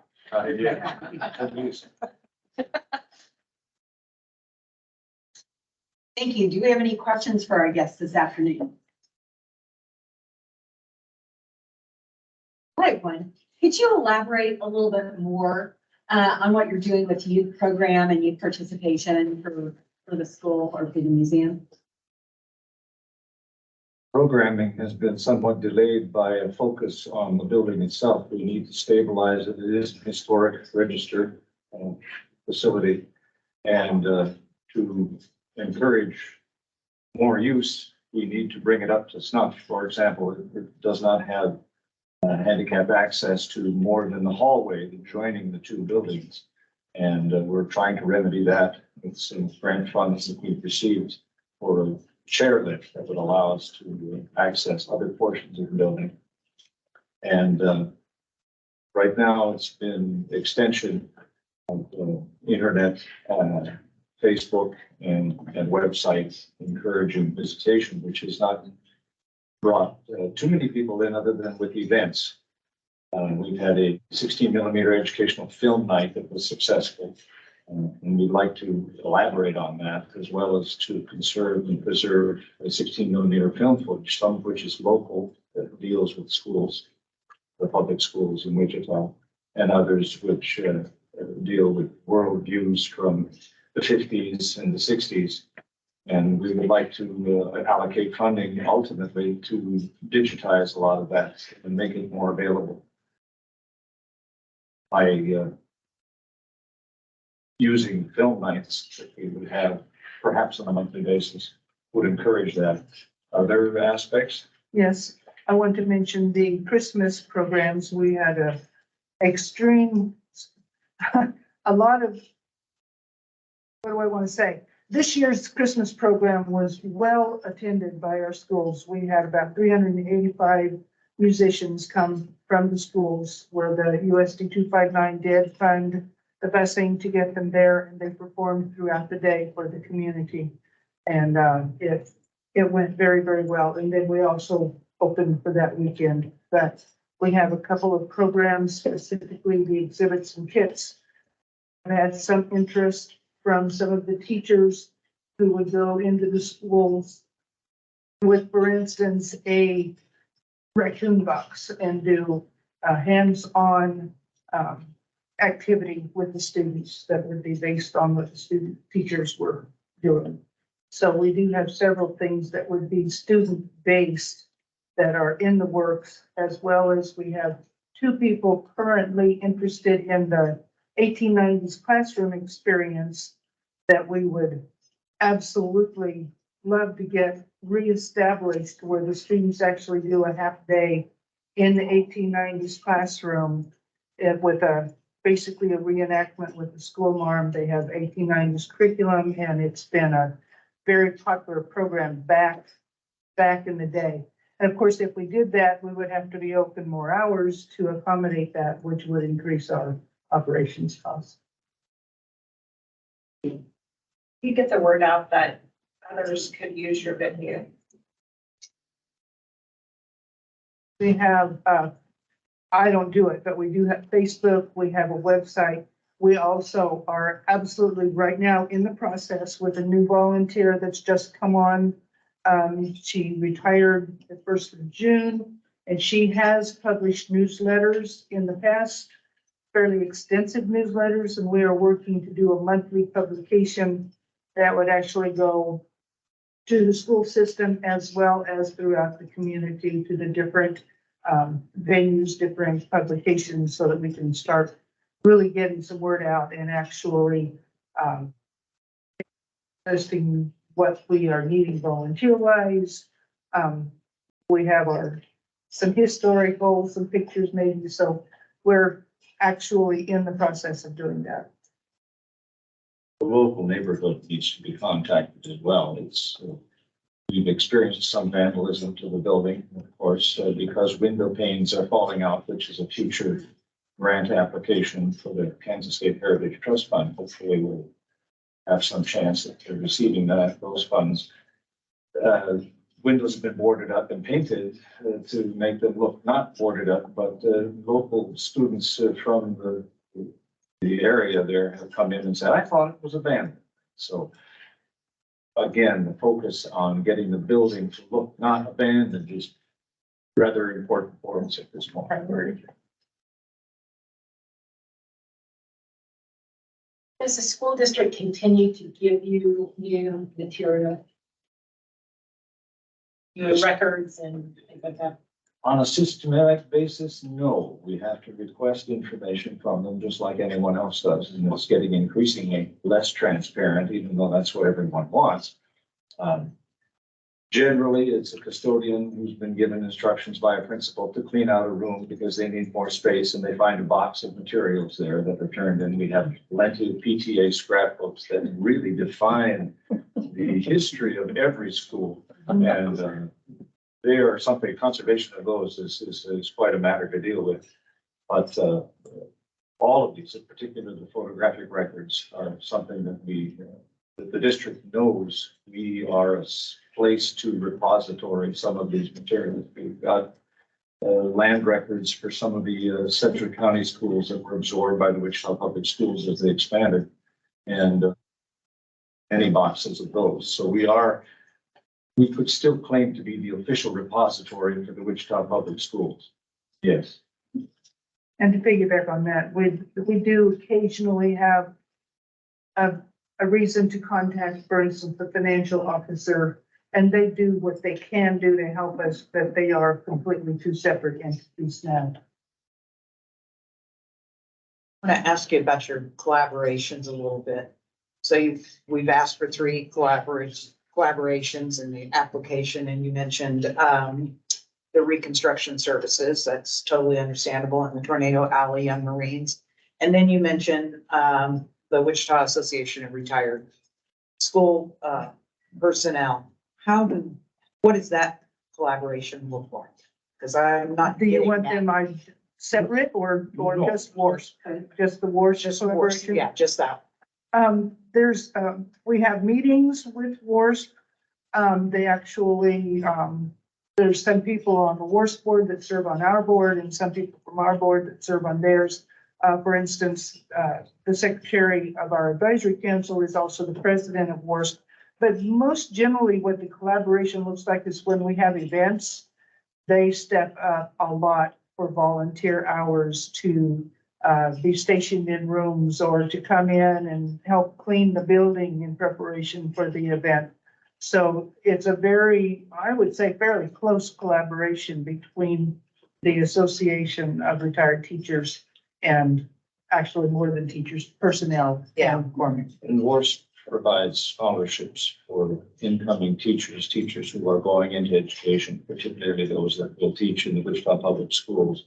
And that is a very nice segue into what McCormick has been trying to do all along, is to get new teachers involved and new teaching techniques Years ago, when I was president of the Wichita Area Museums Association, there was a lot of collaboration among educators in museums throughout the city. And I'd like to see more of that occur. The museums on the river became a directorship group, and they communicate among themselves. But the educators at that time had the support of the administrations of their administrations from each of the museums to meet and discuss what techniques they were using, both in the classroom and in the museum, that could be utilized by everyone. And we had annual events that broadcast the existence of WAMA and continued that collaboration. That's something that could perhaps be restored, and we certainly need that now that we're dependent and independent of the Wichita Public School District. Are you looking for any collaborators that are more focused on programming with you? Yeah, I would say so. We do some work with the history department, the public history program that Dr. Price has, and museum studies programs at WSU, and some collaboration there because like any organization that's been around, and we have, say, older people, we need the next generation. Sure. And that nurturing that next generation to get it and carry forth. Somebody else jump in. So you mentioned a measure of success would be an increase in hours in museums open. What determines that? The hours that you're open? I'm sorry. What determines the number of? I think it's the hearty attitudes of these people here who are willing to say, I can be there 2 days a week or 3 days, and they're there many more days a week than that. But as far as being open to the public, because once you're open, you need people in a lot of locations and stuff. So that's where WARSP helps out and other people is during those open times. But yeah, it would be wonderful to be open more than a couple of times a week to the Well, public. definitely, that is a current goal to expand our hours. Currently, I am there for people to come in. Our volunteers are aware I'm there Mondays and Tuesdays as well as Sunday and Wednesday. Also, if someone calls, we're pretty much available for tours anytime someone wants to come in. But as far as having regular additional hours, the volunteer staff is what's going to have to come first. And so part of it is our handicap accessibility issue, because so many of those that would be willing to be volunteers have mobility issues, and we have a lot of stairs. So we're working on that. At some point in the future, there will have to be an actual paid person hired by us. That is, there's no question, but that's in our future, and we're aiming in that direction. But it's not there yet. So that's where we're not. That means we need to wrap this up and bring it to a stop, but I want to thank you very much for coming in this afternoon. You're very welcome. Thank you. Thanks to all of you for doing this, serving on this. Nice to see you. Good to see you. Some different faces. And some familiar ones.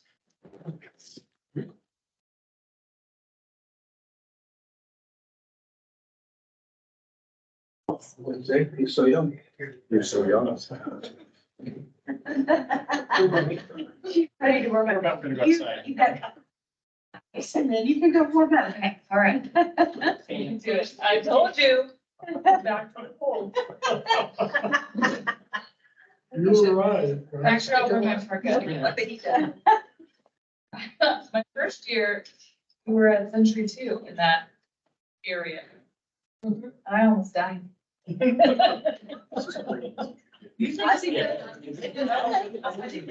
maybe it's my memory. You're trying to forget.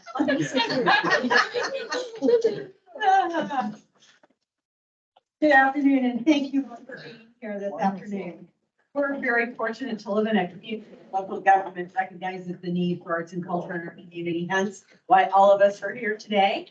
We have name tags, so we are not going to go about introducing ourselves, but in just a moment, I'm going to turn it over to you. I ask that you introduce yourself, and then we'll immediately go to question and answer. Dominic, to my right, is going to set the timer. Someone said it sounds like a fire alarm. When it goes off, we're going to wrap it out and kick you out, all right? How good. We're looking forward to that part. Chris, the first one to say that on the- Oh, hi, I'm Mari Dunn. I'm a member of the Board of Directors of Forum Theater and an avid volunteer and fundraiser. And I am Kathy Hoffman. I'm one of the co-founders and producing artistic director for the Forum Theater. And I'm Aaron the Prophet. I'm the associate producer and founder as well. Paul Lavender, retired hospital CEO, or CFO, I'm sorry. So what questions do we have for our guests this afternoon? Outcomes you see from your pre and post show discussions? What do those look like? They're actually very satisfying. I think that my most favorite one was the one that we did for the Royale, which Aaron was in. It's a story of Jack Jackson, the first heavyweight boxing champion in the world. And we did it in collaboration with the Kansas African American Museum. They helped lead the discussion along with us. We had a really nice attendance for it. We had very honest discussion about race relations, about how people grew up in different cultures, different ways they were taught. We were kind of shocked at some of the honesty and the reception, but it just generated about an hour's worth of conversation, questions, and everybody left feelings extremely good about the whole discussion and the play itself. So that was one of the best. It was almost a 1-minute show, and just to interrupt, that is still one of my favorite shows that we did. But I was gonna ask you the discussions. Do you see people come back to your shows because of those discussions? I thought I was gonna say, absolutely. I think it gives them a safe place. I think that's a difference, because sometimes when you're going into a place and you may feel like you're going to be bashed by your views, but when you see a nice show and then afterwards you can hear other people share their discussions. I remember with a young lady, she was like, not young, she was like 92. But she was, and she shared her thoughts about integration and how she was really terrified just because of the stories that was told to her. And for her to sit there and have a relationship with me afterwards and we talked, she's now passed away, but that right there to me was the full circle. Because now I got to understand why she was scared, why maybe she did clutch her purse when I walked by and because of what she was told. So having that safe place that came to see a show and they left with more. Yeah. And we did see an increase in the diversity in our audience that has continued to grow. I think that was one of the, we had done several before, focusing on diversity of stories. And that was, I think, the most successful, where we actually started to see the impact of what we were doing.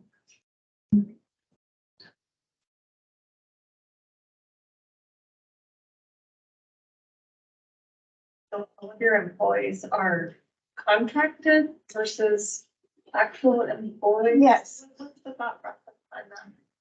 It was financial, honestly, starting at the beginning. Aaron and I started it. We both had other jobs. Aaron is a business owner. I'm semi-retired. So having a salary is not as important to us as creating this theater. One of the, I think pre-COVID, which has now been a year, 3 years, it was in our plan to actually move towards payroll positions. When we had closed, we were closed because our building was closed. We were closed for more than a year. So we lost ground on that. And this year we're intending to pick that up again. It's in our goals to actually move 2 of our people to payroll positions. And then we'll start to do it slowly. We want to do it slowly so we maintain the financial viability and responsibility. It's probably me, but could you explain a little bit more on the match that you had? Because I was trying to figure out this match, 30,000 or 60,000, and I wasn't real clear. Because you had somebody match and then somebody said, "Oh, match the match," or something like that. Could you help me understand that match a little bit? Sure. We had a donation of $10,000, which was going to be matched by their company for another 10,000. And then our audience matched it for 10,000. And we did that 2 years in a row. during COVID. Tell us a little bit more about the genesis of the forum. What made it come about?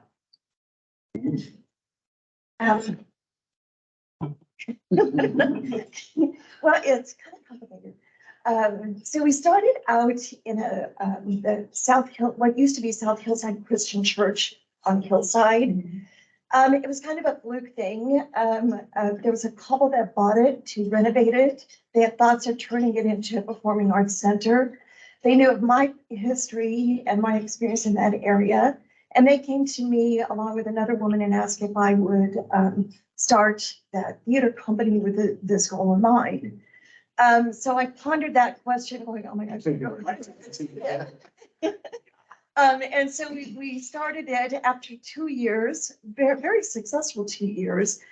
They decided, and it was a for-profit business at that time, they decided that they wanted to sell the building. So they sold the building. So Aaron and I picked up where they left off.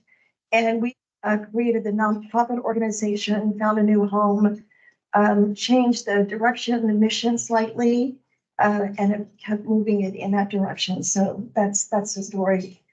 We moved from South Hillside Christian building to the Scottish Rite Temple, and we were there for almost 3 years, but it was extremely expensive, around $5,000 a month just for the rent. And we had this opportunity then to go to First United Methodist Church. They had turned their gymnasium into a second worship center, which then they decided not to do. So they had created the beginnings of a black box theater. And they have shared it with us. We've been very fortunate. It's a great space. We have continued to move it into a black box theater space, very unique. And then we have developed our mission to include more diversity. Our management team is comprised of that, and move forward with each shows. Thank you. And you refer to yourself in the application as a regional repertoire and Night Theater. That is what we're modeling. Yeah, we're modeling ourselves after that. We're not there yet. It's part of the goals. The regional repertory theaters are fully professional theaters. They usually operate 9 months of the year. It's September to May, which is what we do, or May or June. The selection of their shows is usually rooted in theater history, where you're selecting excellent examples of dramatic literature from theater history, and then adding to that contemporary choices that are moving the art forward. So we practice a lot of the same philosophies in choosing our season to make sure that we're serving our community, but also being true to the theater arts. So at a professional level, at all levels in the theater, all of our actors are paid, all of our technicians are paid, and we like them to be experienced as well. And for a long time, it was the only local place that were pulling in the local equity, because that's the thing, when you're an equity actor and majority of the town you live in cannot hold equity contracts, you don't get a lot of work locally. So then when you graduate from WSU or any other place, you do want to travel and leave here because you won't make a lot of money, or you won't, be able to perform. Right. So a lot of teachers act with us. And I kind of like that. You had a question, sir? In collaborations, you mentioned Architecture Art and the Wichita Art Museum.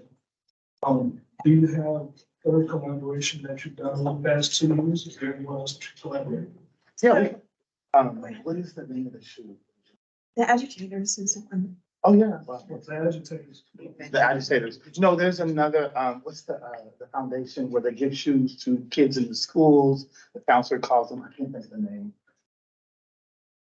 Yes. But we have collaborated with another one in December. We let them come to our show. They took a spot and spoke before every performance, and people were able to donate to them. It's an organization that was started and founded by these two ladies who had grandkids in the school system, and they saw a need. So it was kids who come to school without socks or without shoes. So they just started contacting the counselors and saying, call us and we will bring new shoes out to them. I personally know the owners that started that together. It's a nonprofit as well.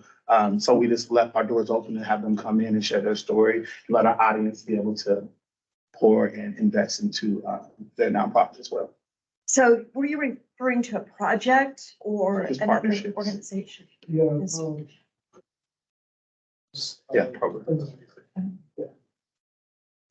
Probably the most recent one was the agitators, with the Wichita Art Museum.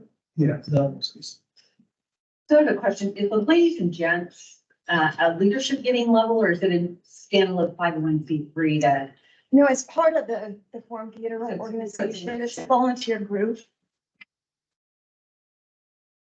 See a lot.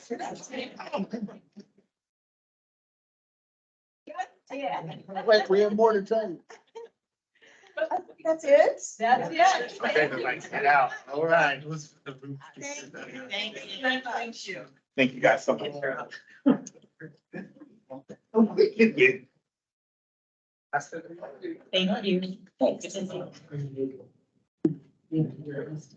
Thank you. Thank you. Thank you.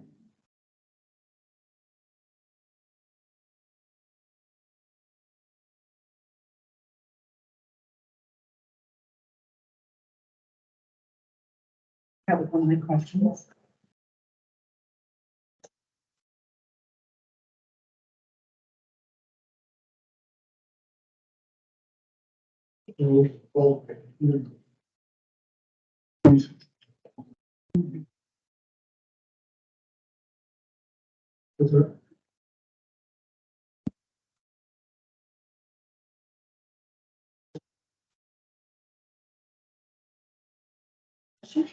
I haven't seen it. That's good means what?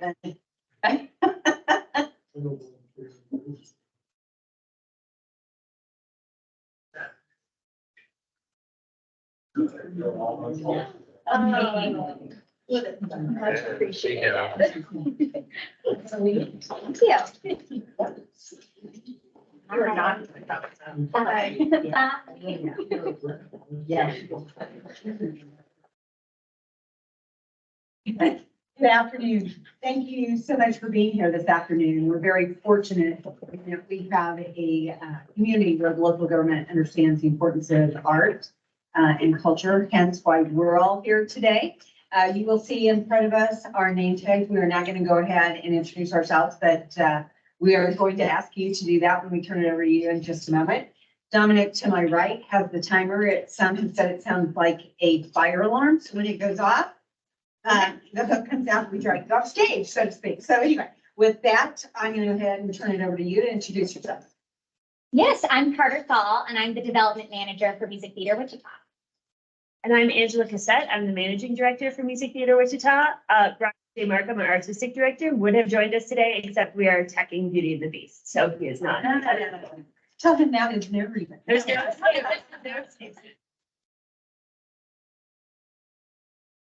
Do you have any questions for our guests this afternoon? I have one. You talked about using the data informed strategy to bring the ticket sales back. Tell us more about that. Yeah, so we, I would say pre-pandemic in 2018 or so, we really started looking at, instead of sending out one message to all patrons and all prospects saying, come to see shows, here's what we're doing. We started taking a look at how do we look at different segments and how they behave and analyze their behavior and give them specific invitations and when appropriate, specific discounts to lure them back and to try to get people down this patron pipeline of coming for the first time to returning, coming multiple times and eventually subscribing, which is our goal with all of our season ticket, with all patrons. Sometimes it's a very long-term goal. Like we don't think that all of our 20 and 30 somethings are going to be season ticket holders, but we want them to come regularly and subscribe when they're 50. So we really take a deep look at like, how is our patron base behaving? And then how do we use strategies for specific demographics to get them to return. Does that make any sense? Can I so you like give one example of what one of those strategies might be? Sure. So for example, we have a group of people who are at this point considered long lapsed. They haven't been to a show since pre-COVID. So we tried to figure out who are these people and why haven't they come back? And there were two groups of people. One was a group that came to Little Mermaid. So we figured those are probably people that were bringing children or grandchildren. So we're going to give them a really special offer for Beauty and the Beast and send it just to them, try to get them back. Another was a group that last came to like Guys and Dolls. So we're saying to them, parking's on us. Come to the Saturday matinee. Let's take away this barrier that you may have heard about. We've worked with the venue to make sure that we're going to do free parking for this one specific lapsed group. So we really try to get in there. Some people it's easy, some people it's really hard. And so we're in that really hard group at this point in the season. So 2023 sounds like it was kind of rough on the income side of things with Hamilton and others. What's the plan going forward? Yeah, great question. So we have a 2-year like recoup strategy. 2024, we're doing 5 shows inside, which we know is going to be a really big deal for our patrons. We're doing what we call blockbuster season. So we're trying to do some of the familiar titles. We realized with Wizard of Oz that really worked. It's also working with Beauty and the Beast and Cats. So we're not going to do an all Sondheim season in the next couple of years. We're really going for those household name shows. Some good news, even from 2022, is that we're having more single ticket holders than we did pre-pandemic. So some of those people may be people who subscribed before and have sort of downgraded, but a lot of those people are new people. So I think that gives a lot of potential and hope for the future. It's just sort of a long lead time. And then we've really, Carter has been doing the same thing we've been doing on the marketing side with tickets. Carter's been doing on the development side and working to get new donors and then figure out why people that haven't renewed donations are not renewing and addressing that.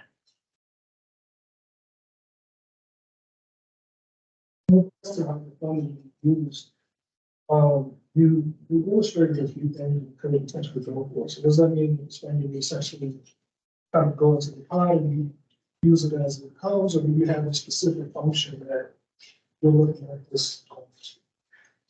Yeah, so I think we're really grateful that there is a grant available for operational funding. So often when we're writing our grants, it has to be, it's very specific what it can or can't be used for. I think in writing out those potential places, we kind of wanted to illustrate how big our operational need is and where an area it could be really helpful would be for this funding to go. You indicate your application that you're providing experiences for novices, and that how that's made an impact already. Can you give some particulars or elaborate a little bit more on what you're seeing or what feedback you're getting that would make you draw that conclusion? Yes. So pre-pandemic, aside from our Jester Awards program, which serves about 2,500 to 3,000 kids each year and has remained consistent, pre-pandemic, we probably served about 50 families as part of our team choir, as part of our shows. This year, in 2022 so far, it's been 500. So we've had camps we've had free camps out in Arc City, Derby, and El Dorado this year that were all sponsored by specific foundations in those communities that allowed kids to do something for the very first time. A lot of our Wichita-based programming is going through the libraries, through the public schools. We had a first partnership, a very deep partnership with Horace Mann. There's another one set up for Price Harris for the fall. So we're really trying to figure out how to work with the public schools in a really proactive way. And then once we sort of feel like we get it right, then we can scale it. We've had really great success working with the public libraries. All of the feedback from that has been really positive, and we have also seen a very large retention rate in those classes. And we've seen a lot of parents then buy tickets to see main stage shows, which is great as well. And I think one other component of our educational side that we want to emphasize, and we hope we did in the application, is that while certainly someone who is a really advanced musical theater student who's already very bought into the art form can come and get very high level training and be in the Rising Stars Youth Ensemble, or perhaps get cast in a show as a team member. The entry level classes that our teaching artist is providing are really available for the tryers, the folks who maybe they're going to foster a lifelong interest in performing, and maybe they're just going to feel a little more confident to raise their hand in English class because they had a solo in Miss Heidi's class.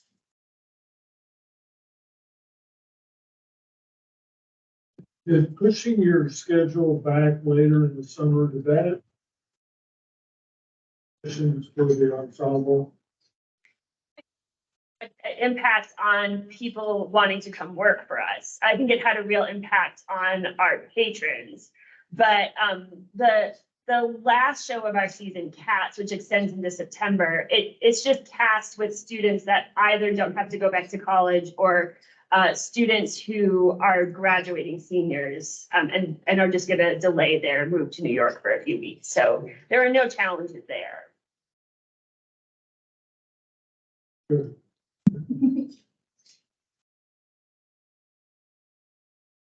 In one of your earlier comments that your audience is an older audience, your target audience may be a tablet work. So is that an accurate assessment, or are you seeing younger people come in to music theater, or what trends are you seeing in your operation? Yeah, so we have some data on that. Like, we don't ask people how old they are when they call to buy a ticket. So we don't have like super great data, but when we look throughout our patrons, we see a really wide range. We see a lot of multiple generations coming, and that's why some of the programming we do, like Beauty and the Beast, and some of the shows we're doing next year, that aren't even necessarily always kid shows, but they're really suited to multiple generations coming together. We see a lot of that. Also through our youth programming, we see a lot of young people and their parents coming there. So we're not particularly concerned about the age of the patrons. We do feel like throughout, after the pandemic, there were some of our oldest patrons that opted out maybe a few years earlier than they would have. I think people sort of got used to being home and then said, I don't really need to do that. So that I think has contributed a little bit to a dip in season ticket sales. But overall, we're not too concerned about ages. We want everybody. Yeah. We also see a lot of little kids coming on their grandparents' season tickets. We see grandparents, one family particularly comes to mind. They told us they have 17 tickets to Beauty and the Beast because it's the grandparents and their children all coming together. Have you seen a difference since the pandemic in the proportion of people who are from the region as opposed to Wichita? That is such a great question. The data that we have is pre-pandemic, and what we were seeing pre-pandemic was that 1 in 4 was from outside Sedgwick County. So we don't know if that has changed. We do know that for this year, for the first time, we really made an investment in, partly because of the Kansas Tourism Grant, in marketing to communities outside of Wichita, because it's something that happened by accident before, and we think there's opportunity there. That was your buzzers. Yes. Moments to get out of here before the.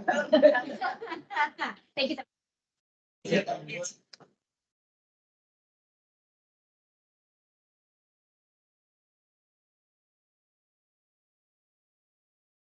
There's a difference.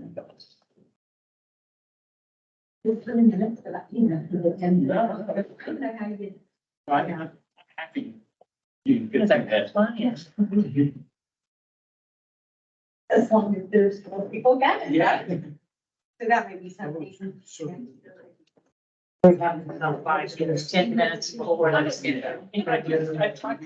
I was saying difficulty.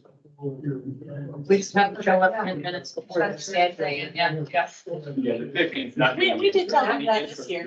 You did? You did. I mean, We encouraged them to come a little bit early because of the. You did lead roll right through this. Additional ensemble. Yeah. Back, yeah. Yeah.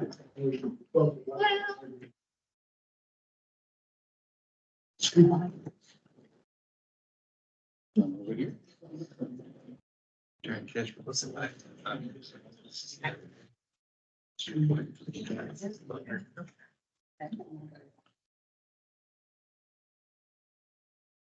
Good afternoon. I'm sorry. Hi. Good afternoon. Thank you all for being here this afternoon. We're very fortunate in that we live in a community where local government understands the need and the advantage to investing in arts and culture. Hence why we're all here today. You'll see in front of us placards that have our names on them. What we'll do in just a minute is I'm going to turn it over to you to introduce yourself, and then we'll immediately go to question and answer. Dominic, I'm going to call you Jesse. Dominic to my immediate right will set the timer. And so what'll happen is you'll get something that sounds kind of maybe like a fire alarm, and that's when, we'll ask you to wrap it up and leave. So with that, would you go ahead and introduce yourself? I don't know who wants to start. I'll go ahead and start. My name is Rustin Atkinson. I am the president of the Make ICT Institute, as well as their metal shop lead and outreach coordinator. I'm Ladina Dockery. I'm a board member from Make ICT, and I'm also our education director. What questions do we have for our guests this afternoon? I noticed you all have a lot of different activities, programs, right away, but they have a pressure in your attendance. Do you all track the attendance at these different events? No, we don't actually, typically don't track attendance at events. We, I think our numbers are probably just based on our membership rather than our event. At some of the events, like the market events, we did have somebody at the front keeping a rough number of how many people attended. I believe our second market had over 100, and our third market was similar numbers. But as far as were they male or female that attended to the events, we did not keep that kind of information. So how would you define what your member is and who your target audience is? Kind of along the same lines that we have as far as determining like the who's attending, who are you serving, where do you guys see? It's from the metal shop classes. It's been a bit surprising. It's very difficult to say it's a certain spectrum of people we're targeting. We've been having people from high school age groups all the way up to retirement groups joining us. There's been a lot of men that had opportunities on their day job to work with these equipment, but never got into detail. And then we've also had a lot of women that just felt like they had this inner artist that wasn't accomplished by ceramics or the traditional. And in fact, we do have a lot of women that come in that are my age and about that ilk that didn't have the opportunity to do, say, wood shop or metal shop when they were in school. That's actually what drove me to Make ICT myself, because it's a place I could go and learn how to do wood shop. And where do you find a place like that? Our target is more of somebody that wants to make. It's not a specific person type. Yeah, and so we get artists, we get engineers. I always say we have artists, engineers, and plumbers. Because it's just anybody that comes that wants to make things. And the variety is pretty spectacular.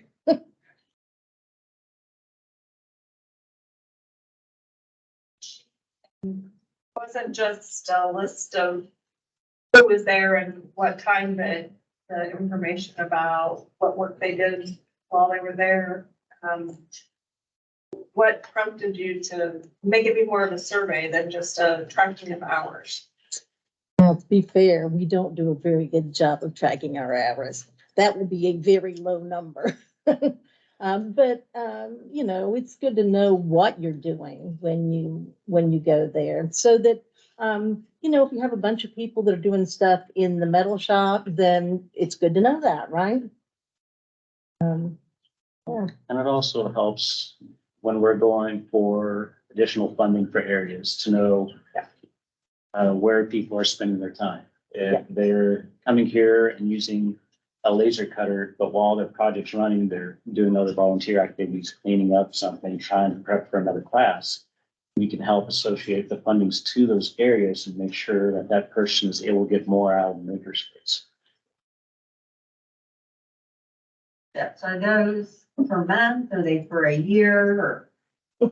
We actually have both options. We have a month option, which most of the people take. We also have a 6-month option and a year option. And they're all the same price, $25 a month, super cheap, super cheap. There is like no other makerspace that has that kind of a deal anyplace. The application included a chart for fundraising data. And in that, you listed the fundraiser one. We got a description in 2020 raising almost $40,000 and in 2022.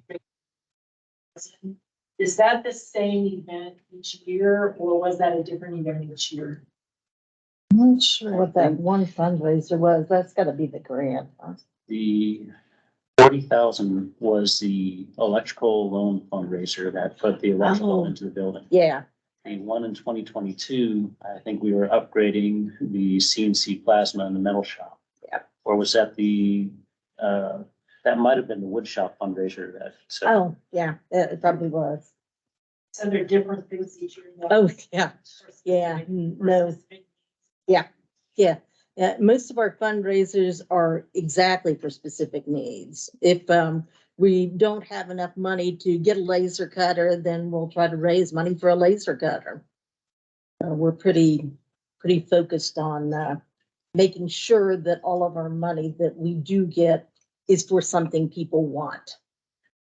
Are you raising that then from the members, people who use that, or do you go into a broader? Most of our money right now is coming from member dues. I've got some grants that I'm trying to write. I've got one that I've got. And I'm the first guys, right? There have been some local businesses that have helped us out along the way. Right. Like for the exhaust system metal shop, we had Collins Aerospace reach out to us and funds getting our shop up to OSHA regulations. And we've got the guys that donated all that powder coating. Powder tech, that's right. A lot of nice local businesses that have come through for us. We like that. Not always with money. Sometimes it's with materials, or we've had Spirit out there a couple times with their employees donating time to help us get the building ready or to help us out in the garden, pull weeds and make it possible for the Sedgwick County Extension Office to bring out their master gardeners and grow the peppers. You all come in with a specific goal in mind. This year, we want to raise this many, or we want this many members. We're gonna have this many new people attending. You want to look at things that way, or do you just kind of say it? Well, I mean, we could have goals, but what really brings in the members is other members. Most of our members, as much as we would like to say that advertising gets a ton of them in, most of our members come in with other members. They come in for our Maker Mondays. They come around and see the shop and they go, oh my gosh, why have I not heard of this? Even though we've been on the news and all kinds of other places. And it typically takes maybe almost a year before somebody will actually be captured as a member, because what they'll do is they'll, one of the friends will tell us about it and they'll go join up on the website and they'll look at things for a while. And then they might come to go to a class and then eventually they show up because they realize it's kind of a cool deal. As far as specific goals each year, we do have some financial goals each year to make sure we are breaking even. But membership, membership wise, we really haven't set a goal. Like this year, we were more than excited to break 500 active members at the makerspace. Yeah. But did we have a goal for 500? No. No. We just like seeing the membership grow. We like to see our class number grow. Yeah. And it seems like whenever our class number grows, we get even more members coming in. So Yeah. it seems like they're tied together. Yeah. schools. And, you know, we moved from a downtown location to more of a suburban location where we could get a larger area. And that was partly because we felt like we were restricted from growing the membership just due to size. So, You use the, sorry, as a, way to let the community, the neighborhood know that you exist. yeah, a lot of times people tell us they see our little scarecrow out there. We get a little scarecrow out there. A lot, sometimes they've got it moving and things like that, which is kind of cool. So yes, we do. And I think, were we on one of the garden tours? I think we were on, I'm trying to remember the name of the tour. It was one of Yeah. the city tours with Master Gardeners and the local Yeah. high schools. Yeah. We do try to get out into the public whenever we can. And we like working with a lot of other organizations that, like, you know, if the zoo needs something or whatever, we're down with that. You mentioned wanting to expand your youth programming. What plans do you have with that? Okay, well, you've talked to the right gal here, because since the pandemic, we really didn't, the youth program kind of fell apart during the pandemic. And then what we did this past year is we've got the virtual school coming in for some classes. And it's been a lot of fun helping them make things. Being an engineer, I tend to lean towards engineering things, but my mom was an artist, so we almost always paint something as well. That was our buzzer. I want to thank you again for coming in this afternoon. Thank you. Thank you. Thank you. Well, now.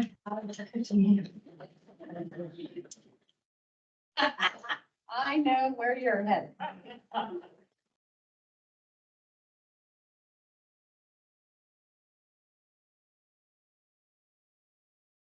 You have chairs in the front here that you'd like. Right. Thank you.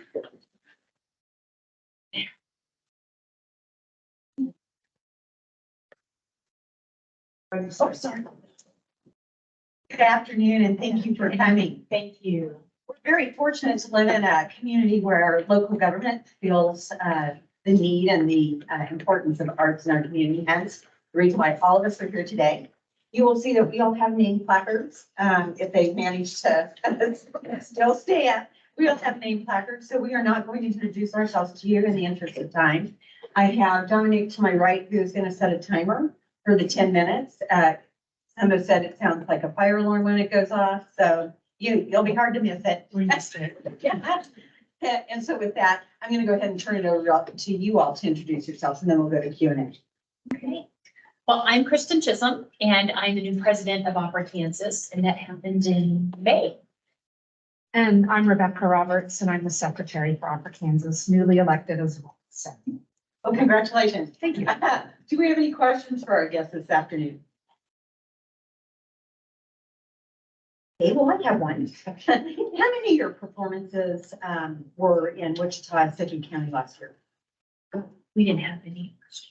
No. No, correct. You didn't have any We had an performances? off year okay, yeah. Yeah. How many you're planning this year? We're planning the three. We're looking at a fall performance. And then we're looking at Mr. Twister in March, and then we're looking at doing a spring opera. Everything is still to be determined right now. We're looking at just looking at our season and locations. Okay, so you don't even know locations. We do know though with Mr. Twister that it will be an exploration place. We've already firmed that up. So that's, and I believe that was something that Matt Schloniger, who would normally be here in place of us, it was one of those things where I believe if you've been with Opera Kansas longer than I have, it was an exploration place before. Yeah. Before COVID. So, and then, but they're looking at expanding that, in March and, next March of 2024. I do think if I remember right, last fall, some of the members of Opera Kansas did perform in Newton with the Mid-Kansas Symphony. They did, like a concert of Magic Flute.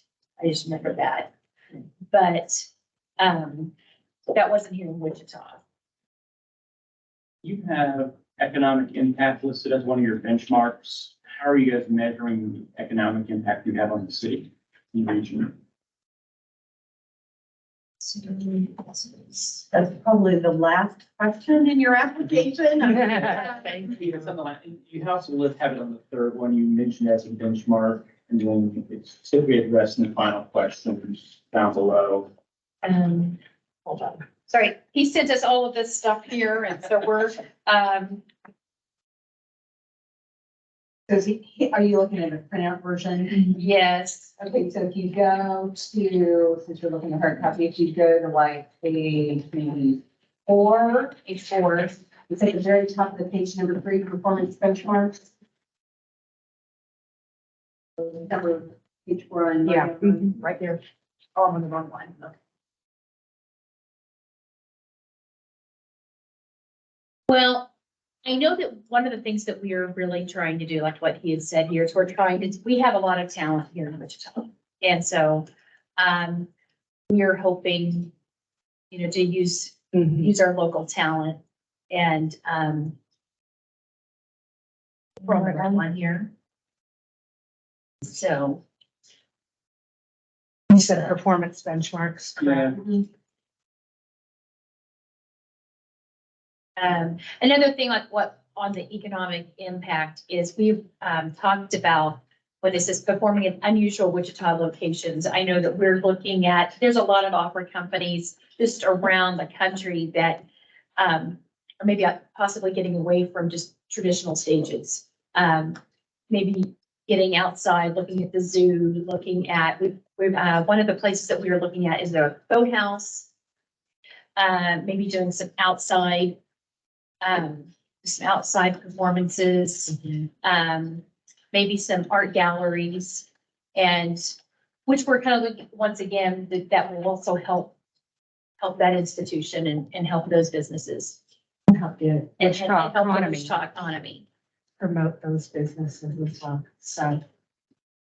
Because I believe Opera Kansas has made it kind of a normal thing to perform in places that aren't the typical, I know it's been, I didn't live here at the time. I know that they had performed at Bradley Fair in the past. So that, And wasn't there a courtroom?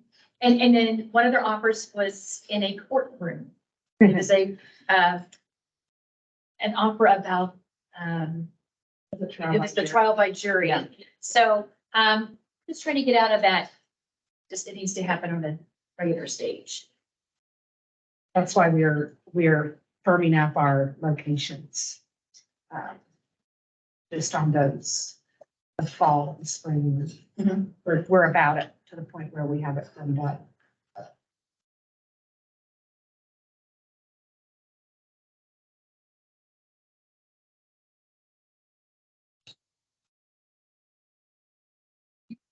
You mentioned doing original children's operas in your application. Who's the creator?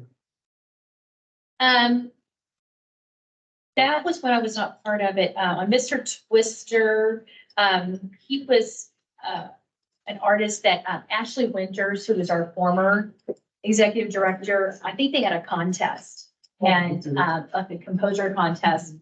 And then our, the last one was the Zeppic, opera, the composition. Yeah. And they did, it was, on the Staggerwing, which they did in 21. It obviously it was supposed to have happened in 2020, but sometimes we have some people in our toolbox there that they have access to artists and composers to try to write some operas. And Opera Kansas, I know I have been with Opera Kansas off and on as a performer. And, I won't tell you how long because that would really date me, but they have often done, children's operas. And I feel like one of the things that when I joined the board that I was excited about was the fact that Opera Kansas, besides being so good to me as a performer, was also, their intent was to promote city of Wichita, the state of Kansas, local businesses, bringing getting exposure to the children of seeing operas and getting to the point where they were familiar with them. Because, the thing is, when people see operas, unfortunately, a lot of times they think of what opera really isn't. And so that outreach, that community outreach has been super important to Opera Kansas for as long as I can remember. So. And piggybacking on that, just using our local talent, Wichita State, Friends University, Newman, I know Bethel College, anything to try to highlight our local talent. And our community members. Yes. Yeah. Our talent, and I love How that. would you describe your current audience? What's your current audience look like? Well, I know that, the last performance I actually did was in the Mall of the Night Visitors, which obviously could be a children's opera. Right. We have a lot of families and, the demographics, I would say the most part with, some of the cast members who had kids, you would see anywhere from middle school, possibly just right on up to, people my age or a little older.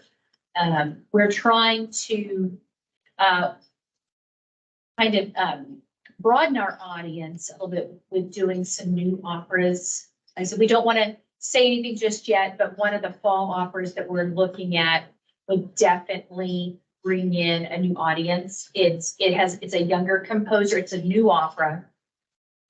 And it definitely, we're looking at doing it in October, which kind of has a little bit of a spooky, feel to it, which I think would also really, because I teach middle school and high school choir, I think that will also get those high school kids interested in opera, this particular one that we're looking at. So we're trying to broaden, not just what people, what a typical audience, opera audience would look like. We're trying to broaden our age group with that as well.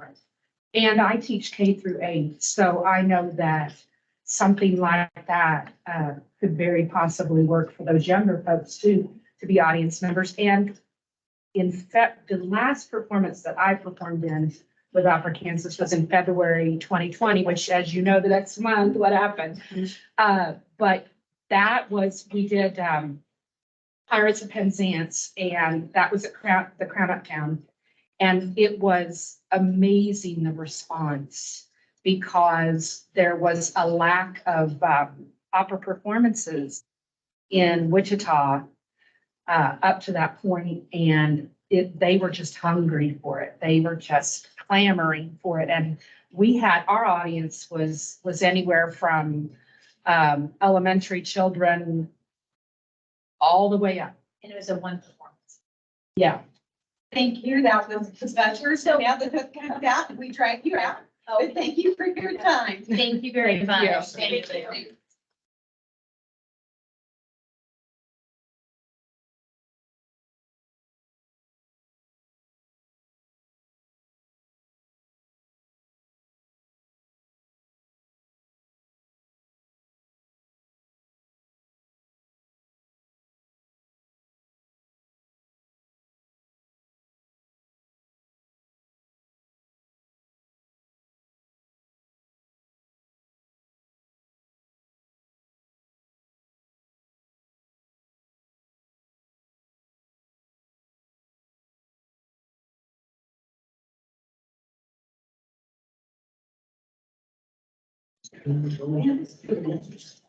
Motion.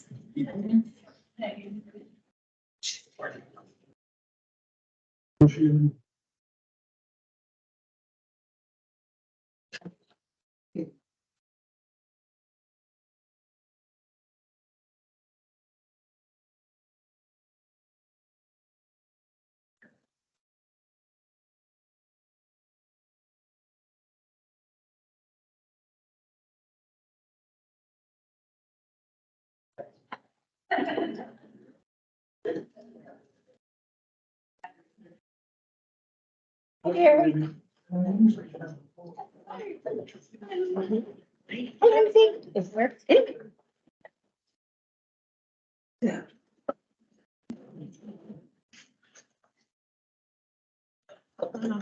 afternoon.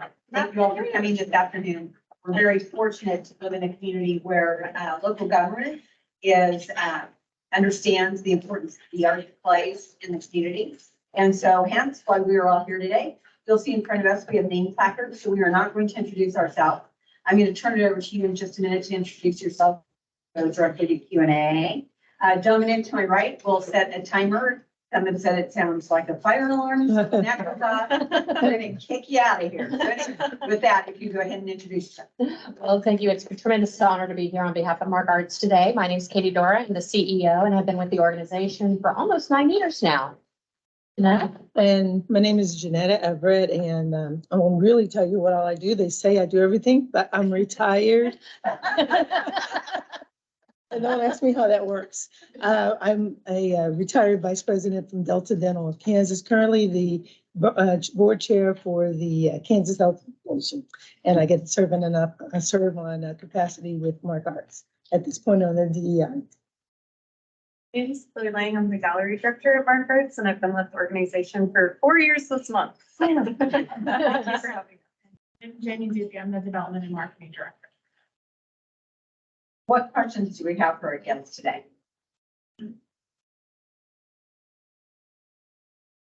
Yeah, I know. Okay, we're good. I knew I would. You've had increased attendance in all of your areas, so kudos on that. But could you help me understand the difference between special events and rentals? Absolutely.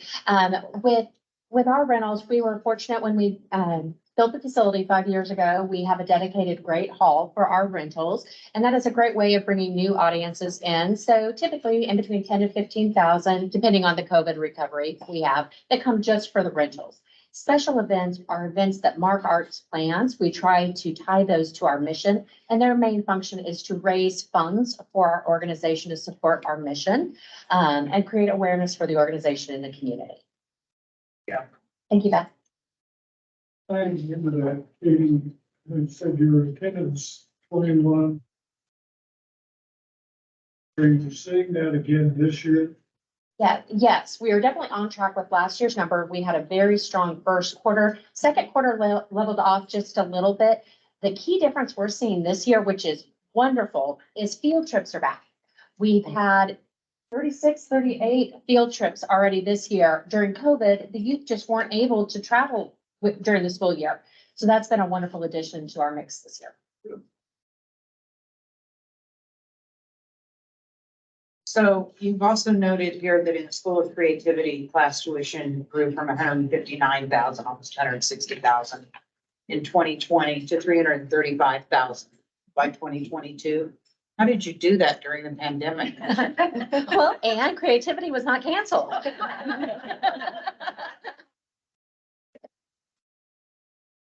During the pandemic, of course, we had to pivot and do some online classes, and you will see the tuition went down those years.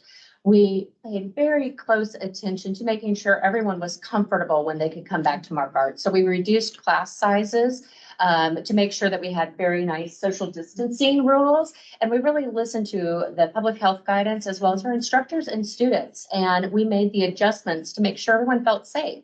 And what we found is people started coming back and then saying, okay, can we increase our class to 8 people? You know, so-and-so is ready to come back now.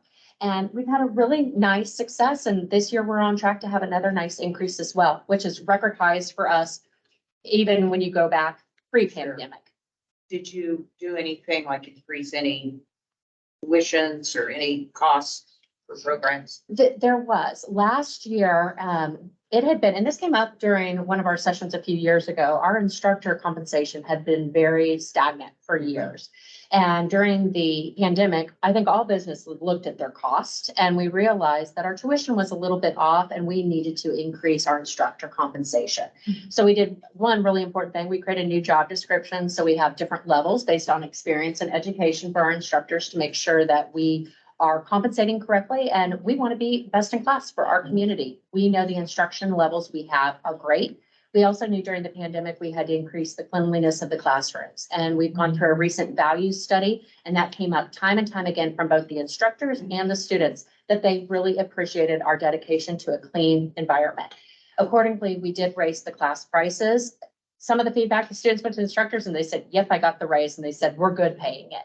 But it wasn't excessive, and we did a big market survey in between Des Moines, Omaha, Oklahoma City to make sure we were charging the right amounts for the different media.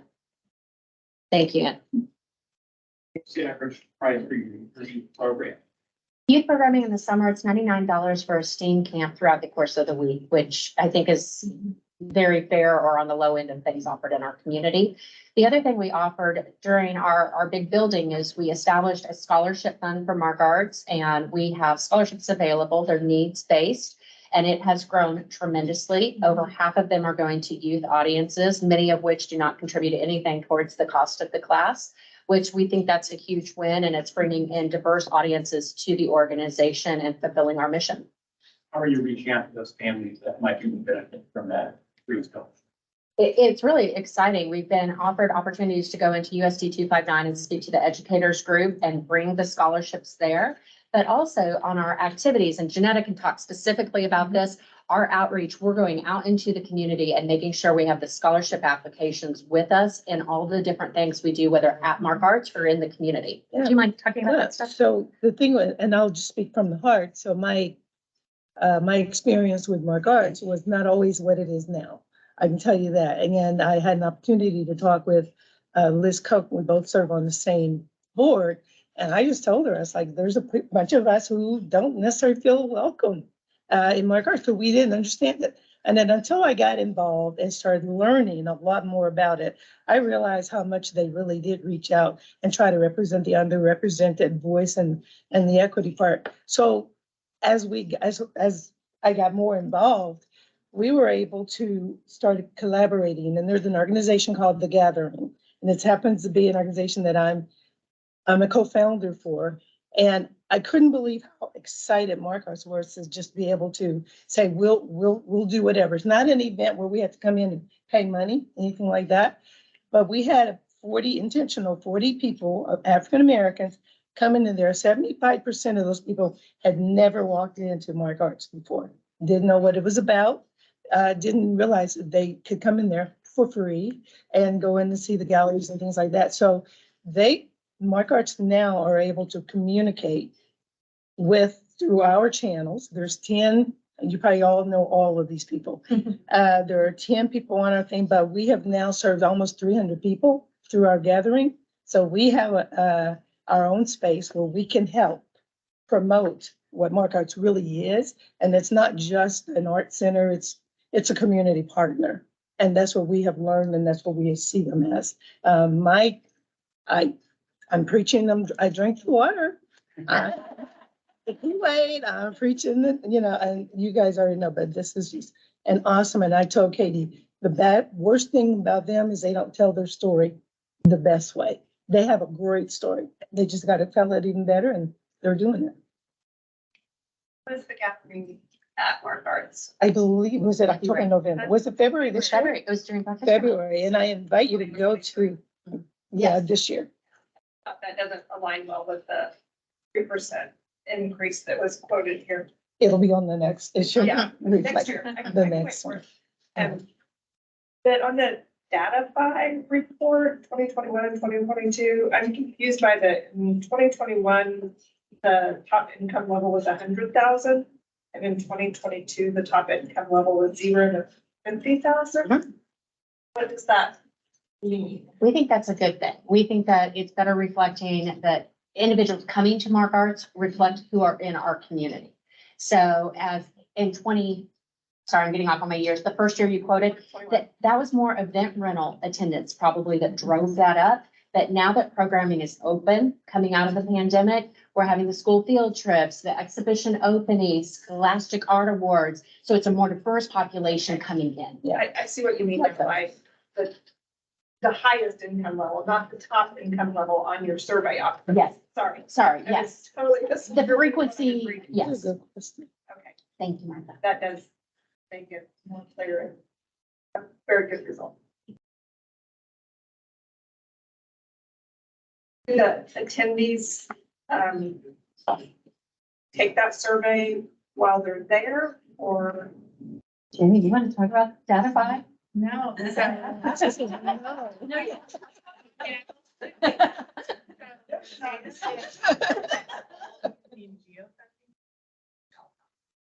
So they can't opt in or opt out emergence. Because Wichita helps with this tool track all of them. All right. Thank you. Bye. I turned my phone off. So,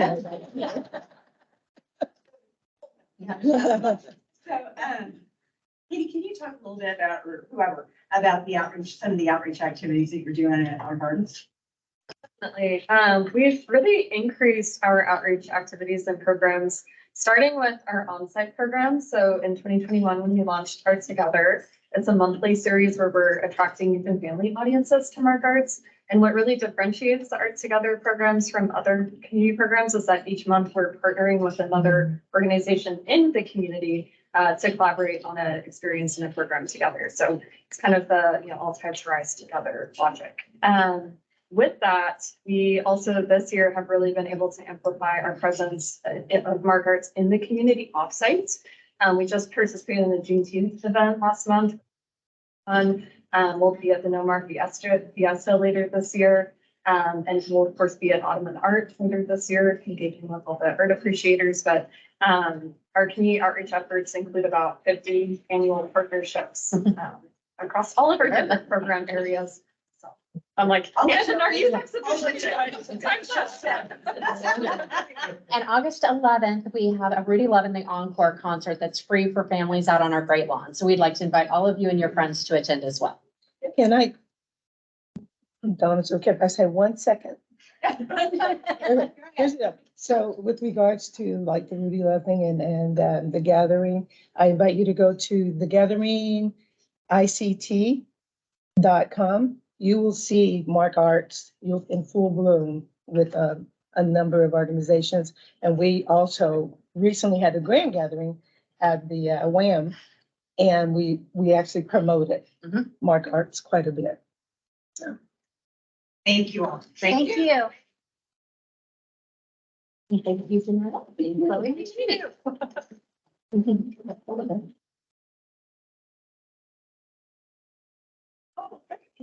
Good to see you.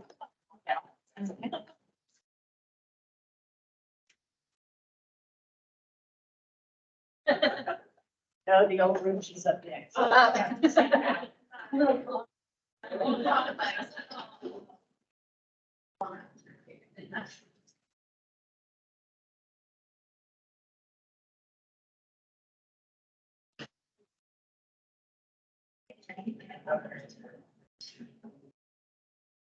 We're far away from the end, and fucking figuring out how to get my. Okay, Ulrich is not yet here, so if you need to warm yourself up, now might be the time to do so. The microwave is around the corner. I would actually love to take a picture of the group in the zone. Yeah, man. If you'd be so kind for. In the zone? So the city does a weekly update, to provide information to leaders about what we do. And So do you want us to look like we're talking to somebody or? just, do whatever you need to do. That's a tough question. Jesse gets Want that. us to do this? Yeah, in your central zone. Can't have that on the city website. Because there's this misconception that this committee is just behind the scenes happening, and of which we are behind some scenes, but, all right. We are a behind the scenes group. This is great backlit lighting, so your faces are concealed slightly, but 1, 2, 3, 4, 5, 6. Some angles, just to get some options. Everyone looks so good. Halfway through the day. Thank you for. Yeah, you're gonna Photoshop out all of our double chins. Yeah. Top equipment right here. Yeah. I don't. I just survey, I get the survey and I hand it to someone else. And that person tells me and I go, sounds good to me. No, I don't have to need to hurry out there. We still got 8 minutes. I said, hey, look at that. It's a number. That was kind of like Friends. Yeah. How do they do that? And I knew they wouldn't tell you how they did their secret sauce. They didn't come up with those numbers. But I thought, well, that's good. Ah. You had to get the numbers. AEP, I know, has a calculator, but it's based on like 2015 data. So once AEP, once AP6 is out, they'll update their calculator and organization will likely update their own numbers based on that calculator that's online. Will it tell you how it did it? No, No. no, that's how they make that's how they make their money. That's how they make their money. Yeah. With their magic calculator.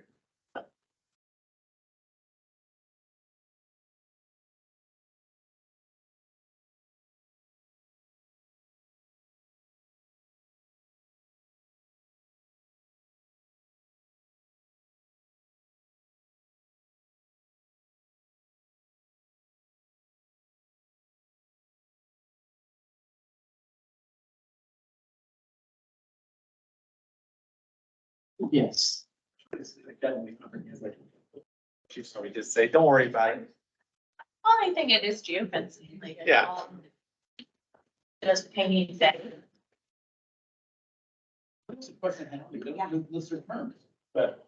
No, I just talked to you. The way that they can drill down on that data, like how close you are to a divorce or whether or not, yeah, no, they can like, that data is scary. W, like, I get text messages from them from a New York number, because I have a New York Yeah. number, and I get W new phone numbers calling. And then it's Enjoy Fountain saying like, hey, I have a ticket. I'm like, what is happening right now? Yeah. Really? It's, that data analysis is scary stuff.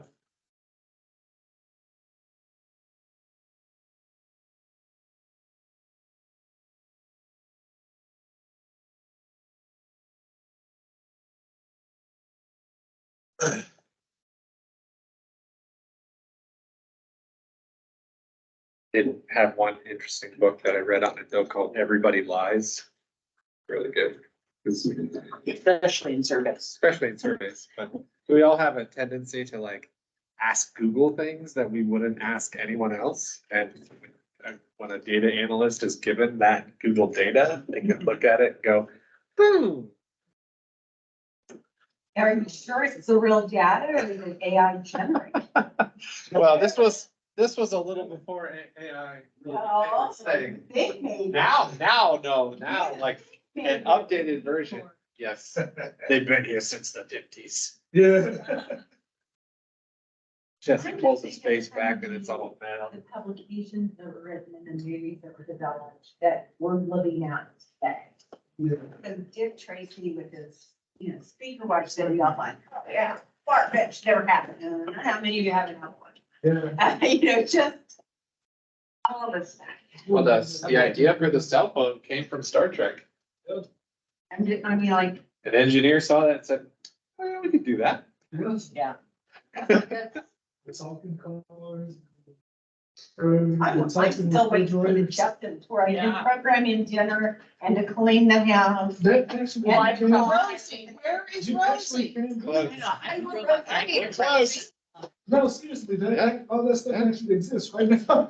Well, I remember, and it wasn't that long ago, when, we were up for something else and we went to the Microsoft thing and they were talking about how the artwork on the wall, it's like, yeah, I got one of those smart TVs, with the picture changing on what I want. Yeah. Like, and at the time I thought, yeah, right.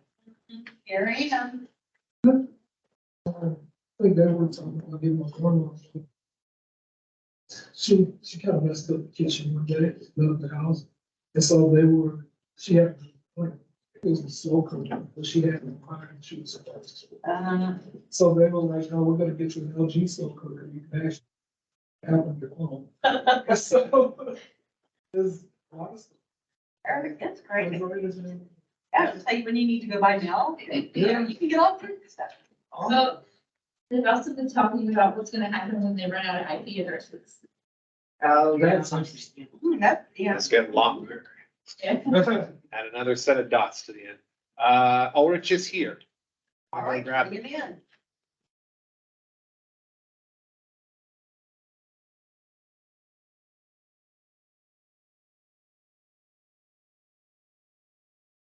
When I saw that, I imagined your face.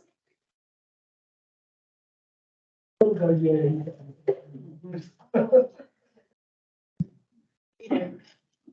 Right, thank you. Where they were. Yeah.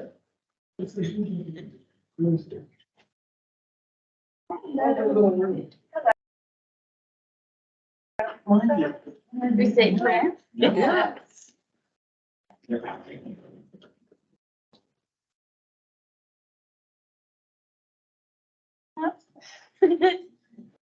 Nobody wants the center seat.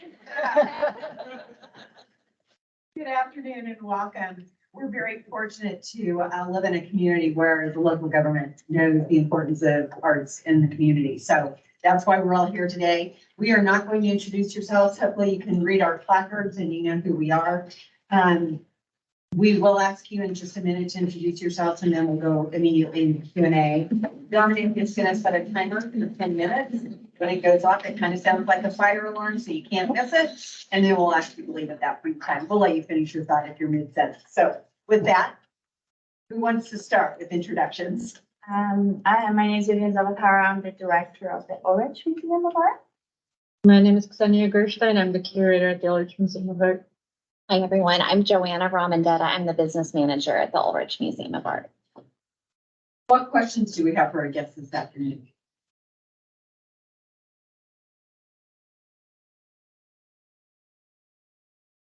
If you know, we have at least one. That gives all the rest of you time to think of yours right now. Yeah. So I have determined the number of folks that look at your outdoor sculptures.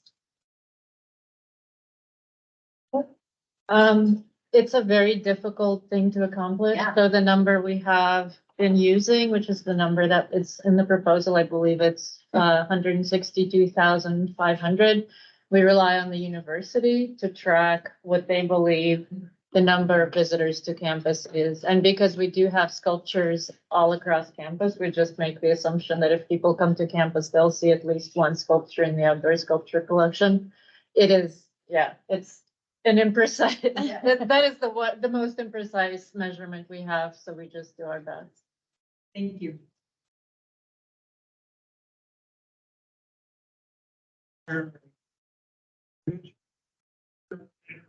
What will that role be? So we already had an education curator, but she moved to the city actually. She's working for the city now. And that position, what they do is they provide educational programming related to our exhibitions. They take care of our collection study center, so people can, schools, faculty, they can request artworks from our collection that are normally at the vault. And we take them out and then they can use for instruction or for research. We just hired our new education curator, it's Brenda Lichman, and she used to be a teacher at the US 259 schools. And she's already she hit the ground running and is already connecting with schools to bring more students to the museum. She also is revitalizing our bus reimbursement program, which reimburses the cost of getting a bus to bring the kids to the museum. So that person is really involved with not only students from the university, but students from the public schools.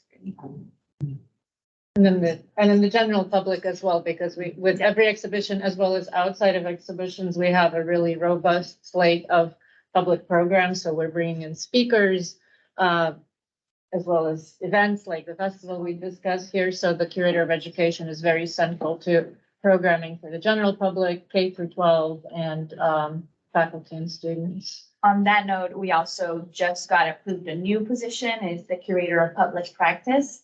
And that person is in charge of the connecting with the communities in Wichita. So the goal with this position is to bring the museum to the communities instead of waiting for those people to come to the museum. So taking the museum outside the white box and bringing to communities to build trust and also to expose minority groups to what we have to offer.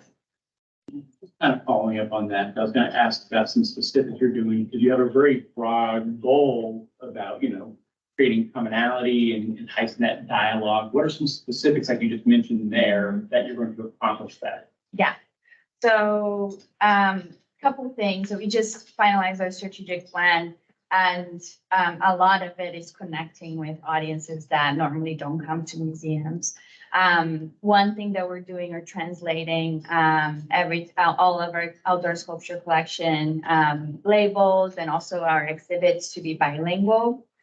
The staff is going to start getting Spanish classes, so we can actually communicate in Spanish. All of the staff from front desk to director to curator, we're all going to learn Spanish together in order to connect with these audiences in a different way.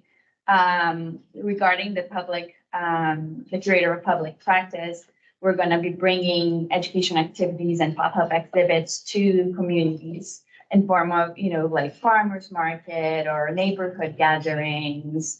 What else? So in terms of our exhibition programming, we're thinking of how we reach audiences that may not have seen themselves reflected in the museum. So last fall, we had a big exhibition called Myths of the West that was heavily focused on art by Native Americans. And we had a contemporary Indigenous Arts Festival in conjunction with it. And I think we could just see that there were, members of the Native American community here. And we actually worked with the Indian Museum on that project as well. So people came who had never come to Ulrich events before. This spring, we had a project with a Vietnamese American artist, and we brought in a curator of the Vietnamese Heritage Museum in California.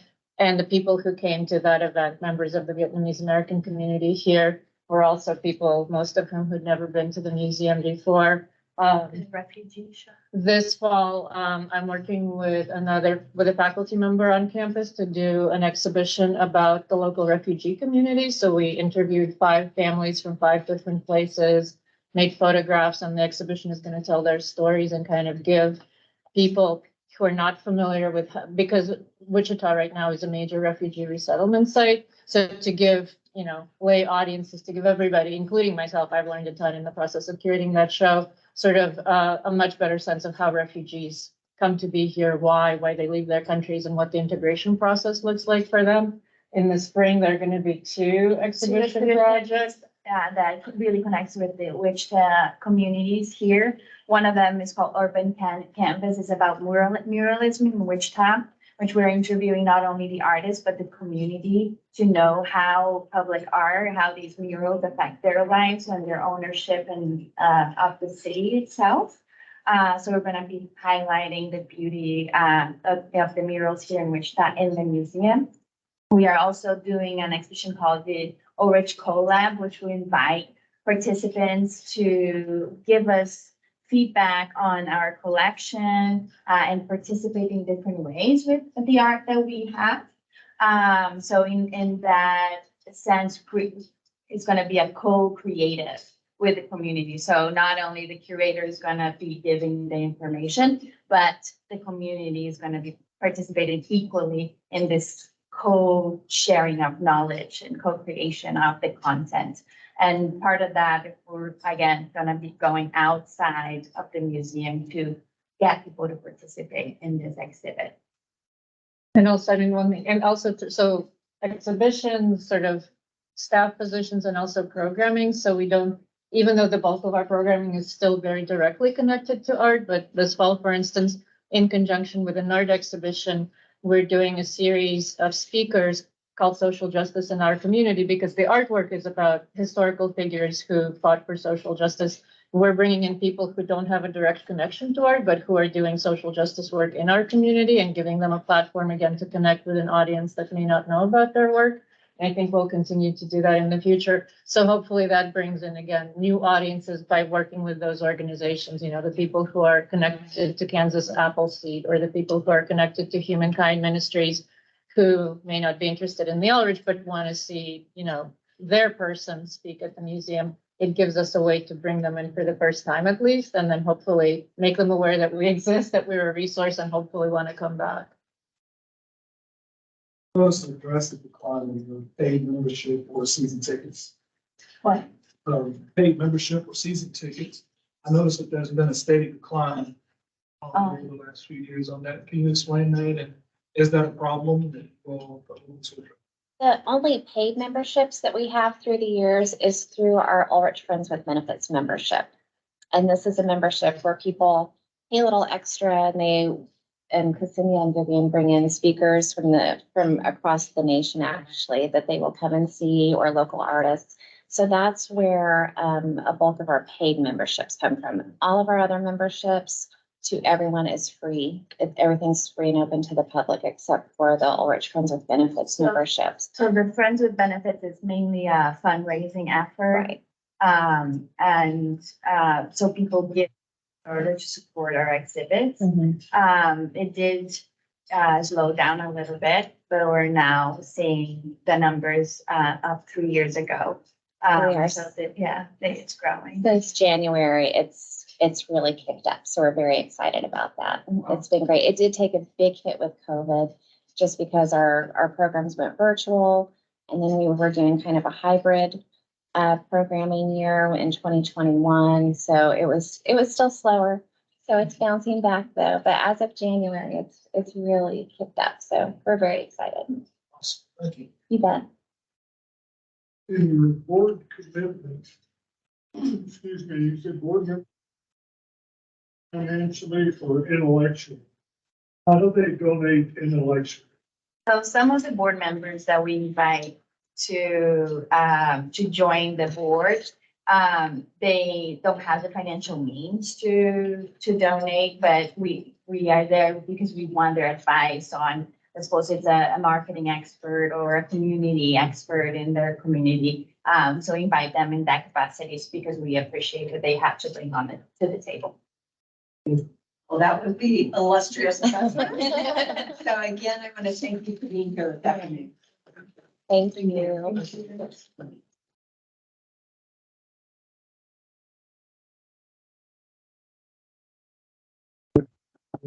Do I have to be intellectual?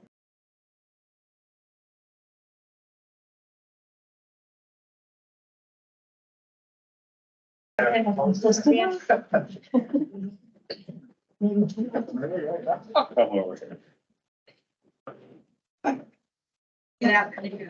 Welcome. We're very fortunate to live in a community where the local government understands the importance of arts and culture, hence why all of us are here this afternoon. So we are not going to go around and introduce ourselves. We have placards so that you know who we are. I will in just a minute ask you to introduce yourselves, and then we'll immediately go to question and answer. Dominic will set a timer when I do that for 10 minutes. And at the end of that 10 minutes, a buzzer will go off. It sounds a little bit like a fire drill buzzer. And then we'll ask you to leave. So with that, I don't know who wants to start with introductions, but we'll turn it over to you for introductions. We'll start on your end. Sure. I'm Alex Johnson. I really only involved with the Jazz Festival as the grant writer. I was connected to Mark through some of the community engagement projects that they did. And I'm a musician, but not of the jazz kind. In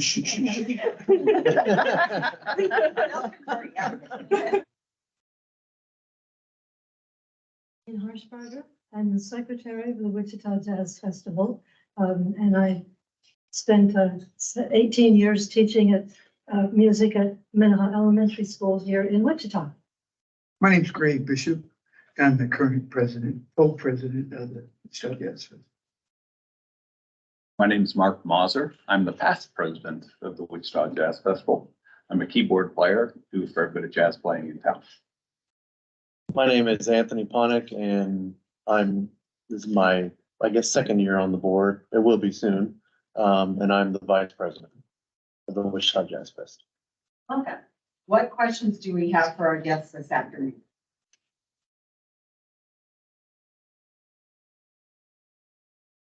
I have one. Well, they all gather their thoughts. How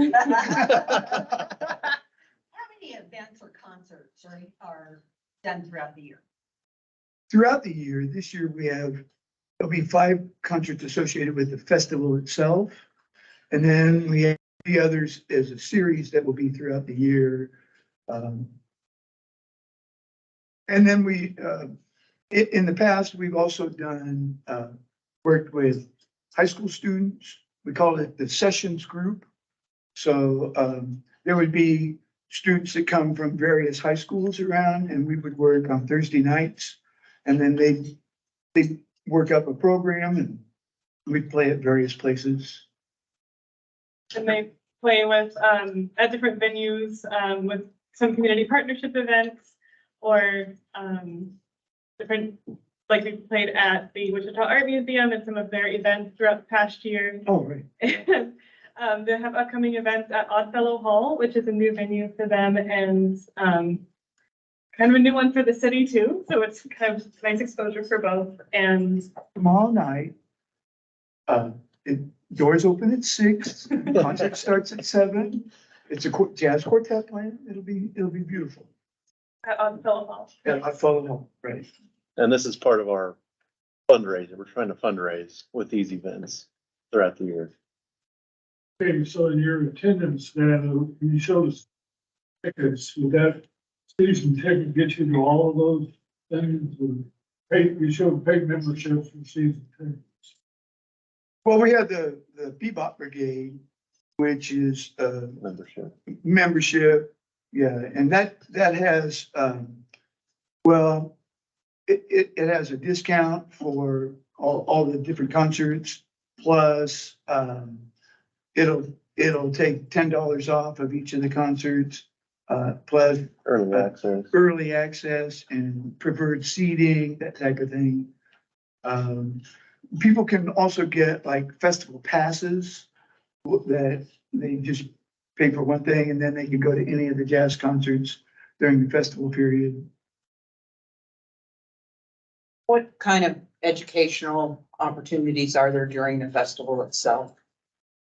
Friday is the day that is educational day. It's associated also with Wichita State University. And they have, this last year they had 21 big bands and combos that came and participated. Most of them were from local high schools and surrounding area. And then during the day, there are clinics that are ongoing about particular, like the people that we bring in for the festival also then do clinics during the day about the music business, about learning to play their instrument, that type of thing. And are those open to just students or are they open? It's open to the community public. members as well? Yeah, it's open. Yeah, that whole festival is free and open to the public. Doesn't it start like at Breeds for me? Yeah, in the past, we've even had bands that started at 7:30 because they wanted to get the kids back for school. So.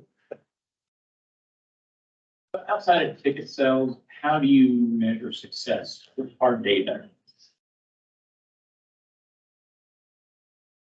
Benchmark for success. So you have to have something on there. We ask, what are some benchmarks you use to define success for your organization? And you talked about participation of local musicians, ticket sales, diverse programming, but how do you have hard data to actually show that you've been successful year in and year out beyond ticket sales? Attendance would probably be one. Anything else beyond that, just? I think maybe the retrospective, if you look at the artists that have been brought in by the festival over its history, that list of artists has that's all the major names of jazz. Right. And it's a way of exposing, the Wichita, Central Kansas community to a level of musicianship there that normally wouldn't travel to the Midwest to perform. But it's a way of getting them exposed now to some of the best people in the business. And we've been able to do that continually. Over the 52 years of the Wichita Jazz Festival, anybody has a name in jazz has probably been here. Yeah. For the 50th anniversary, we had the Count Basie Band, Pat Metheny just recently played. Yellow Jackets. The Yellow Jackets played last year. We had a tie-in with the film festival, and showed a film on Louis Armstrong, and Louis Armstrong's daughter came and was a part of that. So we tried to approach it from a lot of different aspects.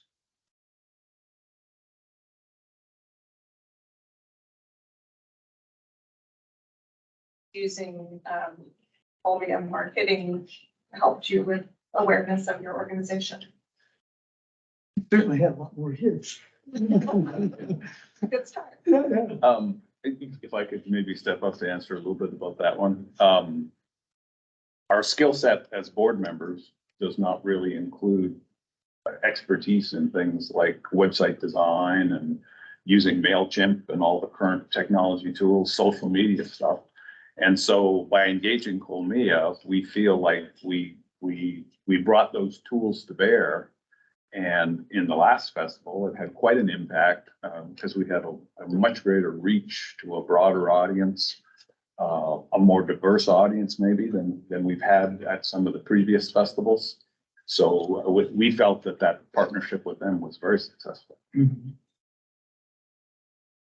Who do you think your typical audience member is? Can you describe what that demographic is? It's a little complicated one to do that because it is quite diverse. There's a certain segment of the population, the older segment of the population, that can actually relate to a lot of that music from their childhood. And so they have one view of it. Okay. There's a segment that's a very student-based, like the students that are currently studying, like at WSU and other universities, their friends. They have a certain view of the kinds of jazz that they would like to be hearing based on what it is they're studying. And then there's even a population of the jazz musicians themselves. They are so interested in it because for some of them, that's their exposure to, that's what those people are doing. And that's how they're doing it, which is great for their careers and their development as well. So it's kind of a broad. There a typical one for each one of those? It also poses challenges to us as we try and line up artists for the next festival. With that diversity in mind, we don't want to leave out any part of that audience. And so we want to always try and make sure that the artist lineup is appealing to all those different types of people. And throughout the course of the festival itself, then we try to have a variety of artists each night so that we can reach more and more people. Crazy forum, there were a couple of blanks. You indicate the number of paid groups and paid members, that there's no dollars associated with it. Same way with you indicate that you have sponsorships for 2022, but there's no dollars associated with that. Can you help me out on what those numbers might be?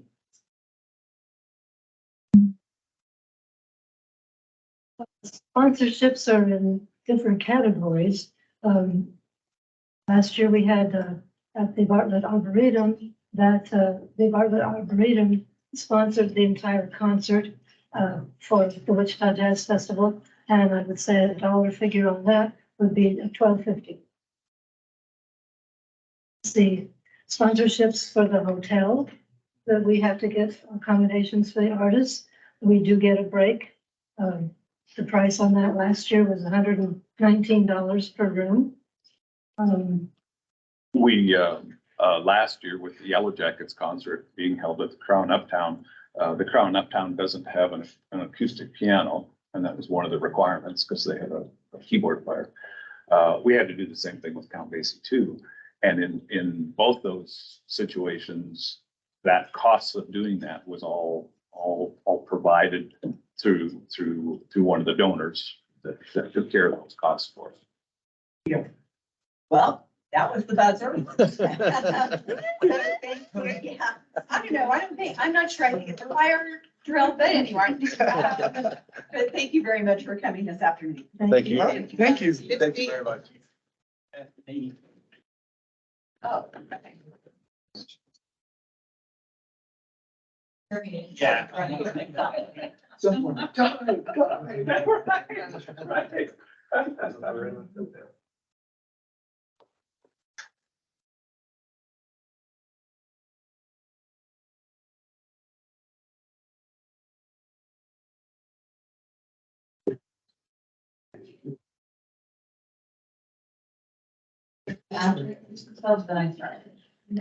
Yeah, it's- all right. was, That's close. Now it's short. Do I? Just kidding. Oh,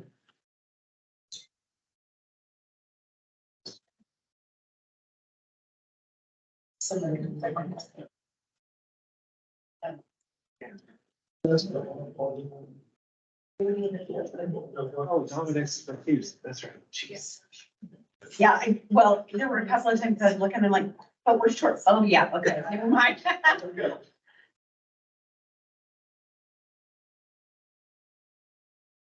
You all are much more on top of that than I am. So, we get done here now. About giving me We're gonna flip things so that. Feel free to choose any of the multiple votes that you'd like. Thanks for the invitation. Good afternoon, and thank you for being with us this afternoon. We're very fortunate to live in a community where local government understands the importance of arts and even funds to have the arts. So anyway, that's why we're all here this afternoon. We have placards, so we are not going to introduce ourselves. Okay. Nadine is going to set a timer for 10 minutes, and so I'm going to turn it over to you to introduce yourself, and then we'll go to Q&A. Sure. Terry Brooks is my name. I'm with PBS Kansas. That's Channel 8 television here in town. Everybody knows us as KPTS. About 2 years ago, we changed our name to PBS Kansas. I'm the Director of Development, which means I oversee the department that brings in the funding. Thank you. What questions do we have for our guests this afternoon?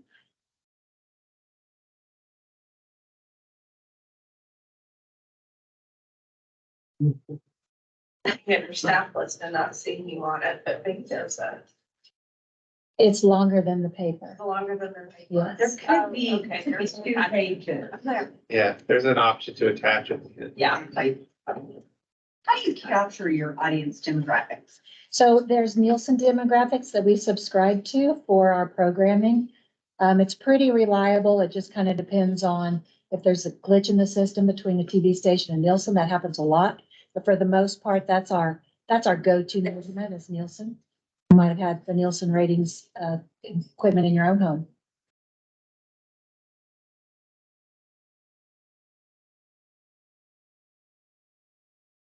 Your audience number trending. How has the audience been what? Trending. Been trending? Well, so when COVID hit, all television trends went up. And we experienced about a 28% lift in viewing through our Nielsen ratings during COVID. Part of that is because we were taxed pretty heavily for being essential. And so we partnered right away when COVID hit with 259 to develop a program called Learning Across Kansas. So we put together this learning module for kindergarten to senior level. And that went on for 3 different seasons. And it increased our audience by about 28%. But also, we were able to penetrate 70,000 homes during the pandemic so that school children could keep on learning.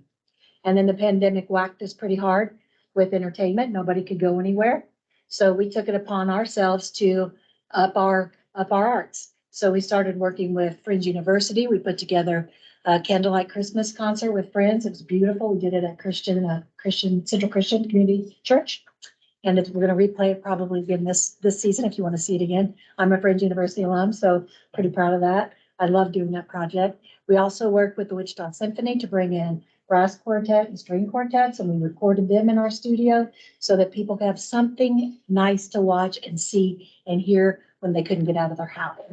We just keep, and that was very, very popular. So we didn't stop doing it, even though COVID's, we hope, is coming on. We're still going to stick with those performances during our holiday seasons.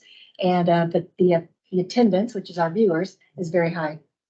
So kind of bouncing off of that question, since COVID is now over, are your statistics staying strong? Are you seeing a dip or what? We saw some slight decline from the 28% increase in viewers, but it just hovered right around 19-20% increase. So lucky for us, what happened is people tuned into Channel 8 when they hadn't been tuning into Channel 8 before, or maybe not as regularly, and they stuck around.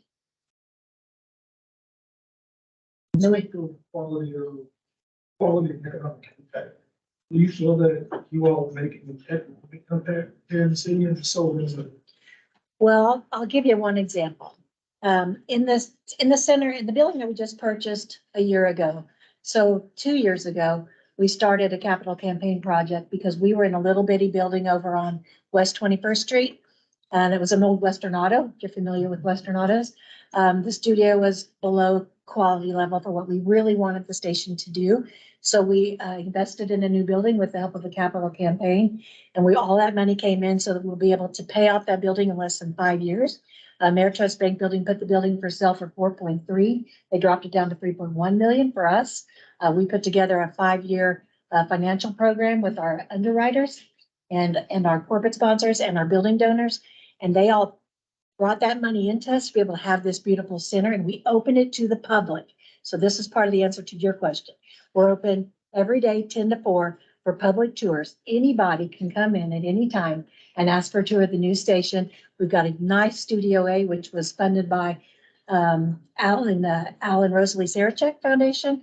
They sponsored our Studio A, and the Federal Bank Foundation, Fidelity Bank Foundation, sponsored our Studio B. And then, so those are open to the community. Then we have a children's education and discovery center. So picture that as a small exploration place. And it's also open every day from 10 to 4 for the public. So we cater to all of those families who can't afford to get out and do things with their children. They can come into the center Monday through Friday, 10 to 4, and we have workstations all the way down. Every single station is STEAM related, and it has a STEAM component. And it starts from the front with sponsors like Conco, Cornejo, Kansas Strong, Evergy. We've got these great businesses that came to the party with us to have this big children's center, and we refresh it every 6 months or so. But those sponsors not only name each exhibit after themselves and are responsible for the STEAM component, but they also refresh it every 6 to 12 months so that it stays fresh and the kids just keep coming back.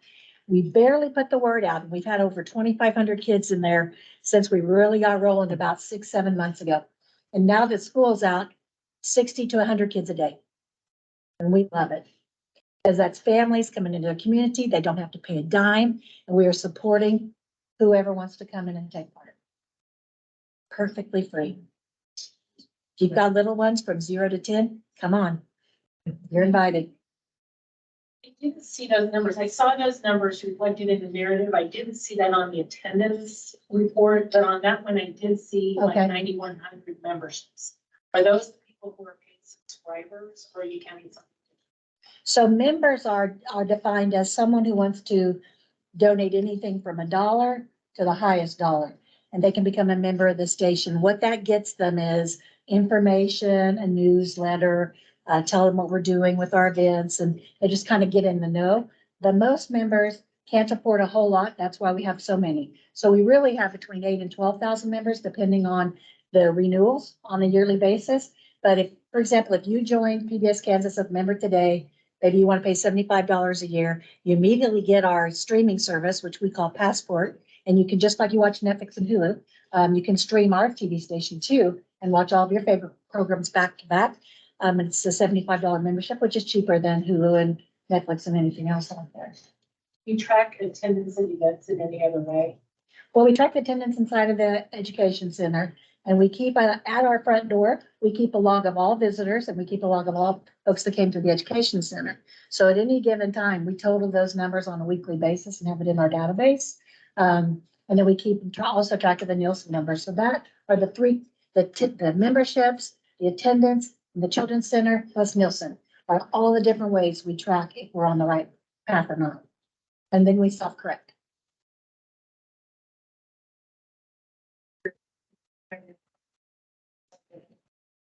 Plus, but you do quite a bit with you. We do. We do. So we have 4 channels. A lot of people don't even realize Channel 8 has 4 channels. We have Channel 8 that you're familiar with, that's Channel 8. And then we have a second channel that's on digital is 8.2 and 8.3 and 8.4. Those 3 channels are also, all 4 channels are also available on Cox Cable. And they're also available over the air. So you just have to figure out how to find them. But mostly Cox Cable folks find us. If you have digital, then you're dialing into 8.1 to 3 to 4. But 8.4, to answer your question, Martha, it's 100% children. So it's 24/7 youth programming all day long. Then we sprinkle in youth programming on the other channels, depending on the time of day and what our viewers want to see at that time.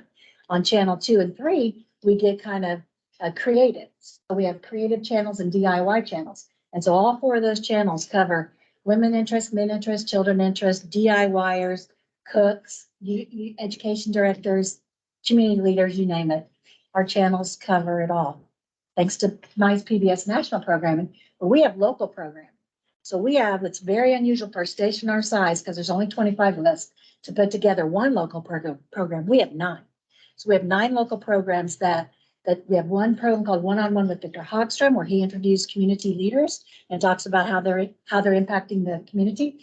We have a cooking show with Susan Peters. It's only in its 2nd year. It's called the Family Dinner Table. Her goal is to teach folks that when families come together around the dinner table, families come together. And that's her purpose. In the meantime, she interviews chefs and they make delicious food. But what she wants people to do is sit down and have dinner with their family.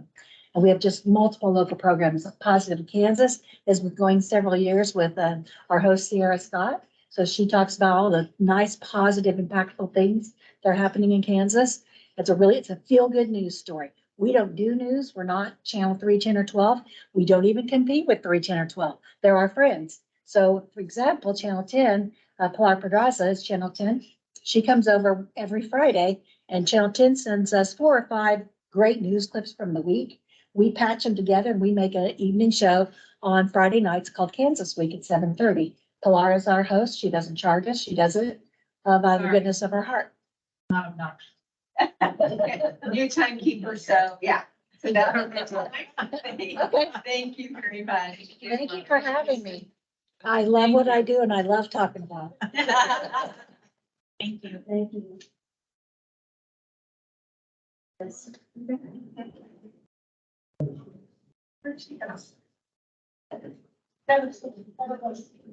You don't sit on those shots.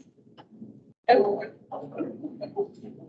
You're not one of them. You'll get down now, Martha. Just got your minute. Yeah, now. Martha said she didn't recognize Terry from anywhere. Where did she come from? I said, I know Phil. He's got your name now, Martha.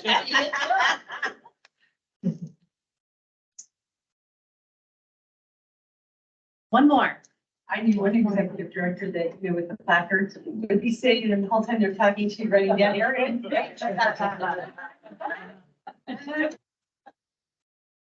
you know that?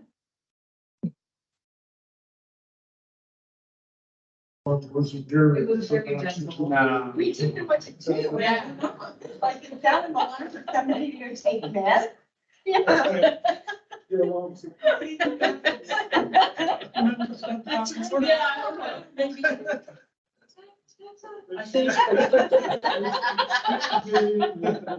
It's like the difference between this or that.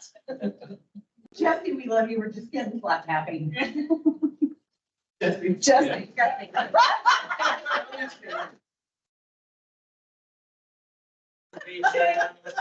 She's done now. I'm done, I want my next.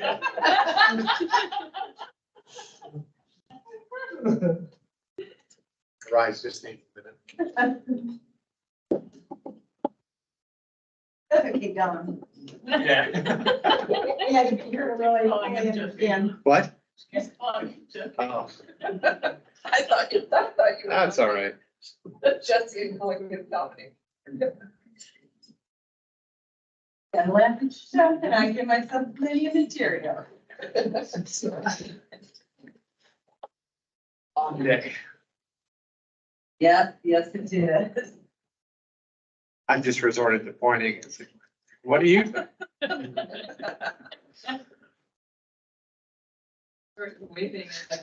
I'll just go with colors. Blue, what do you? How's it? The cold one. Cold one. Yeah.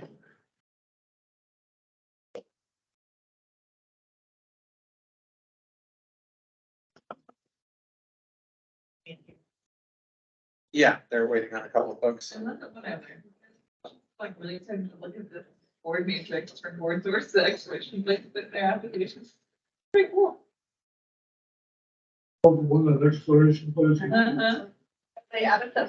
Yeah, they put it in there. Yeah. It's on there, the board group website. Yeah.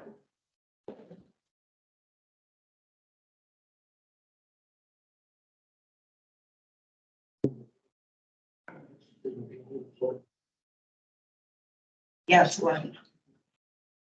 Are y'all waiting on a rise? Yeah. Yeah. They just arrived.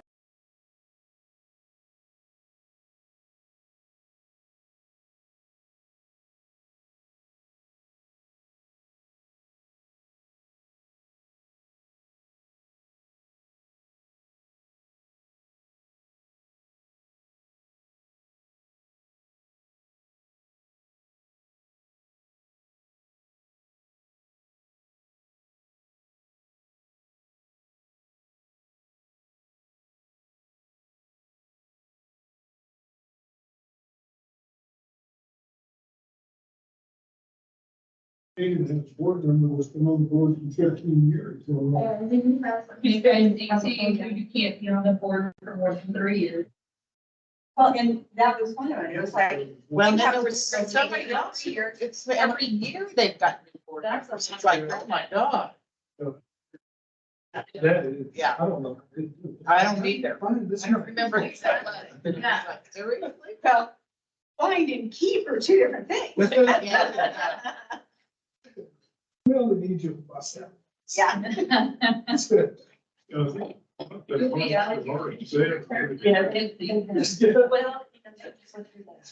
they create.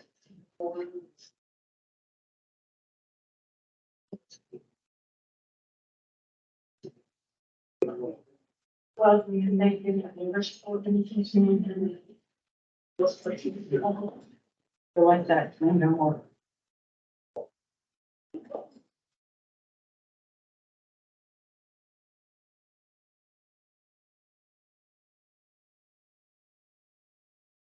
You guys want to finish out with a really obnoxious timer or your gentle medication? Yeah. I know people starting to check out, we might need one of those.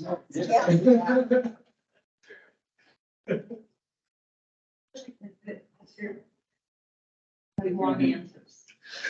Oh, yeah. Very thorough, very thorough.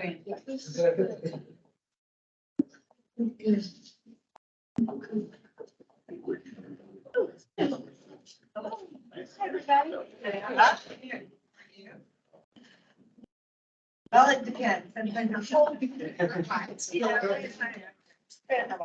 Yeah, thank you all for coming this afternoon. We are very fortunate to live in a community where the local government understands the importance of the arts in the community. And so that's why all of us are here today. We have placards sitting in front of us, so we are not going to introduce ourselves to us. I'm not sure who's timekeeping over here, but one of these two is gonna set the time for 10 minutes. A buzzer will go off at that time. If Dominic is doing it, it's gonna sound a little bit like a fire alarm. If Nadine is doing it, you might not hear it. So that's where we stand. So with that, I'm gonna turn it all over to you to introduce yourself and then we'll get started with Q&A. Sorry. My name is Gerald Norwood. I'm the president of the board director for Arise Incorporated, African Americans Renewing Interest in Spirituals Ensemble. My name is Andy Bias. I'm also on the board. I'm the treasurer. Vicki Klein, I'm the bookkeeping work for Rise. I'm Sheila Kennard, Vice President of the Board, Charter Member of Arise, African Americans Renewing Interest in Spirituals Ensemble. Thank you. What questions do we have for our guest this afternoon? Well, I've got one. So in the marketing plan, one of the first things that you mentioned is that during the pandemic, you reached out to festival organizers, other national festivals, regional festivals, programming. What came of that? Did you actually get some bookings out of it? Well, there was a combination of several things that happened. One, which we worked with the school districts too. Of course, and that made it available for us to take advantage of technology. We created some creative things dealing with our music historically and made it available to the schools that they could live the information, but on the DVDs. Right. Of course, they didn't like that. Kids didn't like that for a while. They wanted us to come back alive. And then we had another opportunity where we worked with a children's association. We met outside and we sang. In fact, they sang from their cars and we sang from the front, probably within the other barn, about 50 feet away. But we were able to, in fact, we ended up doing that at the gardens over at the Botanica. So that worked out real well. But yes, through technology and some creative things such as that, we end up having an outdoor concert too during that time for this event. So do you have any paid staff? Do you have any paid staff? I know No. sometimes there's a time you can't hear real often. No, No. it's too hard to be paid. Gerald, you say in your use of city funds, you would pay salaries to your choral conductor and music director. Are those currently unpaid positions? No, those are paid. Those are paid. Yeah, but I thought you meant for the organization. Right, and I did. So those are like contract labor. Yes. They're Yes. contract labor. Yes. Yes. And they're fantastic.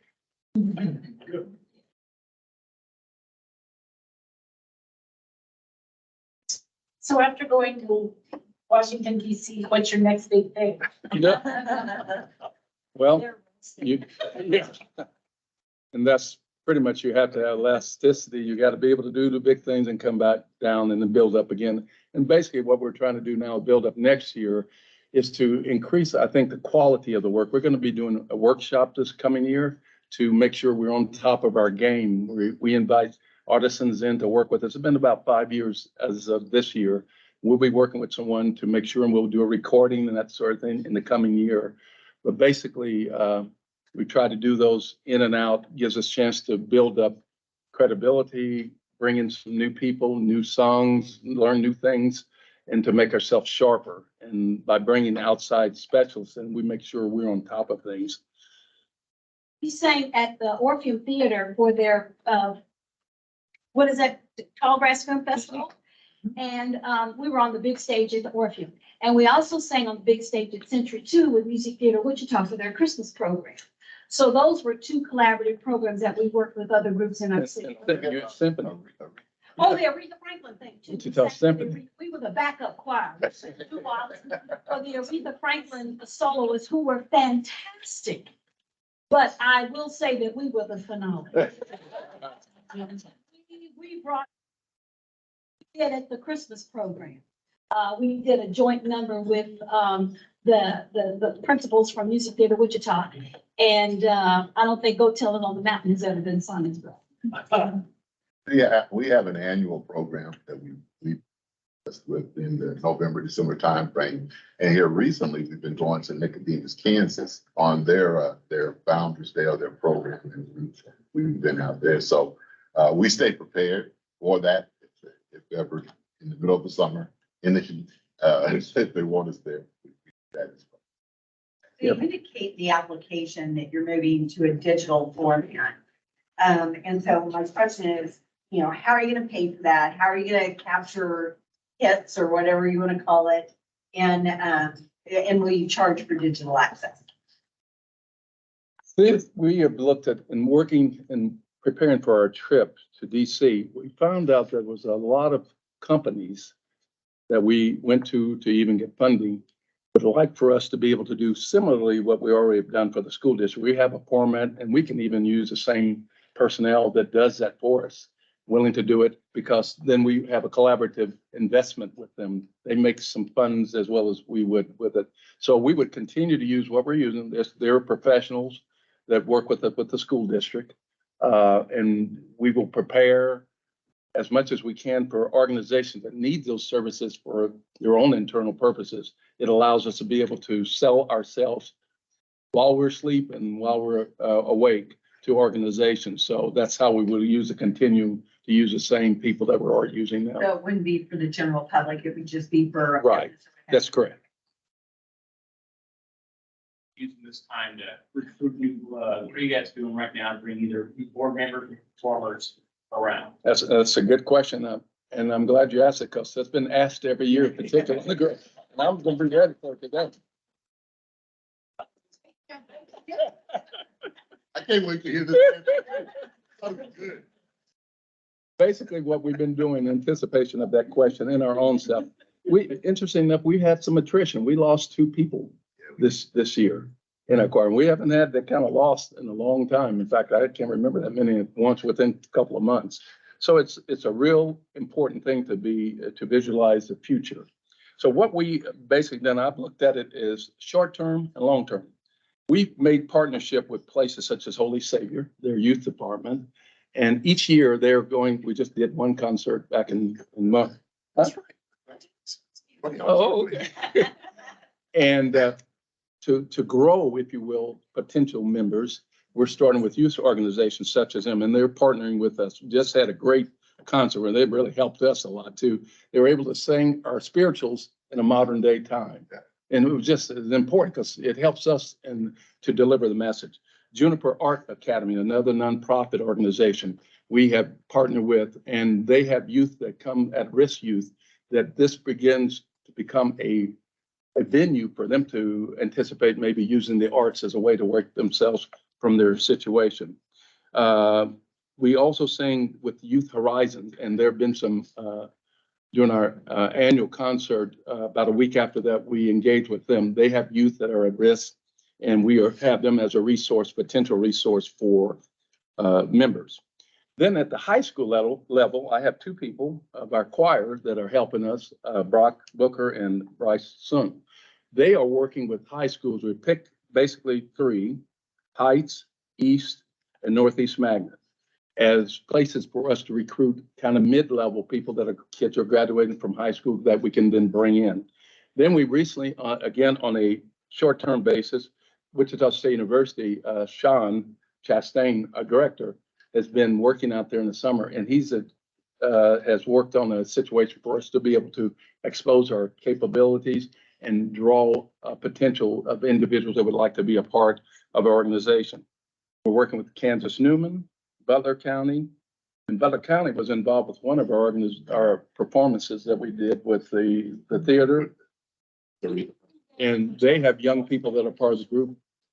We had a chance to hear them, had a chance to hear us, and that became one of the focal points that I have them focusing on, as well as Cali County Community College.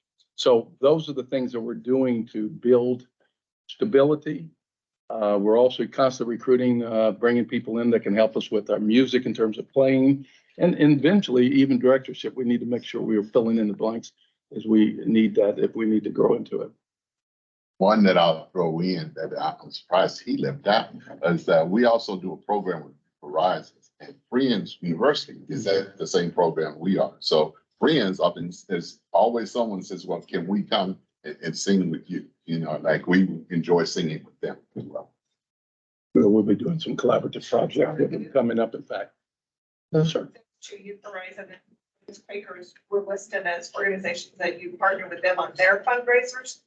When you're doing that, your organization get some financial benefit little from bit. those fundraisers as well, or? In the case, well, we'll take, for example, like the one Juniper Art Academy. What we did for them is to use our expertise. We went on the television for advertising to help them see these are venues for advertising. We got nothing obviously out of that other than collaborative.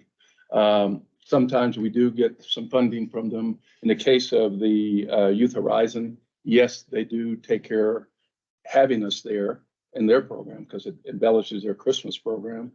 And then in the case of the Holy Savior, that was a joint effort fundraiser together. And we shared the profit. So we're able to collaborate with other nonprofits to take all our resources and help everybody help each other. And that's That's it, huh? so much for this afternoon, this evening, whatever the body. You've been here too long. You don't know what time it is. That's just tomorrow. Is it tomorrow? All that way. Thank you all. Thank you. See Andy. Always good to see you, guys.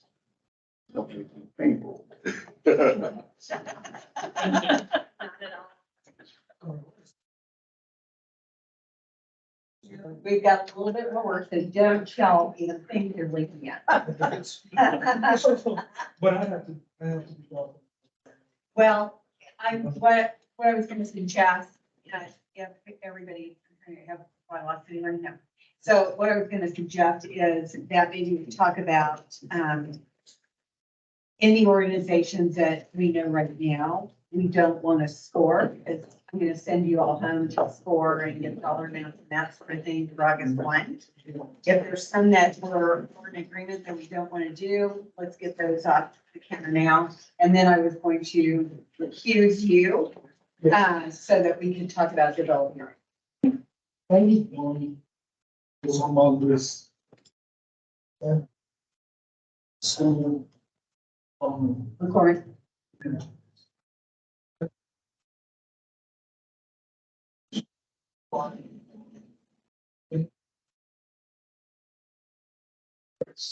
Go out there and sign application, no presentation, the whole conversation is about anything.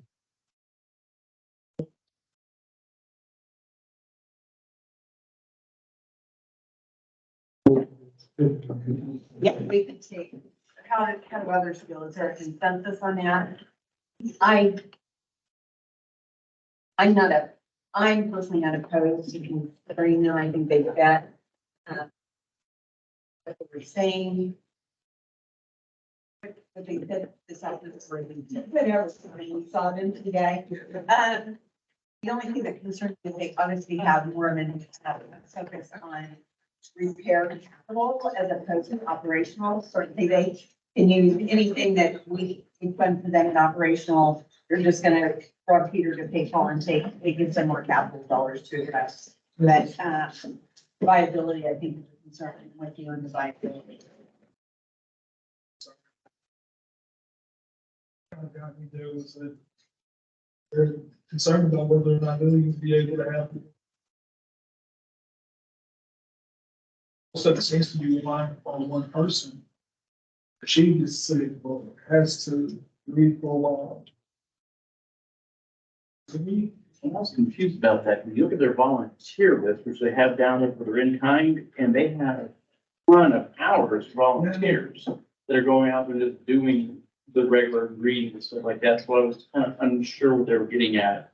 from what she was saying, it's like, she'll be there, there's certain days where she'll be there, she'll come and do tours. But then he mentioned if one person is there, they have to be other people in the area. Yes. Yeah, I was confused. Yeah, that was, that's. I think there's a lot of holes, but I agree with Beth in that I think they fit, but just in terms of like being a cultural place, I think history is important and I think they're worthy of vetting. Do I think they should get a bunch of money?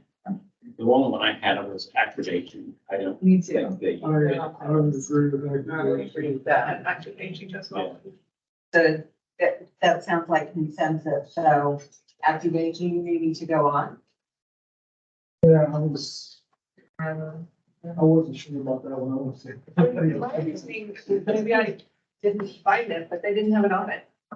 They uploaded a balance sheet. And that's a great statement.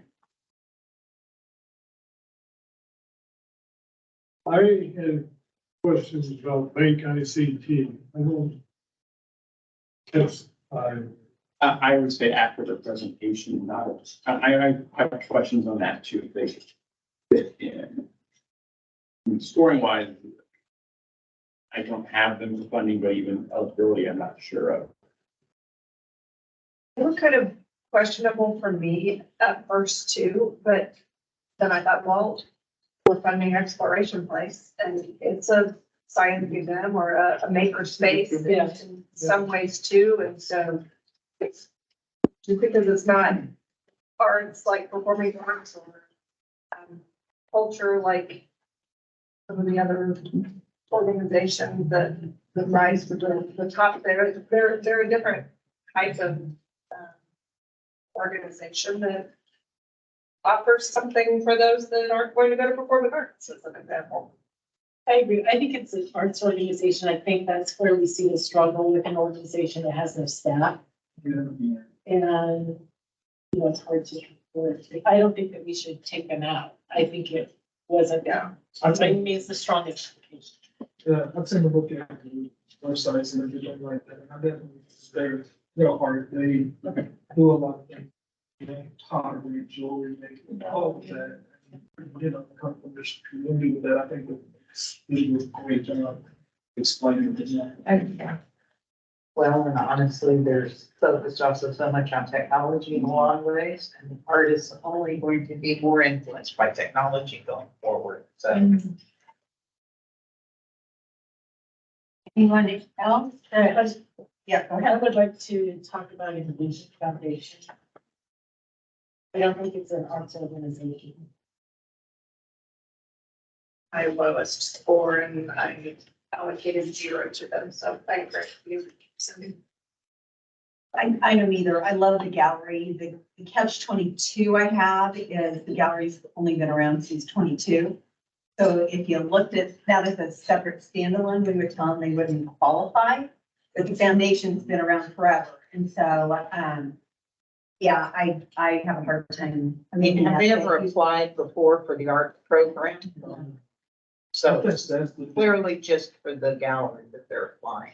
I mean, that was how I interpreted the application. Yeah. I thought, well, a lot of Yeah, yeah. other organizations could apply if they had some art component. Starkey could apply Right. because they do some art program. No, I agree. That's not what arts and cultural funding is really about. This is really interesting, I mean, for me. Like we're saying, they're an organization, the organization itself has been around for a long time. They recently decided to like invest such a huge amount into art. How does that engage, right? Because technically, the organization has been around for more than 40 years, it's just that they haven't been focused on art.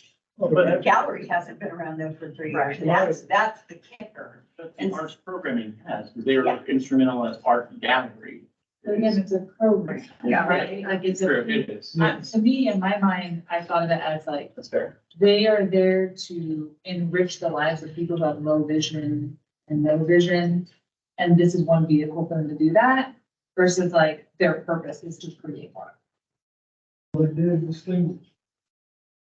They distinguish, like, they have a very, that they have a vehicle specific. So it's just, I guess, I don't know. It's just- For me, I think it's the constraint of the current cultural plan, which is very specific about art and cultural organizations. And I can't say that Envision or Envision Foundation, either one, are another cultural organization. I would, feel better to just recommend that they come back in 2 or 3 years after they've got 3 years under their belt as a gallery. Or if the new plan Or the changes, plan changes, but Because, I love the gallery. I just don't think it fits with this year. That's the limitations we have. Can we ask you to, how does that feel with the current cultural plan? Yeah. But the current cultural plan, this exists in a gray area. Foundations or parent organizations can apply for subs. To our operational knowledge of how their art program and art gallery operate, is they do operate fairly independent from the larger corporation.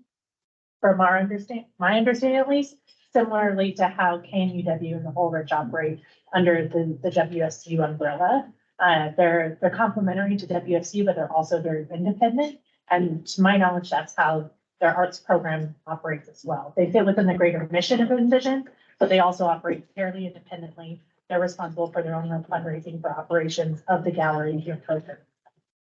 I appreciate your point there, that when you look up Ulrich or KMW, they both have separate websites. And when I looked up the gallery, it's on the Envision website as one of their services. I don't disagree with the commentary that this was great. Yeah. Which is why staff did not make Yeah. a decision for you. We presented that to the Yeah, committee. no, I just. Yep. Oh, also, I will say, Well, the Ulrich actually is on the WSU website. It is actually on a wichita.edu link. But it's but they have their own. standard. Yeah, But they are still operating under that larger organization. But look at this, this is not like Well, when you they pull it up, you're like. greater resource, yeah. It's So not a when you resource. have to go to the Envision website to navigate to their services kind of gallery. Again, it's a hair and I'm Yeah. splitting. Yeah. I get it. Because I know a big point here is also the time the galleries in existence. I will also say that they have been operating kind of as with arts far longer than what they've had in the gallery. We're trying to get her to address that. And she came back and said 22. Yeah. January. I tried to, because I said, I know in the other facility, you have art available that you could purchase. And so, and she came back and said January 22. Where I know she said 22. Jerry had January, I did, But she also mentioned the gallery, Holly, Yeah. which is obviously, Yeah, gallery. and I know I'm speaking out of both sides right now. No, but that's true though. She did mention gallery, and I know for sure that they were working during that time, on more than just gallery hours as well. Had them operation tired. So with that, I can't get a read for where. Could I just I take guess it? I'm not against funding. I'm not. I'm not against funding them. I think Lindsay's comment kind of changed my mind a little bit. In comparing it to Ulrich and KMUW as they're operating under a parent company. And it. I think we're gonna have to work though. Maybe they all should be eligible, which that's. That's a good question. There's the big question. Yeah. The door's open because of how the current plan allows for a foundation to be in there. And so it's always been my stance. I hate the foundations being in there because that's not their mission. And so these questions, if they fill them out, they're never going to be able to score well. Foundations are never going to be able to score well because they don't do performances. They don't do they're fundraisers or a program of another. So Yeah, maybe it is what it is this year, but it'll be different when the new cultural arts plan comes out. We're putting a lot of weight. notice all the weight we're putting on the. We're well aware of the grayness I just keep referring to. Yeah, I know for sure that's, yeah, I'm interested. We even talk about the same thing in the. We do. I know, but it breaks my heart.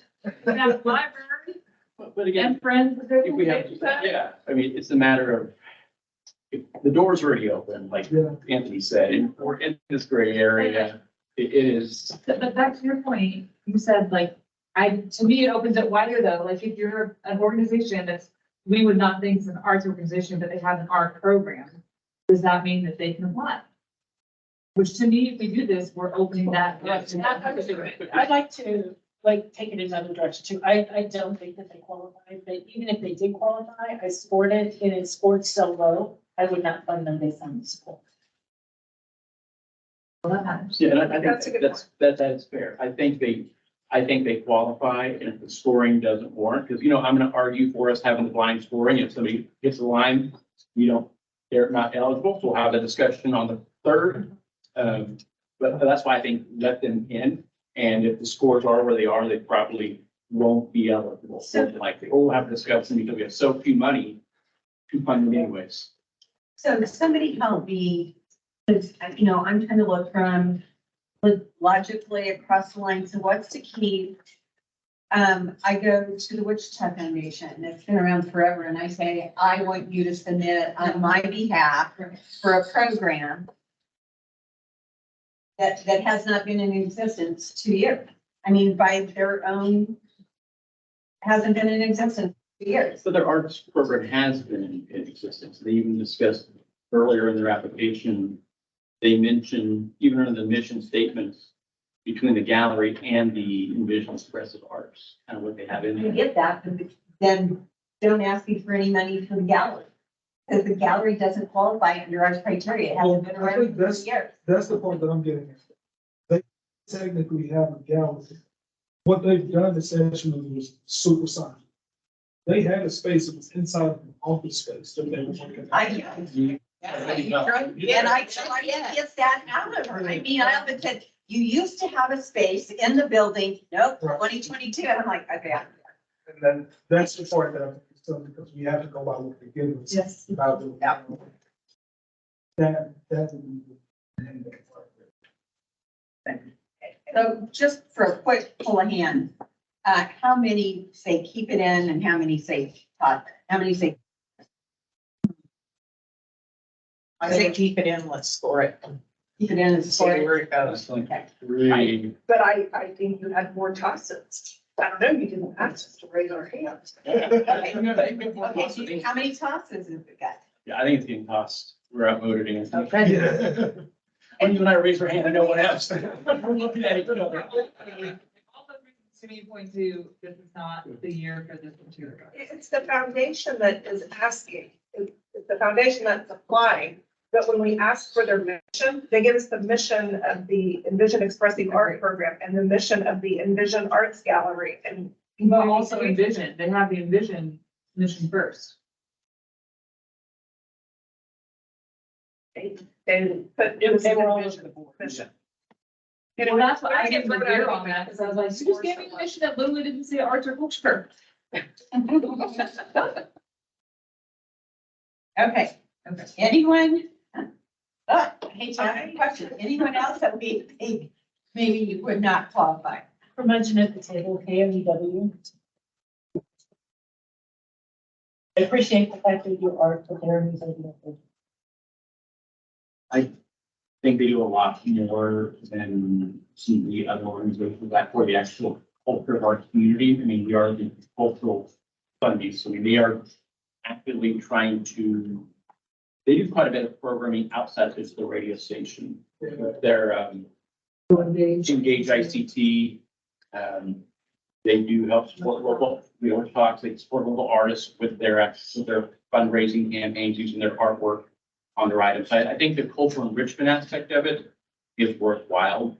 And I don't disagree with that, Dominic, but at the end of the day, their mission statement to me is community outlet. I think under their criteria, if you guys join. We're not there yet.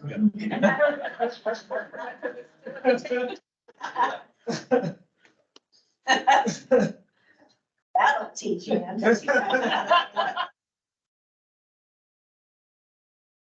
Three organizations here. Low, and it won't be very, much funding. Somehow in my scoring, PBS scored pretty high. There's something about it in the moment. Well, like they have a mini, she said mini exploration place. Inspiration place, so Yeah. that feels a little bit different already. Well, I mean. That was in the application. Dan, can you tell me? So what are we thinking about KMUW? We started, we walked over to media. Sorry. I don't like not funding them because they're technically a media outlet, because again, if we start doing that, there are a lot of other organizations, and we give an exploration place money. There's a Great Plains Nature Center money year in and year out. But KMEW has pushed culture consistently. They push the culture. Seriously, I mean, even when we talk about the culture of art itself, they're one of the very few outlets that actually has conversations about art on the scale that they do. When we talk about their articles, we talk about their broadcasts, we talk about their podcasts, all of that. They look their best. They do also have the jazz program. Yeah. That qualifies. And music, I mean, there's a lot of cultural art in our city. And I don't disagree with any of them. But I go back and I anchor in the plan, which says they need to be an art or culture organization. And I don't think that that's what they. AFBI plays country music. But they also aren't creating the same level of services, community engagement. I wouldn't even list my organization as a culturally important to us, but we do quite a bit for the public service. I think they do a greater job of outreach and improving the quality of our community from a nonprofit standpoint than we could ever do. Beyond just the news, if it wasn't for their outside programming, I would agree with you 100%, that they are making solid efforts between the engagement they are reaching and the artist outreach that Anthony was talking about, that a lot of the other organizations we're looking at aren't doing. And they're also looking at underserved populations that they're trying to engage with, which a lot of people talk about it, but actually haven't quite put it into action the same way I feel they have as an organization. That though they do these things, their mission is not. My interpretation of the cultural plan is very specific. When I go back to look at that, and to me, yeah, in spite of everything they do, to be eligible to apply, your primary mission needs to be art and culture. And I question if that is their primary mission. But their mission does say arts and culture and that they're an outreach service. So maybe it's a media outlet, but if that can That's the mission. be a non-traditional. Right, this is one we keep and think on. Okay. Yeah. Let's do, I think about it. Any other? Your dad. Any other? So what do we have right now? We have academics. And vision. That are the two that were. McCormick School is a key. I'm sorry. McCormick School is a key. Yeah. Uh-huh. And Make ICT is a key. Okay. Academia and Vision. Are the two right now. I struggle with Regina and John. I don't even know how to say it. Regina Johnson. I'm sorry, but she's in California. I know she's in Wichita a little bit, and physically she's in Wichita, but it's screaming California all throughout that application. Well, I think that's because a lot of so she has the school in California. And I guess we can't really go through that because we didn't discuss that. We didn't discuss that this time, but we had the conversation several times about this. The main school is in California. This was here. A lot of the funding for the district comes from California. So she's essentially using the main headquarters to continuously fund the one that's here and continue to be programmed. And aside from just the California piece, she is heavily involved in Andover, which I guess that is right next door to Wichita, and in partnership with a company in Lawrence.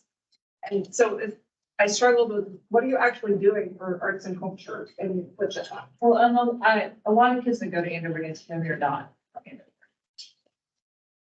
Just like, say it, it's right. Yeah. Yeah. So I'm sorry, but I'm gonna be a stickler.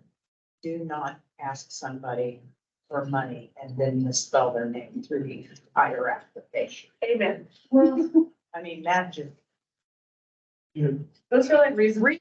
lower, not to figure out. Yeah. I think for the mission statement purpose, which is what I'm kind of looking at, does it fit the overall mission? I think she fits the mission. She doesn't score high on mine, but, you know, so just because I think it's very difficult because of how she fills out her application, that I can't honestly answer some of the questions based on the data that's in the application. So, my cut would be that we would leave her in and see what happens with the scores when we come back together to do those deliberations. That's interesting with her. I've talked to two different people that are involved in the local performing arts community. She could lock her doors tonight if there's have any impact on the dance community. That, I will say, when it comes to that though, because I've heard that about other organizations too. It may not seem like it makes an impact overall.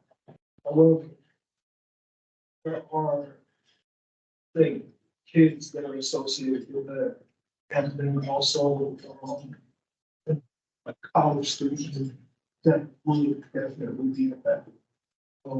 There was someone that I was working with about that in the same realm, and that was said, but I knew for sure that there were especially children of color that were not able to be involved in larger organizations, that these organizations were large. So I don't know about that. So we're going to leave her in and see what the scoring can. Any other? Ask someone to explain why PBS qualifies when there's national. And I understand that PBS is local, but that relationship seems different than the other ones that are, you know, part of WSU.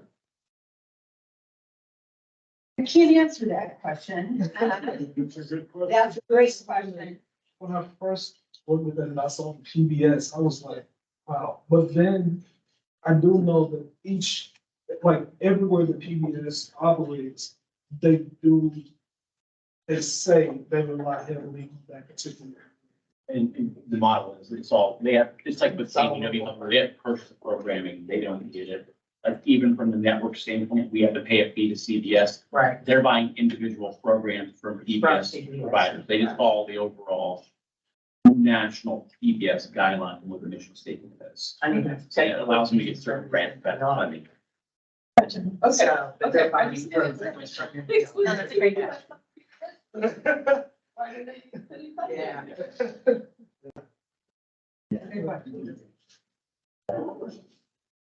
All right, Beth, that's it. Is that it for everybody? Yeah. We're just not gonna immediately deactivate your individual, correct? Okay, got it.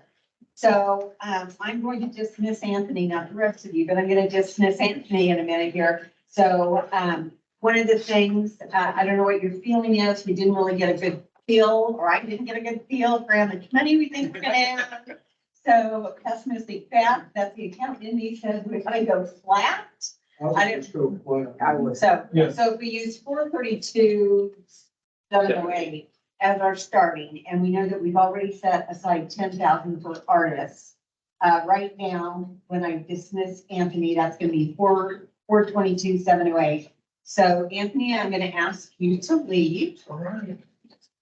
And we'll notify you of what the total amount is you have to allocate. All righty.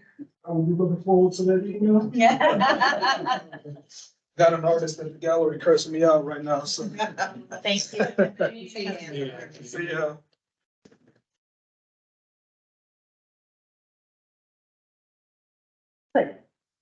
So we had two developing arts applications that were submitted to us. One was for music on site, and my computer's a bit, keeps telling me it's gonna die, so I yelled, music on site. The other was Mulberry Arts, yes. The two applications in the conversation that the committee had, we felt both were asking for operational instead of capacity. So anyway, that was the first thing we had. So, after significant discussion, we are recommending, so there's a caveat in what we get.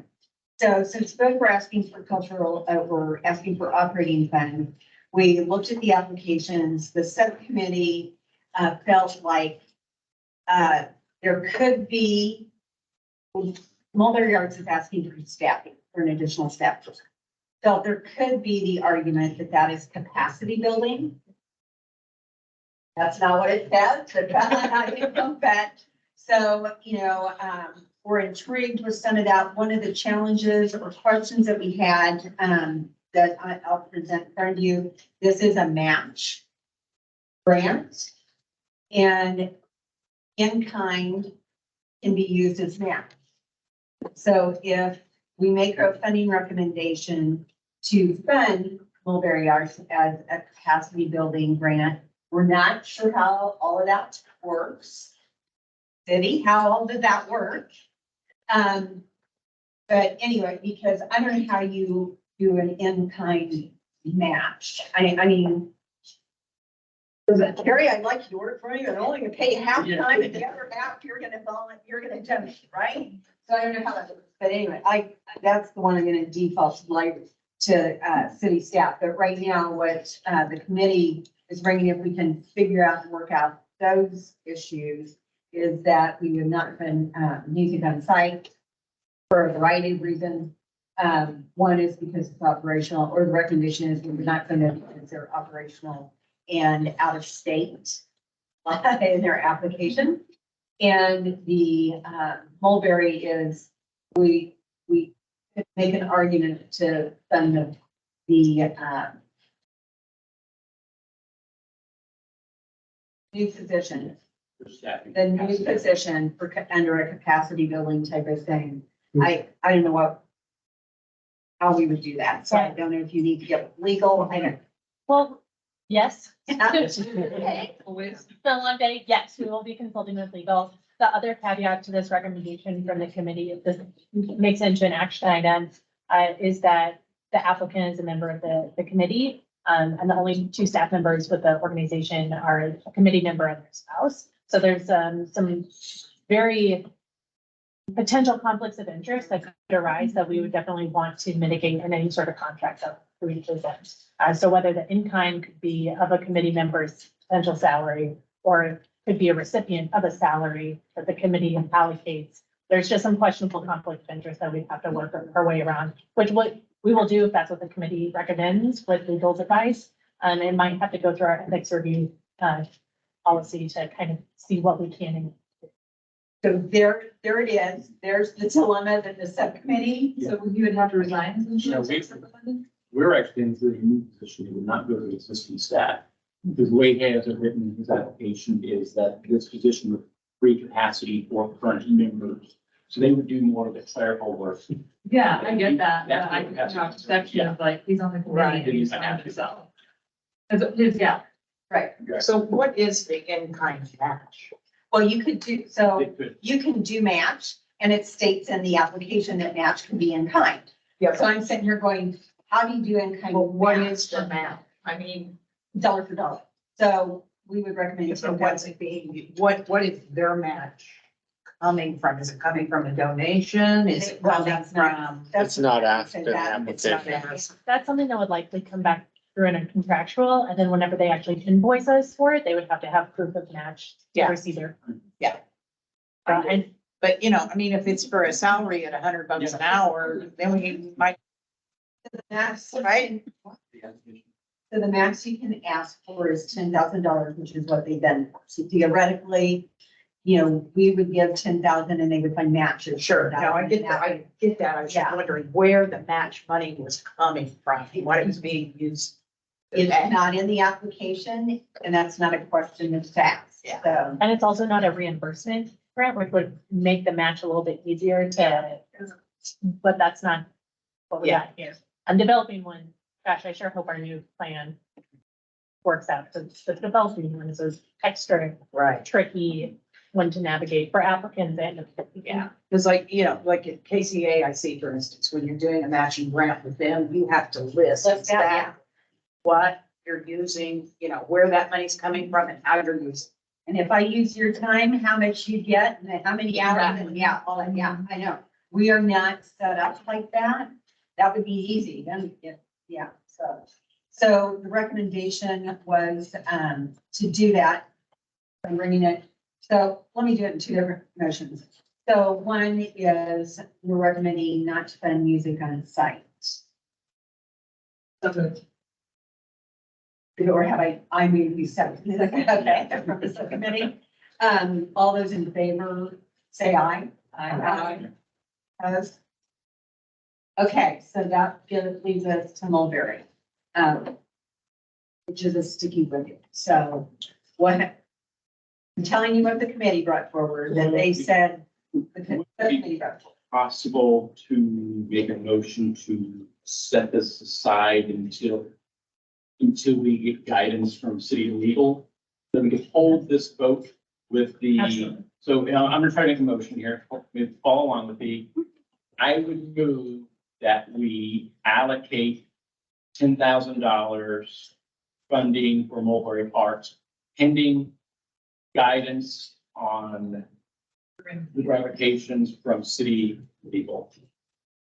And we can address this on August 3rd, potentially. Is that a fair enough timeline, Lindsay, or? Yeah, I'm trying to think if you even need to do a motion right now, or if we just table it and bring it. That's good. Even better. I would table for. But- A huge issue with the conflict of interest piece of this. Several of us had to leave the room today and we couldn't even listen to the art organization that we are affiliated with, let alone put our 2 cents in on what we think the money should be. And then we're giving money to one of the committee members. What is their I don't want to organization? speak for the committee at large, but you're all involved with organizations to a certain extent. Several receive financial salaries or contract work from these organizations. So I don't think this is a unique situation just to Anthony and Will. If we were to really dive deep into that, then we would have a hard time filling this committee. We're not going to look silly when you go to legal and say, is this a conflict of interest? So I'm always silly when I. Yeah. That's why we're gonna go to We're legal. wearing silly hat now. Yes, Lindsay will make just. I'll do it. Eric's a cool guy. I'm fine. He'll be like, oh, I think that puts us in a pickle when we look at other things. This one is extra tricky because if the committee wants to allocate funding towards salaries, knowing that only 2 employees are committee member and spouse, that's a little bit different than the others at the table who receive their salaries from arts organizations, but it comes out of a bigger operational pool. Yeah. That funding pool is a little bit deeper. So it's hard to say if Ulrich is funded and salary is directly Ulrich funded. It's not like it's funding bidding salary. Your salary equal their revenue. That's not a joke. Yeah. So, yeah, so here's the bigger issue, you know, or maybe not, we could make this a mute issue if we, the subcommittee, said we could see the staff being capacity building. Technically, they requested for operations. Well, I wondered about that, if we could just roll them over to an operational. Well, they haven't been in existence long enough to be an operational Of course not. application. Yeah. So the easy way to address the conflict of interest, I mean, I just am throwing it out there, I'm not advocating one way or the other, is you say, you know, we have 2 applications that apply for operational, this is not an operational grant, we're not gonna. The only thing I had on this is, there was one comment we would add staff. And that's where we hung our hats, okay. Because the rest of it is direct utilities. Yeah. Does that give us a big enough window to say yes, we want? To clarify, back up a little, what they asked for is not to. I was thinking they're looking to hire another person, or that we would say the fund would be to hire another person. Right, we would specify in there if we even go down that path, that it's clear. Did funding for the last year, we can specify whether they goes to the extent. Is that what they specified in the application, or is that a group that we're jumping through? They said in the application it would be for staff. One of the options could be for staffing, and that's me to put on, it could not be used for anything else in capacity. I'm out of power. Can you? pull that? I get Staffing more. for utilities. We'll use the requested funds to support operational expenses such as hiring a new staff member, staff salaries, rent, utilities. So we're saying, so we can make it real easy and say, both of the applicants didn't qualify because they applied for operations. Yeah, that's what I would do. That's not what that grant was intended to do, right? Is, you know, was to be an It's an operational grant. educational moment to understand that if it says you can't apply for operational funds, you can't apply. You shouldn't have said word for word, this is for operational. Yeah, you should have not used the word operational in your answers at all. So. Otherwise you're gonna look real silly when you go legal. Would someone? I want to communicate with everyone. We just communicate. I will move that we fund Mulberry Arts based on the fact that the application is written for operational funding. I'll second that. Okay, we have a motion and a second. Any further discussion? All those in favor say aye. Aye. Opposed? Motion carried. One opposed. So, one opposed? No way. No. Let the table it, dang it. Fine, I'll agree. So, unanimous. Yeah, she's I very good. don't like it out unanimous. Okay, so that leaves four 22. 422. I would not like you any longer, maybe. I know, right? You That's what never makes it gonna speak to difficult. me specifically Sat again. next to it. Yeah. For 8 hours, or maybe longer. You're 10. All right. I'm gonna say you should have had the review. I'm sorry, what? Yep. I'm so sorry. Are we going to be August 3rd? Are we here? City Arts. City.